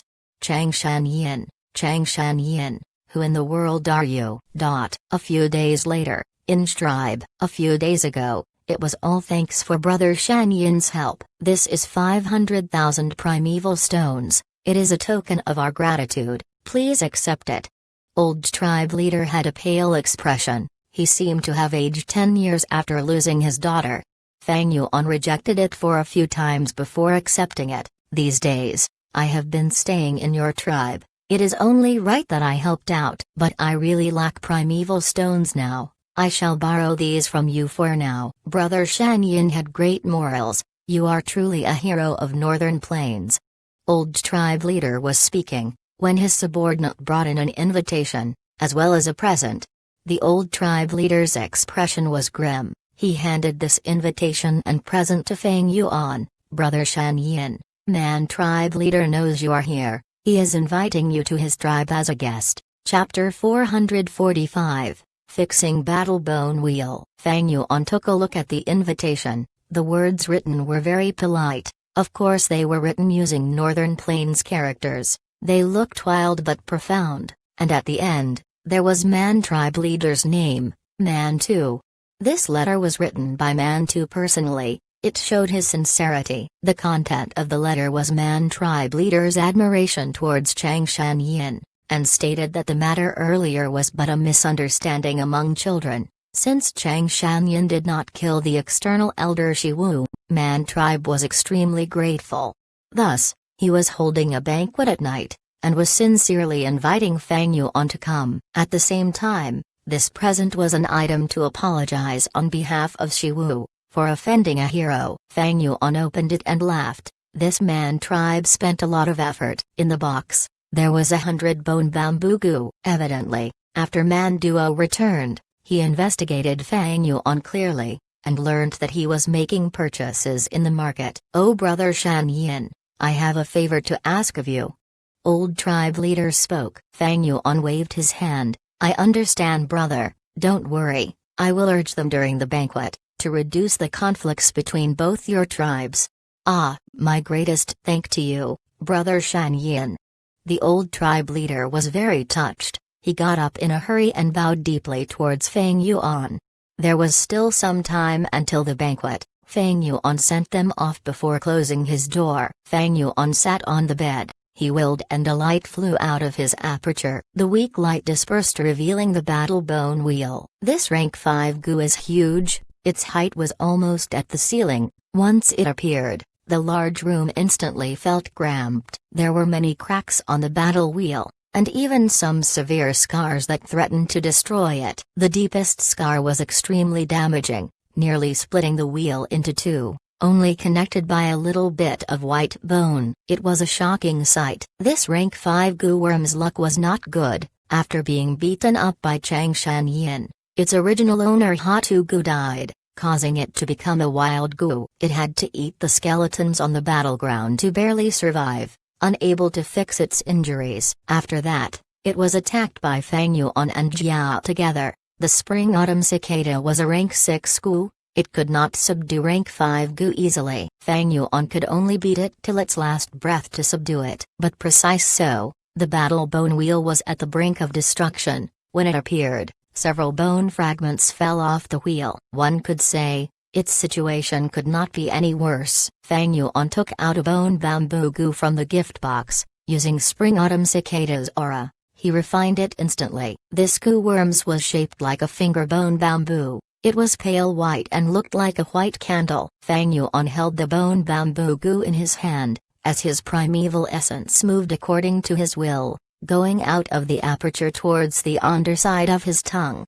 The ghost fire gu was residing at the underside of his tongue, having formed into a blue lump of fire. Feng Yuan breathed in and blew out. With a hua sound, he breathed out a lump of very blue ghost fire. The ghost fire landed on the bone bamboo gu, slowly burning the top of the bamboo. Feng Yuan held the bottom of the ghost bamboo gu like he was holding a candle. Ghost fire continued to burn, emitting a cold feeling that was chilling to the bone. As the top part of the bone bamboo gu burnt with ghost fire, it slowly melted and turned into a trace of white bone smoke, floating up. Feng Yuan placed the bone bamboo gu closer to the battle bone wheel, and the white bone smoke moved towards the crack of the battle bone wheel like it was sucked over. The battle bone wheel shook slightly as it recovered slowly. In a while, the airy blue ghost fire got smaller, as Feng Yuan breathed out another lump of fire to sustain the candle. After 5 minutes, this bone bamboo gu was used up, as Feng Yuan took out the second bone bamboo gu from the gift box and continued using the ghost fire to ignite it, causing white bone smoke to appear. As he repeated the cycle, after more than 30 bone bamboo gu, Feng Yuan finally repaired the deepest crack on that battle bone wheel completely. The gift box, which was filled with bone bamboo gu, had lost about a quarter of them. If Feng Yuan wanted to repair the entire battle bone wheel, just these bone bamboo gu were not enough. And the battle bone wheel was far from being usable in battle. The deepest wound was fixed, but the other injuries were still plaguing the wheel. It was like a patient. After Feng Yuan's resuscitation, it was pulled back from the abyss of death. But this patient was still in grave danger. It needed to continue receiving treatment. You cannot get fat from eating one mouthful. Battle bone wheel's damage is too severe. But if that was not the case, I would not have been able to subdue it. Even if it is fully fixed now, my primeval essence cannot activate it. There is no rush here. Feng Yuan got down from the bed, flexing his numb limbs as he opened the windows. It was already dark, the stars were shining in the sky. It is time. Thinking of the banquet at night, Feng Yuan stepped out of his room. As he walked out the courtyard, Manduo and Stribe's father and son were already waiting for him. Manduo greets Lord Chang Shanyin. Manduo saw Feng Yuan and immediately greeted, showing absolute respect. Have you all waited for a long time? Feng Yuan nodded, asking casually. Manduo replied, it has only been 6 hours. It is not a problem. It is my great honor to stand before Lord's doors. Senior Chang Shanyin, father has already set up a grand banquet nearby, awaiting your arrival. The tribe's father and son will accompany you to this banquet as well. Feng Yuan looked at this Manduo, feeling pity in his heart. This lad was intelligent and capable, but fate toyed with him, giving him poor aptitude. He was just like Fang Yuan in his previous life. "Alright then, come along." Fang Yuan rode his hump wolf as he left tribe campgrounds with the rest of them. Manduo guided the group of about a dozen people as they rode their hump wolves to a faraway place. The cool night breeze blew past the ears, as the grassland was running in the opposite direction. Moonlight poured down like water. One could clearly see at a short distance, but from afar, the moonlight looked like a foggy veil. The grass on the ground was oozing with jade green essence. The mountains looked like they were gradually flowing towards the sky. Under such a night sky, wolves sprinted on the never-ending land, as the beautiful moon gave an unrestrained sense of freedom. As everyone sprinted, they saw a group of hump wolves on a mound. There were a group of Gu masters sitting on the wolves' back. A Gu master was waving a huge flag in his hands that had the word man on it. After seeing Fang Yuan, the group of Gu masters rode the hump wolves as they came over. Manduo saw this and laughed. "Lord Changshan Yin, my father is the one ahead. He is here to welcome you." This was the custom of Northern Plains. If an esteemed guest was invited, the host would often travel 10 li to greet them. The two groups of hump wolves met in the middle. Man tribe leader got off his wolf, laughing as he walked over. "Ha ha ha, today's moon is as bright as the sun. This is the radiance to welcome the return of Northern Plains hero. Lord Chang, I have heard so much about you." Man tribe leader was 9 feet tall. He was extremely muscular and strong. He wore a loose sleeveless fur robe, showing his 2 shoulders. His ancient bronze-colored arms were thicker than a normal male's leg. But just as he finished his sentence, it seemed like heaven played prank on him. The night sky was covered by some dark clouds, as the moonlight vanished, causing the grassland to sink into darkness. Man tribe leader's loud laughter became softer, as he felt extremely awkward. It was Manduo who was quick-witted, immediately laughing as his eyes rolled. "Senior Changshan Yin is our Northern Plains great hero. Father, you are the most respected hero in our Man tribe. Tonight is a meeting of heroes." Look, the great aura of heroes caused heaven to tremble, causing winds and clouds to stir. His words caused the awkwardness to fade away, as Man tribe leader's expression returned to normal as he walked to Fang Yuan. Fang Yuan and the others also got off the wolves. Man Tu first gave Fang Yuan a deep greeting, as Fang Yuan placed his right hand as his chest to return the greeting. Next, Man Tu stared at Manduo intentionally, using a scolding tone. "Nonsense. How can I compare to Lord Chang?" Lord Chang was renowned in Northern Plains as the Wolf King. He dominated the world with his wolf enslavement skill. He even killed the rank 5 Gu master Hatu Gu, eliminating a bunch of bandits and got rid of a great evil, causing his name to go down his history. He, tribe leader Man Tu, why are you so humble?" Fang Yuan laughed lightly. "You are Man tribe leader, ruler of near 1,000 Gu masters. You are a true conqueror, leading Man tribe to many victories, and you even control Hongyan Valley. You are the overlord of this area." My cultivated had fallen to rank 4 initial stage, while you are at peak stage. You surpass me greatly. Although I have wolf enslavement skill, I can only control beasts, unlike you who control people. Our difference is night and day. Tribe leader Man Tu is the true heroic conqueror. Man Tu was stunned. The Wolf King was well known for his aloofness and arrogance. He was hard to talk to think he was so talkative now, and showed such a humble attitude. But he understood quickly after thinking about it. This Changshan Yin was famous when he was young. With the nature of a young man, he was arrogant. Now that he was a middle-aged man, and had gotten into such trouble, his nature had already been refined. It was normal for him to be more composed now. Man Tu did not expect Fang Yuan to be so approachable, but to receive such praise from Wolf King Changshan Yin, he was secretly happy. He thought even more highly of Fang Yuan in his heart now. Although his cultivation was rank 4 initial stage, he had once killed the rank 5 Hatu Gu. Man Tu did not dare to underestimate him. He laughed and said, "Lord Chang was already rank 4 peak stage 20 years ago. Even though your cultivation fell due to injuries, you can still recover quickly, or even surpass your former cultivation. By then, how would my cultivation be your match?" At this time, The dark clouds dispersed and moonlight shone down again. He. The two of you are the current hero and conqueror of Northern Plains.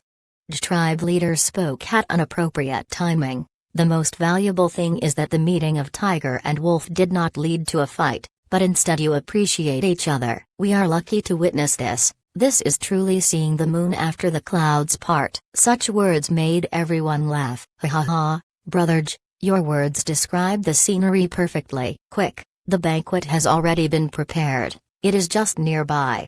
Man 2 looked at Fang Yuan and made an inviting pose. He did not set the banquet at his camp, but rushed here to set up the banquet close to tribe camp. It showed his hospitality and sincerity. Good, after you.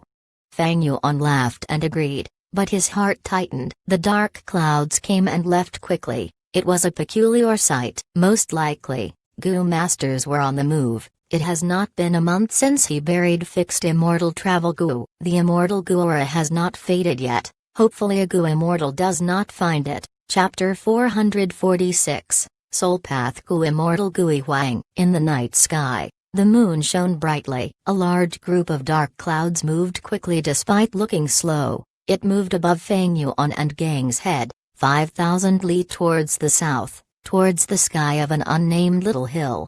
Dark clouds covered the beautiful moonlight, casting a large shadow as darkness engulfed this hill. The dark cloud stopped moving as a sword light flew out from it. It was the flying sword letter Gu. The flying sword letter Gu shot into the mound, and entered a mysterious space, vanishing. After a while, the little hill shook, as a bright red light flashed. The red light was dazzling, like the setting of the sun. It gathered into a lump, like the creation of a red sun. At once, the radius of a few hundred li was engulfed in bright red light. From this mini sun, a jade bridge stretched out. A rank 6 Gu immortal, having a youthful appearance and a round and white face, stepped on the bridge and walked out. He wore a snow fox fur robe. His face was glowing with red light as he looked up at the dark clouds, laughing. Gui Huang, it has been a while.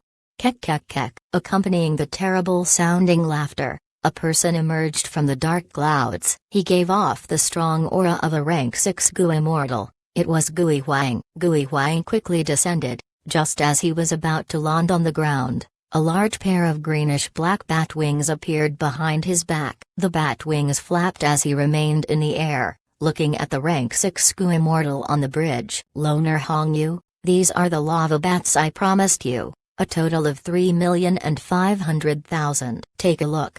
Gui Huang spoke. His voice was very coarse and unpleasant. It gave people goosebumps. His appearance was also extremely ugly. Messy hair, a high forehead, deep eye sockets, tightly shut eyes, and ears as large as half his brain. Loner Hongyu heard this and raised his head, looking at the dark clouds in the sky. His brown eyes started heating up and turning red, turning into a color resembling heated metal. His gaze literally became hot, as it pierced through the dark clouds and allowed him to see the countless bats flying inside. These bats were all dark red in color, giving off great heat. They screeched as they flew around each other. Loner Hongyu looked around as he nodded in satisfaction. 3.5 million lava bats indeed. With them, my Hongyu blessed land would not need to get rid of lava into the ground every month. I can benefit from this greatly. I will keep these lava bats. Kek kek kek kek. Gui Huang laughed heartily. The dark clouds tore open as the bats flew out after losing their restraints. These bats did not fly around randomly, they quickly descended like a black-red waterfall, entering the sun. Each blessed land's door was different. This mini-sun was Hongyu Blessed Land's entrance. After these chaotic bats were brought into Hongyu Blessed Land, Gui Huang said, Loner Hongyu, since you accepted these bats, it means you agreed to barge into Lenya Blessed Land with me. Of course, when have I, Loner Hongyu, ever broken my promise? A month later, we will get to Lenya Blessed Land. But that land spirit is still around. With just the two of us, it might not be enough. Loner Hongyu said in worry. You do not have to worry about this. I have asked the Huahai 3 immortals to help. Gui Huang said. Oh, the righteous paths Huahai 3 immortals agreed? Loner Hongyu was shocked. HMPH. What is righteous? What is demonic? It is but personal interests. Lanya Blessed Land has countless recipes. The Huahai Three Immortals are obviously moved. Haha, you are right. I have to make arrangements for these bats. I will not send you off, Gui Huang.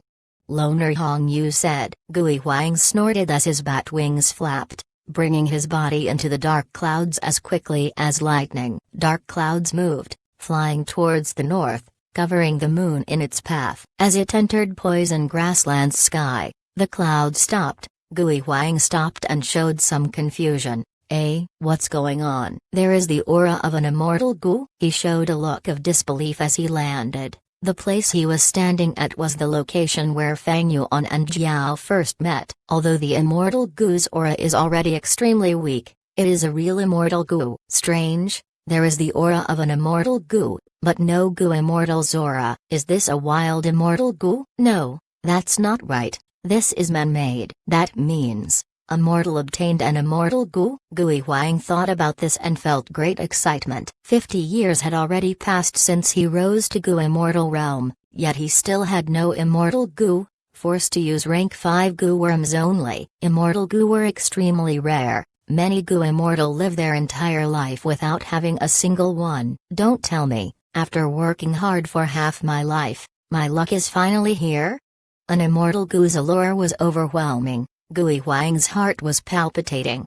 He flapped his wings, following the immortal Gu's aura as he flew over. He wanted to search for the Gu using the trail of aura. After a moment, he stopped. The sea of ghost face sunflowers was before him. To think there are so many ghost face sunflowers here. Kek. They are mine. Gui Huang laughed coldly. Although his eyes were closed, it did not obstruct his vision. He willed and the dark cloud which accompanied him started rolling, as it descended like a huge beast, biting the large field of sunflowers. Immediately, countless ghost face Gu flew up as numerous ghost cry Gu started to shriek. Nether ghost claw. Gui Huang stretched out his hand and a huge green claw shadow appeared, scooping up these ghost cry Gu and ghost face Gu. At once, many wild Gu were caught. A moment later, the dark clouds flew into the sky again. The sea of sunflowers was gone, only a huge crater was left in the ground. Great harvest. Gui Huang's mood was good. Compared to the immortal Gu, this was a small appetizer. After leaving the newly created hole, Gui Huang frowned. What's going on? The immortal Gu's aura weakened. Don't tell me, it's sealed? He continued flying forward, trailing after fixed immortal travel Gu's aura. He was extremely fast. After 15 minutes, his eyebrows raised. The immortal Gu's aura moved from the ground to the air. How can this be? He looked around, and after a few breaths' time, he understood. I see, this is the Earth Spike Rat's territory. This mortal Gu master flew across it. Hey, his Gu worms are not bad. Actually having a flying Gu. Gui Huang snickered as he spread his wings and flew into the air. He followed Fang Yuan's previous path, meeting the shadow crows along the way. A bunch of small birds. Gui Huang snorted, his body shook slightly as 100 pale wandering ghosts flew out. Rank 5, 100 ghost night travel Gu. The wandering spirits flew around, knocking into the shadow crows and smashing their soul to bits. The shadow crows' bodies were unharmed, but they fell down and were dismembered by the earth spike rats. Gui Huang went on a slaughtering spree, as this area's blood smell intensified, causing more shadow crows to come and scavenge for food. At the same time, the entire earth spike rat group was alerted. They pierced out of the ground attempting to attack Gui Huang. Gui Huang chuckled, activating 100 ghost night travel Gu and several hundred ghost face Gu. At once, numerous spirits and souls flew in the air. Different ghost faces danced in the air, like a stone mill crushing everything in its path. Hundreds to thousands of shadow crows fell onto the ground like dumpling entering a pot. The earth spike rats feasted upon their bodies, but the wandering spirits and ghost faces caused damage to them as well. Earth spikes hit Gui Huang's body one after another, but were repelled by the black light on his body. Other than that, many shadow crows assaulted him with their steel claws. Gui Huang neither dodged nor avoided, he flew straight ahead. If it was a rank 5 Gu master, under such circumstances, Facing numerous attacks every second, he would run out of primeval essence after a moment. But Goo Immortals had immortal essence. One bead of green grape immortal essence could be diluted into a large amount of primeval essence. It could fill the entire blessed land for tens of years, even 100 years without vanishing. This meant that every Goo Immortal had endless primeval essence that they could use, able to use rank 5 Goo without stopping. After thousands of Shadow Crows were sacrificed, the Shadow Crows retreated in fear. Gui Huang did not chase them. After flying past the Earth Spike Rat's territory, he landed at the place Fang Yuan landed. This was where Fang Yuan used Dusty Goo on Bright Pearl Goo. The aura thinned again. How can a mortal seal an immortal Goo? No, there is another possibility. That is, this immortal Goo is heavily injured on the verge of death. I have to hurry. Gui Huang felt a strong sense of pressure as he continued flying close to the ground. Using another rank 5 Goo worm to accelerate, he raised his speed again. 20 minutes later, he arrived at the battlefield where Chang Shanyin and Hatu Goo fought to their deaths. Here, Fang Yuan took out Chang Shanyin's corpse and used Dark Toss Goo to suppress fixed immortal travel Goo's aura again. Sensing that the immortal Goo's aura was near indiscernible, Gui Huang's patience reached its limits. He stopped for a moment, using his investigative Goo to scan the surrounding, continuing on his journey after having no discoveries. This immortal Goo will be mine, be it dead or alive. I must see it. Gui Huang flew close to the ground, swearing in his heart. The banquet had already been going on for a long time. There were young women dancing, delicious wine and food to consume. Under this lively atmosphere, Fang Yuan had already formed a brotherly relationship with Mantu. Brother Mantu, I offer you a toast. I hope that you can do me a favor and mend your relationship with tribe.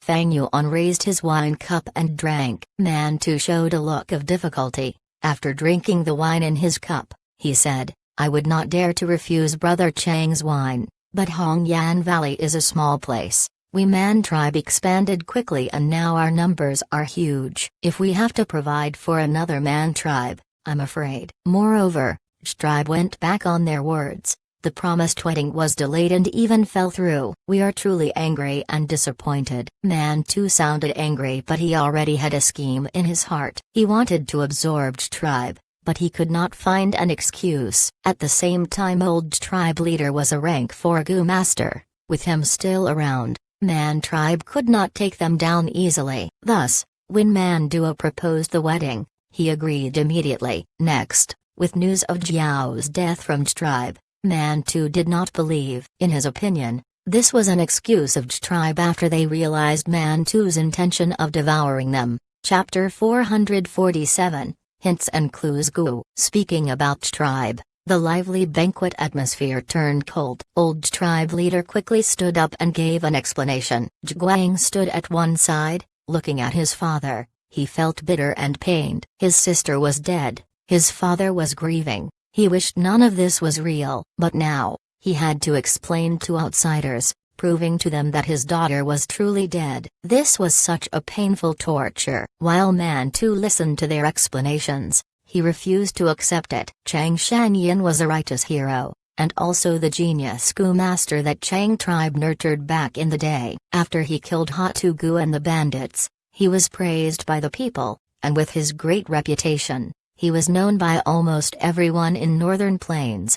Thus, to give Chang Shanyin face, Mantu gave them his full attention. But even if Chang Shanyin's reputation was 5 or 6 times higher than now, it could not match the benefits of him absorbing tribe. Now that he had a proper excuse to do so, Mantu would not let go of it so easily. Thus, he patiently listened to tribe leader's explanation before looking at his third son. Manduo left coldly in his heart. Standing up, he bowed deeply at Fang Yuan, before taking out a Goo worms in public. Please take a look, Senior Chang. This Goo looked like a butterfly. Its long body was like an incense stick, with its tail still burning with thick smoke. The smoke changed into rainbow-like colors at times, while being colorless and odorless at times. Is this the chase smoke Goo from ancient times?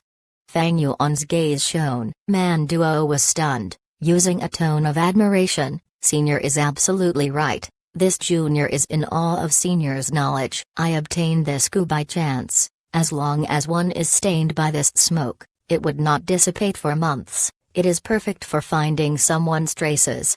After pausing for a while, he continued, to speak the truth, when Junior first saw Jiao, I used this goo on her. Now, as long as we activate this smoke goo, the traces will appear and we can see it clearly. Manduo had a smug expression as he continued, tribe leader, if we use this goo, and find Jiao hiding in your tribe's campgrounds, what will we do?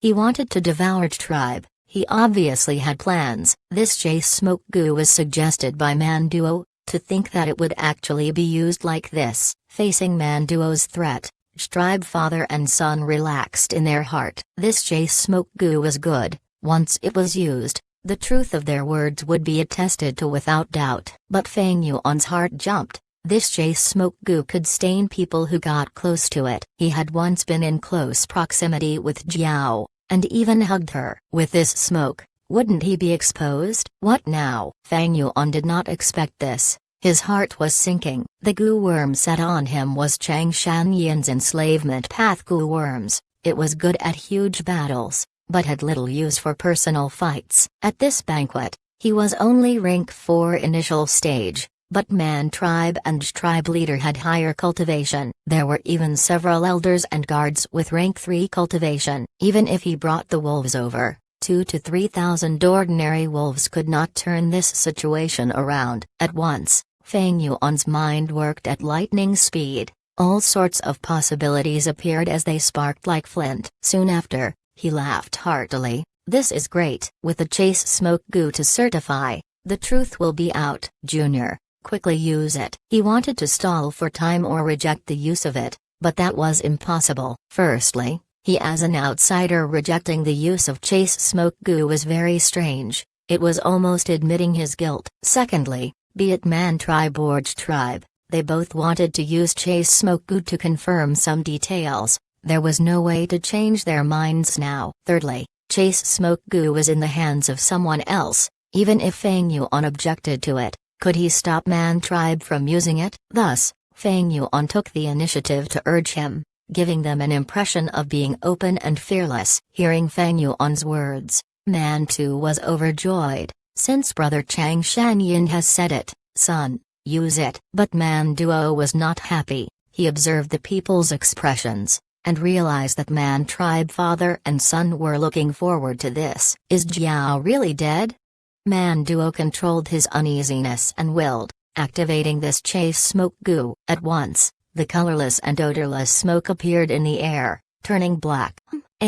What's going on? This is, as expected, there was a thick cloud of smoke on Feng Yuan. In this illuminated banquet, it was very eye-catching. At once, everyone's gaze was on him. The lively atmosphere immediately turned solemn. No one said a word. There was a heavy mood in everyone. Feng Yuan frowned. His expression was a combination of shock and surprise. It made people think he was innocent. As if he thought that he was not eye-catching enough, Feng Yuan stood up from among the crowd, leaving his seat as he walked around. The black smoke trailed after him, forming a black smoke tail behind Feng Yuan. Manduo's gaze flickered as Mantu said happily, that means brother Chang Shanyin has met Jiao, and even had close interaction with her. Old Man tribe leader had a complicated expression as he looked at Feng Yuan with an uncertain gaze. Zhiguang was still young. He was not composed enough as he stood up from his seat, staring at Feng Yuan in suspicion, asking, Uncle Chang Shanyin, what is going on? Did you meet my sister Jiao when you were in Poison Grassland? Feng Yuan's expression was solemn. He did not explain himself, but walked back to his seat, saying seriously, to speak the truth, you are suspicious, but so am I. Why is there so much smoke following me? Manduo said sinisterly, Senior Chang is a great hero of Northern Plains. I would not dare to come up with a conjecture for your suspicions. Senior Chang Shanyin.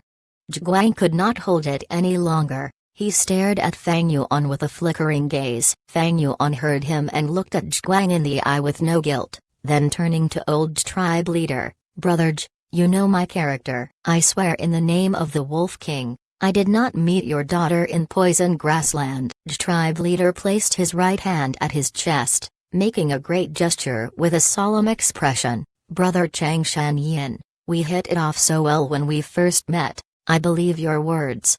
Zhuang by the side wanted to speak, but he controlled himself. Fang Yuan obviously understood that these words were not enough to dispel their suspicions. Immediately after, he frowned, showing a thinking expression, saying, I slept for 20 years. After I woke up, I left Poison Grassland. Along the way, I subdued many poison-beard wolves. During the cold nights, I rest on the fur of my wolves to gain warmth. Most likely, one of the wolves ate brother's daughter, and thus, the smoke was passed to me when we made contact. Is that so? Zhuang gritted his teeth, his gaze flickering continuously. Fang Yuan's explanation made perfect sense. He was the first person who saw Fang Yuan leave Poison Grassland. When he saved him from the Wind Wolf group, he was manipulating the poison-beard wolves. We can get to the truth easily. My wolf pack is still resting in Tribe's ranch. Can everyone follow me to the ranch, and we will be able to see the truth? Fang Yuan suggested. This suggestion made everyone interested. Then we will go ahead with this. Mantu turned his gaze at Tribe father and son. He still did not believe Jiao was dead. Old Tribe leader stood up. Let's go. We can be the witnesses. Everyone rode their hump wolves towards Tribe's ranch. Fang Yuan's wolf pack was resting inside. They were strong and fit. Under the night sky, the poison-beard wolves were more energetic. Using the chase smoke Gu's black smoke, the group successfully found out that a few of the poison-beard wolves had much thicker smoke than Fang Yuan. O longevity heaven, with the blessing of our ancestors, the murderer of my daughter was here all along. The tribe leader saw this and cried in pain. He next bowed deeply at Fang Yuan. Just as he was about to speak, Fang Yuan stopped him. Brother J, I know what you want to say. These poison-beard wolves are yours to deal with. Fang Yuan said. Old tribe leader cried tears of gratitude. Benefactor Chang Shan-yin, thank you. You not only saved my son, but you also brought the murderer of my daughter here. You are the closest friend of our tribe for eternity. Zhuang was silent. It was true that Fang Yuan saved him, but this was not enough to certify that he was innocent. If Chang Shan-yin killed his sister and ordered the poison-beard wolves to consume his sister's corpse, that would also cause this result. Mantu was panicking at the side. From start to end, he did not believe Jiao is dead. If tribe discovered the chase smoke Gu and cooperated with Jiao to fake this, it was very easy. Thus, he spoke. Tribe leader, you have truly misunderstood Brother Chang Shan-yin. Brother Chang is a great hero of Northern Plains. He is such an admirable person. How could he commit such a sinful act? The way I see it, we should follow this chase smoke Gu into Poison Grassland and continue to collect evidence to clear Brother Chang's name. He wanted to use Fang Yuan as an excuse to find out the truth, whether Jiao was really dead or not. If Jiao entered Poison Grassland, there would surely be a trail of smoke along the way. But at this time, Zhuang spoke. No need for that. I have a way to prove Uncle Chang Shan-yin's innocence. Father, back then when you prepared a set of precious water path Gu worms for sister, you used the rank 5 hints and clues Gu on them. Sister knows this, thus if she is killed, she will follow your instructions to keep these Gu worms intact, leaving them for her murderer. This way, we can find her killer and exact revenge for her. As long as you take out that hints and clues Gu, that will be the best proof. Saying so, Zhuang looked deeply at Fang Yuan. Chapter 448, Obtaining Another Rank 5 Gu. Gui Huang moved quickly along the way, following the faint immortal Gu aura to a stalk of snow spire. The immortal Gu's aura stopped here, the trail ends here. Gui Huang's gaze was anxious as he searched all around the snow spire. No immortal Gu. The snow spire's snow wash Gu was already taken. Obviously someone came here, but why is there no immortal Gu? If the immortal Gu continued moving, its aura would move too. But this aura ended here. Is the immortal Gu dead? Gui Huang had a guess, but he refused to believe this. He used his investigative goo and searched the entire place thoroughly. No, there's nothing here. Gui Huang gritted his teeth. His heart was filled with indignance and regret. Wait. Suddenly, his gaze turned ruthless as he thought of a possibility. At the center of this poison grassland is Zidu Blessed Land. The rank 7 goo immortal Lady Poison Scorpion lives in it. Did she take the immortal goo? A mortal's aperture cannot hold an immortal goo, but a goo immortal's aperture can. After the immortal goo enters the aperture, the aura would stop leaking. In that case, this would be the most logical explanation. That means Lady Poison Scorpion stayed home and had an immortal goo arrive at her doorsteps. Damn it, curses. Gui Huang stomped his foot. He would rather believe that the goo was taken by Lady Poison Scorpion than the fact that it could have died. But he would never guess that the real immortal goo did not die, but instead Feng Yuan used iron cabinet goo to seal its aura before backtracking and burying the goo along the way. Gui Huang followed the aura's trail, moving forward. As Feng Yuan controlled the sealing, the goo worm's aura weakened as he followed it. This created a speculation.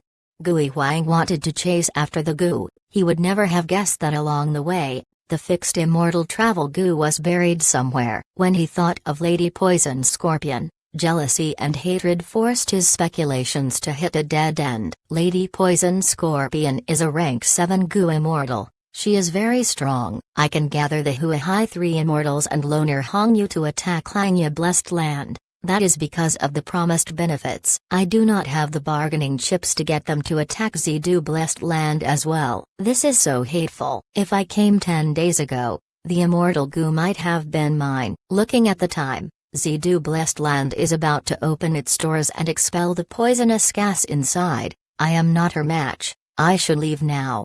Gui Huang stomped his feet and flew into the air, entering the dark clouds. The dark cloud moved around as Gui Huang looked around with indignance. Only after a long while did he fly back to his home. This was destined to be a busy night. At Tri Branch, everyone's attention was on Feng Yuan. If Feng Yuan killed Jiao and took her goo, the hints and clues goo would cause him to be exposed. Feng Yuan's earlier lie would be exposed as well. If you did not meet Jiao, why do you have her goo? By then, no explanations would work. Son. The tribe leader stared angrily at Zhuang, extremely furious. Benefactor Chang Shanyin is so righteous and upright, how can you be suspicious of him? Quickly kneel down and kowtow to our benefactor to ask for forgiveness. Father. Zhuang was shocked. He did not expect tribe leader's reaction. Wasn't he always trying to get revenge for sister? Father missed out one point, so I pointed it out for him. What did I do wrong? At one side, Man tribe father and son started watching this show as bystanders. Brother J, your son had said that, you do have a hints and clues goo, right? Feng Yuan's expression was calm, his gaze clear as water. Then please take it out and activate it. This. Old tribe leader hesitated. Brother J, if you have a method to prove my innocence, why are you still hiding it? Ha ha ha, I am overjoyed by it. Feng Yuan smiled warmly. The tribe leader observed his expression for a while, then looked at Man tribe's father and son. The two were staying silent, quietly watching this, but their gazes had deep meaning in them. Never mind, since benefactor Chang Shanyin insists, I will go ahead with it. The tribe leader gritted his teeth and took out hints and clues goo. This goo was shaped like a black spider. It was fist-sized and was plump. 8 hairy black legs with shiny tips, resembling water chestnuts. The tribe leader injected primeval essence, and hints and clues goo's body gave out a faint white light. Within 500 li, if there were goo worms that were marked by the goo master, it would emit a red light and point in their direction. If the goo master was hiding the goo worms inside their aperture, this range would be only within 1,000 steps. But it stayed in tribe leader's hand without having any changes. Seeing this, Zhuang kneeled on the ground with a plop and kowtowed to Feng Yuan. Uncle Chang Shanyin, I was wrong. I wanted to get to the bottom of the matter and offended you. Please punish me. Quickly get up. I have to thank you for proving my innocence. What wrong did you do? Feng Yuan smiled faintly as he helped Zhuang get up. Rewinding back to the day when Feng Yuan killed Jiao. Before death, the young girl cried, Chang Shanyin, I don't know how I am blocking your path to success, but now, even if you kill me, I do not hate you. Maybe you are seeking revenge? I will leave all my goo worms to you. I hope they can be of some use for your path to success. Cough cough. The girl coughed out blood and begged Feng Yuan with a grieved smile, I am going to die, but before I die, I have a small favor to ask. I hope you can hug me. I really want to feel your warm embrace. However, Feng Yuan did not move, his gaze coldly looking at the girl. He looked at the girl and saw her expression becoming stiffer as vitality left her bit by bit. Finally, the flower-like girl became an ice-cold corpse. Feng Yuan fell into a long silence as he looked at Jiao's face. She gave all her goo to me? What is the meaning of this? She loved Chang Shanyin indeed, but how can she not hate me for killing her? Her love was only a young girl's affection, breeding for only a few days. Her hatred was due to the loss of her life, the hatred of being killed. It is evident which is a stronger emotion. Hey, this girl is still too young. Her acting is terrible. How can she hide that hatred in her eyes when she spoke to me? Although I lack goo worms, and her goo worms are all of high quality, she intentionally left them for me. To play it safe, I should not take them. Next, Feng Yuan willed, and the poisoned beard wolves moved, devouring her corpse until nothing was left. From start to end, he did not touch the goo worms in Jiao's aperture at all. Seeing this result, tribe leader breathed out a sigh of relief, praising Feng Yuan continuously. Brother Chang Shanyin, I have learned much today. You are indeed a great hero of the grassland. Your conduct is like tonight's moon, pure like water, with no impurities. No matter how dirty the floor is, it will not pollute the moon. No matter how thick the clouds are, they will not hinder your radiance. We tribe owe you a great deal. My son was rash and suspected you. We only have this rank 5 hints and clues goo. I will give it to you today as an apology. Please accept it, otherwise, I will not be able to sleep properly.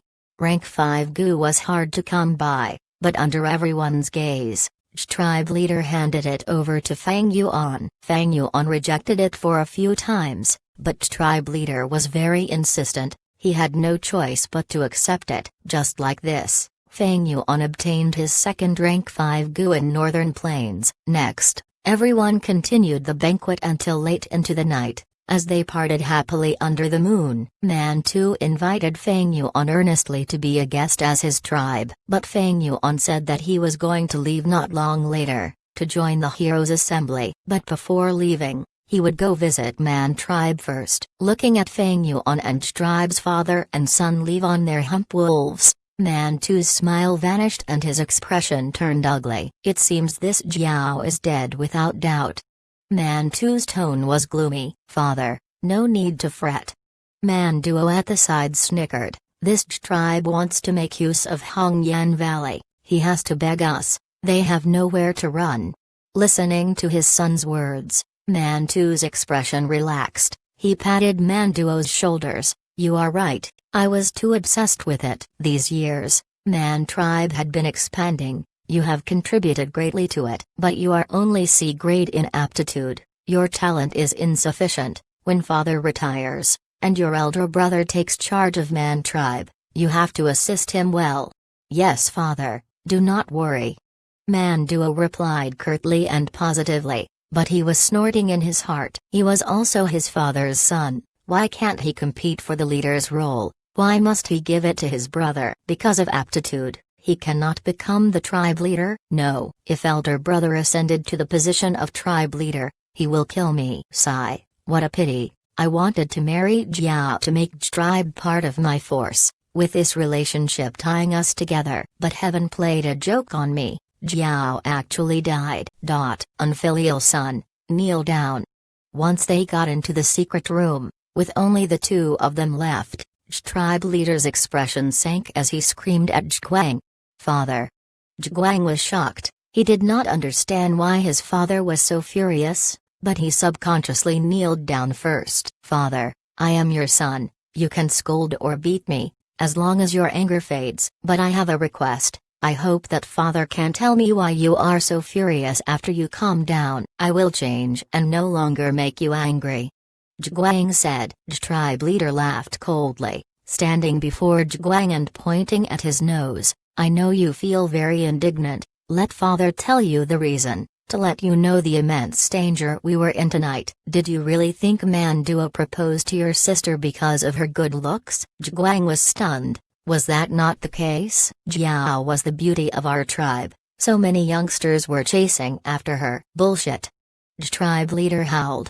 Beauty is just the icing on top of authority. Manduo has Mantu behind him. His objective is to devour our tribe. That is why Mantu supported Manduo greatly to marry your sister. Chapter 449, Strength is the most important. Huh? Man tribe wants to devour our tribe? Zhiguang screamed. Old tribe leader sighed. Sigh. Your sister is already dead. They were not willing to listen to my explanation. Why do you think that is the case? Because this excuse is perfect for them to send their troops. But father found Chang Shanyin to assist us. He was the hero of Northern Plains. He had great reputation, and had Chang tribe behind him. Mantu did not dare to accuse us blindly, thus he did not attack us tonight. Zhiguang exclaimed, there is such a twist behind it. But father, I do not understand, since you understood Man tribe's intentions already, why did you agree to this wedding, and betrothed sister to that monkey Manduo? The tribe leader raised his finger, knocking on Zhiguang's head. Do you not have a brain? Why did I agree to the wedding? Did you think I want to torture my own daughter? It is because the great blizzard is coming. If we can become relatives through marriage, we can stay inside Hongyan Valley, and protect all our tribesmen, sacrificing your sister's happiness to protect tribe. This wedding is a transaction, sigh. But your sister ran away from her wedding, and died in poison grassland. Zhiguang frowned, blinking. Father, I understand now. No, you know nothing. The tribe leader understood his son well. He explained in a disappointed tone, tonight, Man tribe leader invited Chang Shanyin, and we followed him. But the truth is, their target was us, and I dragged Chang Shanyin along as our shield. That Manduo used the chase smoke gu. He is truly evil. When all of you suspected Chang Shanyin, I said to him that I trusted him completely. Did you think I was not suspicious? I am not so muddle-headed yet. The tribe leader stomped his foot. His tone was grim, but father did not dare to suspect him. The reason we could contend with Man tribe is because of Chang Shanyin. If we suspected him, their instigation would have succeeded, and ruined our relationship with Chang Shanyin. If Chang Shanyin did not side with us, we might not return alive from tonight's banquet. Shock was written all over Zhiguang's face. Ah, are they so daring? Would they try to kill the both of us? HMPH, why did you think that you met so many wind wolves during the search? In Northern Plains, there are lots of instances where beast groups were used to commit murder. But tonight, Man tribe might not kill us, but they would imprison us. By then, they would use Jiao's matter as an excuse to devour our tribe. Without us, tribe would be without a leader. The result would be disastrous. Hearing his father's explanation, Zhiguang finally understood the danger they were in, showing after fear on his face. For the sake of the tribe, for the big picture, even if Chang Shanyin was the killer, we cannot suspect him. Did you really think I forgot the hints and clues, Gu? How can that be? But you had to mention it. If the killer was really Chang Shanyin, what would we do? Old tribe leader spoke meaningfully. Zhiguang fell into deep silence. After a long while, he said, so that is why father gave the precious hints and clues good to Chang Shanyin. It is to mend our relationship with him, so that he would side with us? Old tribe leader nodded. You are finally learning, son. Although you have outstanding aptitude, and high cultivation, you are still far from being the new tribe leader. Father, it is great to have you around. I will have to learn more from you. Tribe can lose anybody but you, father. Zhiguang said in admiration. The tribe leader shook his head. Time waits for no man. I am already old. Tribe is counting on you. Sigh. After this matter, I have understood Man too. He is a greedy jackal. No matter how much his wealth is, He would never be satisfied. Now that your sister is gone, we have no excuses left to use Hongyan Valley. But we cannot disband and join Man Tribe, right? Tribe cannot go extinct like this, otherwise I will be the greatest sinner of our tribe. After this night, I have already learnt that we cannot stay here any longer, otherwise we will definitely be devoured by Man Tribe. A few days later, we will depart for the Heroes' Assembly. Father, if we leave like this, will they let us go so easily? Zhiguang was worried as he asked. Of course they are not willing to let us go, but we are traveling with Chang Shanyin. Man too is wary of Chang Shanyin. He would not strike. Tribe leader snickered. But, we are making use of senior Chang Shanyin like this, isn't that? Zhiguang was apprehensive. You fool. Why would we not make use of him? What's wrong with that? A good hunter makes full use of his surroundings. When we have insufficient strength, we use knowledge to supplement it. This is all for the survival of the clan. After tribe leader scolded, he stopped and showed a complex expression. But this Chang Shanyin is truly a legendary heroic character. He might have already understood the situation, yet he still chose to side with us. Such a righteous and upright person, choosing to assist the weak, he is truly the role model of the righteous path, the light of the people. Son, rejoice, we tribe actually met such a person.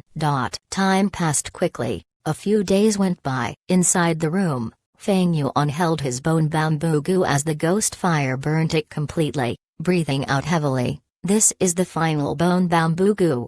These days, he worked hard and used up all 100 of the bone bamboo gu in the gift box. After his treatment, 8 of Battle Bone Wheel's most severe wounds were healed. Now, although the wheel was still covered in injuries and cracks, it had left the emergency stage. Sending the Battle Bone Wheel back to the aperture, Feng Yuan started to inspect his aperture. He had rank 4 peak stage cultivation. Thus, his aperture walls were in the form of transparent crystals. His primeval sea was at 90% full. All of it was true gold primeval essence. But Feng Yuan had just arrived in Northern Plains. Before he adapted to the environment, his true gold primeval essence was only at the initial stage light gold primeval essence.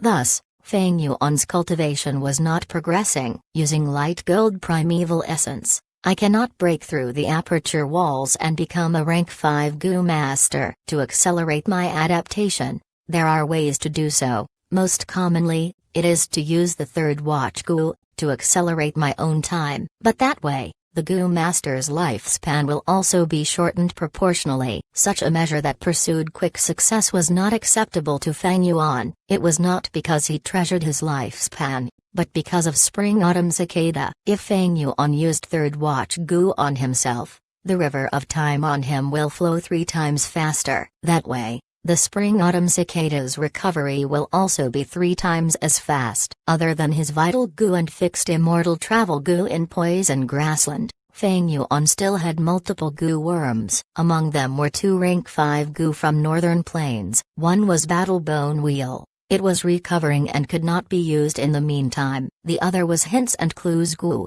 It could be used to scout or track people. The tribe still had some foundations. They actually had a rank 5 Hints and Clues gu. This gu can be used to track gu worms. It is used to capture wild gu worms to prevent them from escaping. Unfortunately, even though the tribe leader had this gu worm, he did not dare to search for his own daughter. Towards the conflict between tribe and Man tribe, Feng Yuan was clear as day. Mantu's third son Manduo had great ambition. He wanted the tribe leader position, but because of his low cultivation, he wanted to have tribe. After marrying Jiao, and making tribe related to him through his wife, they would be able to fight for the tribe leader position. Mantu was not necessarily ignorant of his son's intentions, but he was very interested in devouring tribe. Meanwhile, tribe wanted to use the marriage to sacrifice Jiao in exchange for Hongyan Valley, to survive the once-in-10 years great blizzard, and get through this difficulty. Tribe naturally did not want to dissolve, but Man tribe wanted to gain the benefits of absorbing them without facing any consequences. After Jiao escaped, Man tribe used this excuse to turn on them. In fact, They might have even caused Zhuang's incident. As long as they killed Tribe's father and son, Tribe would be leaderless, and they would fall into chaos, easily taken over by Man Tribe. Zhuang was ignorant and naive, but Old Tribe leader was experienced and wise. He knew the circumstances they were in, and found out that he was unable to satisfy Mantu's greed, but at this point, they had no way out, thus he controlled himself and stayed inside the tribe, not giving Man Tribe a chance to strike. Chang Shanyan's arrival gave Tribe hopes of getting out of this problem. When Old Tribe leader found out Fang Yuan's identity as Chang Shanyan, he thought of using him. Thus, he attended to Fang Yuan warmly and even gave 1,000,000 primeval stones as a gift. Next, he did well, using Chang Shanyan's power to contest with Man Tribe. At that moonlight banquet, it might have looked like a cozy gathering, but the three sides were competing, danger was lurking at every corner, and everyone was hiding their lethal weapons.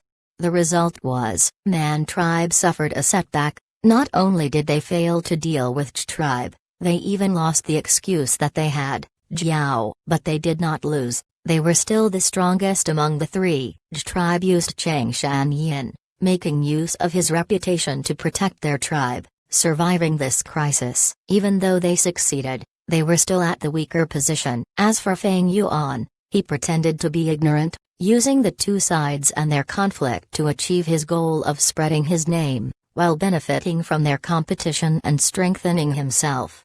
Man is the spirit of all beings. When humans competed, it was not simply through fights and killing. Even in this primitive and open northern plains, knowledge and schemes was still used to compete. As for Jiao, this innocent young girl was only a sacrifice for the two tribes' political struggle. In fact, according to Fang Yuan's personal guess, Jiao's escape was unnatural. She was able to get out of the tightly secured tribe camp. Mostly likely the Old Tribe leader had arranged for it in an attempt to probe Man Tribe. But accidents always happened in reality. Plans cannot keep up with changes. Man Tribe's eldest son or second son might have struck, afraid of Man Duo gaining power, hoping that Jiao would die. Anyway, after Jiao escaped to Poison Grassland and met Fang Yuan, the series of events unfolded. Shaking his head, Fang Yuan cleared these guesses out of his mind. The basis of any scheme is power. Why did Man Tribe not attack Tribe directly? That is because they were not a super tribe but a large tribe only. They had limited strength. Why was Tribe able to stay safe until now? Not just because of me, but also because of their foundation as a former large tribe. If Old Tribe leader had rank 5 cultivation, he might have used hints and clues long ago. No matter which world, strength is the foundation for everything. But now, the astute tribe leader might be planning to migrate his tribe again. To deal with the 10-year blizzard, he might need to borrow the Imperial Court's power. Chapter 450, Measuring the Stature of Great Men by the Yardstick of Small Men. What happened next was all according to Fang Yuan's expectations. Just a day later, Tribe leader visited Fang Yuan, saying he had thought it through. He did not want to stay in Hongyan Valley, but instead wanted to migrate the entire tribe, to participate in the Heroes' Assembly and fighting for a place in the Imperial Court. Fang Yuan knew Old Tribe leader's intentions. It was to make use of Chang Shanyan once more to get free of Man Tribe's control. Fang Yuan agreed immediately. If he was to travel on the grassland alone, it would be troublesome. With the accompaniment of Tribe, the risks would be much lower, and he would have a layer of protection. Brother J is wise, but we cannot wait anymore. We should leave as soon as possible. Once we make a move, I'm sure Man Tribe would notice immediately. Fang Yuan reminded. Old Tribe leader's heart shook. Just hearing this sentence, he knew Chang Shanyan was aware of what was happening. Fang Yuan continued. I had originally promised Man Tribe to visit them, but since Tribe is relocating, to play safe, I will not go to them. Just say that I had felt my cultivation returning during these few days and have gone into closed cultivation. I will write a letter now. I will have to trouble brother to find someone to send it over for me. If Tribe did not relocate, then Fang Yuan would have no issues visiting Man Tribe. But if Tribe wanted to leave, Man tribe would not let go of them. Man tribe is worried about tribe and Chang Shanyin cooperating. They might even hold him captive, to deal with tribe separately. Earlier, when Zhuang was attacked by the Wind Wolves, it was most likely done by Man tribe. Man tribe was after all part of the righteous faction. To prevent rumors from spreading, they would not kill Chang Shanyin, but tribe was too alluring. They could use all sorts of reasons to place Chang Shanyin under house arrest. That was something they could do. After old tribe leader heard Fang Yuan's words, he looked at him deeply and stood up, bowing, standing before brother. My wisdom is nothing. I was muddle-headed earlier. Brother has a clear picture of the current situation. As someone involved in this contest, it is easy for you to be misled. That is normal. Do not worry about it. As long as we leave this area, tribe would be free. Fang Yuan consoled old tribe leader as he wrote a letter and handed it to tribe leader. Brother J, I have to cultivate. I will not send you off today. I will start the preparations for moving off. The letter will definitely be sent. Goodbye. Old tribe leader took the letter and left the room. After he returned to his tent, he called the elders for a meeting and gave the instructions to prepare for migration. After Jiao's supposed marriage, tribe elders have a terrible impression of Man tribe. They praised this ingenious decision. After tribe father and son returned to their study room, old tribe leader opened Fang Yuan's letter immediately. Father, isn't his a bit? Zhuang felt embarrassed. Hey, let father teach you another lesson today. This is the letter Chang Shanyin wrote to Man too, but he did not use a letter Gu. Why do you think that is so? Old tribe leader snickered. Because he doesn't have a letter Gu? No, if he wants to use it, he can borrow it from us. Zhuang thought about it, as his eyes flashed. That mean, this is intentional. That's right. The reason why he is sending a normal letter is so that we can see it. Tribe is about to migrate. Next we will travel together. This letter is to display his intention to cooperate with us along the journey. Come here, we will look at this together. Saying so, old tribe leader unsealed the letter. The content in the letter was very simple. It explained that Fang Yuan needed time to recover his cultivation through closed cultivation. He expressed great regret for not being able to visit Man tribe, and he would definitely make up for it in the future. Next, he wanted to purchase bone bamboo gu from Man tribe, saying that he will pay 120% of the market price for them. At the same time, he wrote a large number of gu refinement materials, as well as gu worms like third watch gu, hoping they could have a transaction. Oh, so Uncle Chang Shanyin needed these gu worms. Father, I think we should try and give them to him. After all, he has helped us so much. Zhuang said. Old tribe leader stared at this letter, his eyes shining brilliantly as a chill emerged in his heart. This battle between tribe and Man tribe was mostly through hidden schemes. They did not fall out with each other on the surface. This was the rule of the righteous path that had to be adhered to. They sacrificed many people. One of tribe's elder died after being challenged by Man duo, and Jiao also died in poison grassland. Other than that, many gu masters became the wolves' food. In this contest, be it Man tribe or tribe, neither of them were winners. Man tribe did not achieve their aims, and tribe also had many sacrifices. However, there was one person who benefited completely. This person was Chang Shanyin. Look at it this way, when Chang Shanyin left poison grassland, he was empty-handed, without a proper set of gu worms, but now, in this hidden battle, he earned till his pockets were full, having over 1 million primeval stones as gains, not to mention the rank 5 hints and clues gu. Tribe leader suddenly understood, tribe was making use of Chang Shanyin. But was Chang Shanyin not making use of them as well? Chang Shanyin might seem like he was trapped between two tribes, forced into their political strife, and attracted problems for himself unnecessarily. But the truth was, neither of them wanted to offend him, thus he gained benefits from both sides. We do not need to prepare these for Chang Shanyin. Man tribe will send these things over. In fact, they might even give these to him for free. Tribe leader heaved a sigh as he tried to expel that cold feeling in his heart. Huh? Guang was shocked. How is that possible? Uncle Chang Shanyan is evidently helping us. Is Man Tribe so stupid? Someone in a high position sees things differently. What is the value of these things? Merely a few hundred primeval stones. It is nothing to Man Tribe. Using these goods to gain the friendship of an expert. Isn't that a good deal? Have you thought about how much we gave Chang Shanyan already? Guang immediately thought of the 1,000,000 primeval stones and the rank 5 hints and clues.